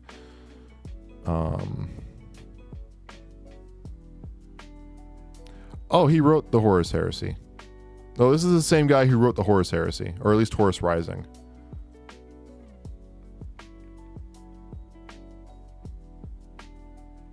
Same author.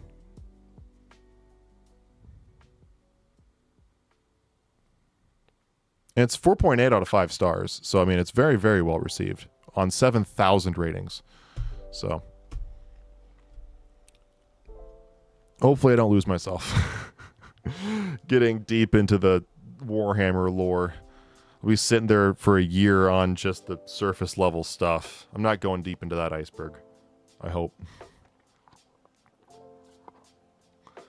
I got enough. Like, I want to get like the DC Icons novels. Like, look at this.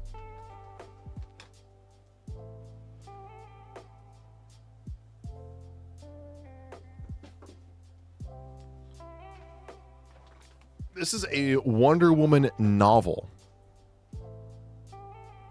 Like, a full-blown, like, genuine, like, novel for Wonder Woman.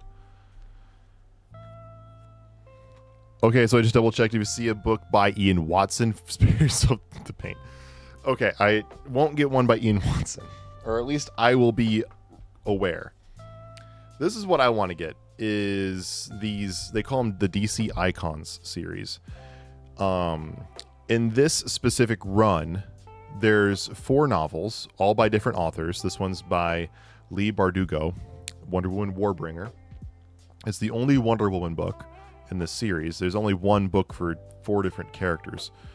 And this is the Wonder Woman one. And yeah, I look forward to reading this one day. I got this for $2 on clearance at a secondhand bookstore.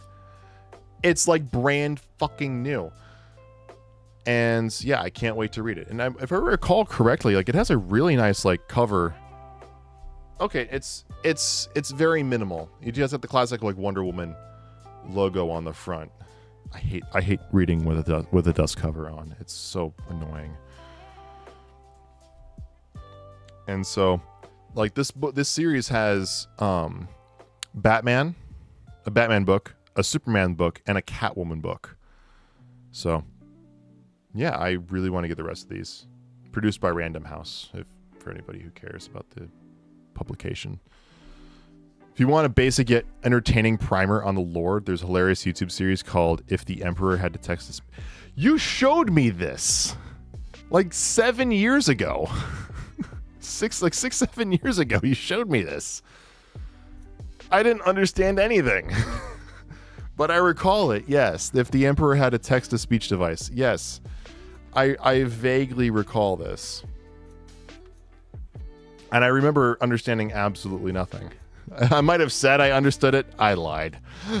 I'm being blatantly honest. Kevin, I think you would like a country comic book store I told you about. Said you would love it. Yeah, I mean, I love comic book stores. I think I would very much enjoy going to Australia. I think I would love to go to Australia just to be there. I would personally really like to go. I'd love to go snorkeling in the Great Barrier Reef because I've in high school had a passing interest in marine biology. My brother did too. It was kind of weird. We both kind of had that. I actually took marine biology as one of my science credits in high school, and that'd be really cool to do like snorkeling in the Great Barrier Reef. That'd be really, really fun. Did a review of the book Inquisitor by Ian Watson. Holy shit, the book is bad. Glad I never had to read it. Okay, I got to show you guys a review. This is a review of Avatar: Quest for Balance, which I have not tried getting past that level again. I'll probably try it on my own. Spare you guys the pain on stream. Because for those in chat who weren't with us that particular day, yeah, Quest for Balance soft locked itself. And we couldn't advance. $50 game soft locks itself. Yeah, I'm gonna go ahead and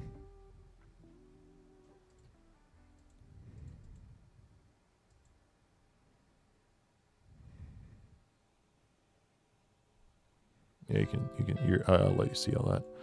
So there's there it is on Steam, right? There's Quest for Balance on Steam.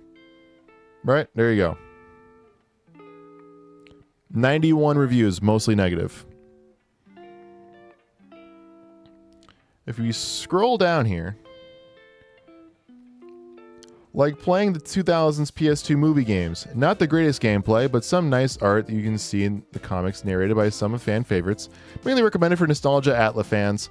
I got the game code for $10 online, and at that price, I'd say it's worth it. For the record, I paid $20.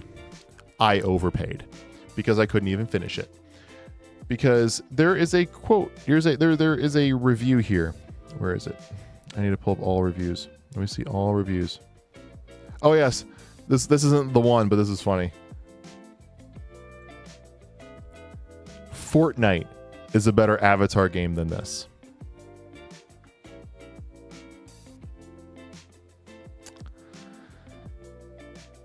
Ouch.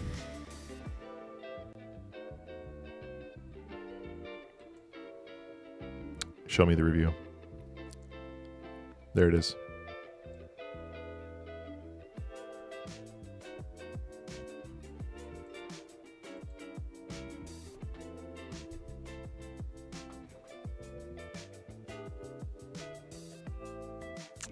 Sums it up pretty damn well.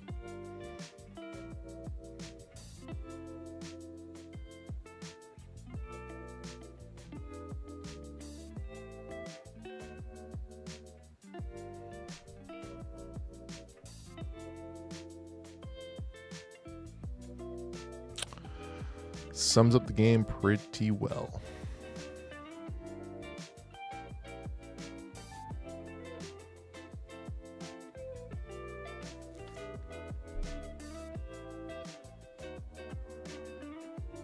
And here's the thing.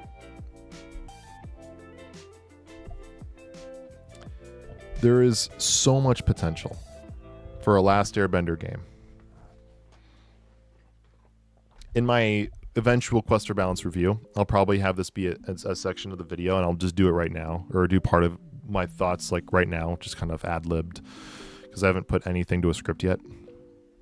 Here's what I would do for an Atla game. And I think I mentioned this like during the streams.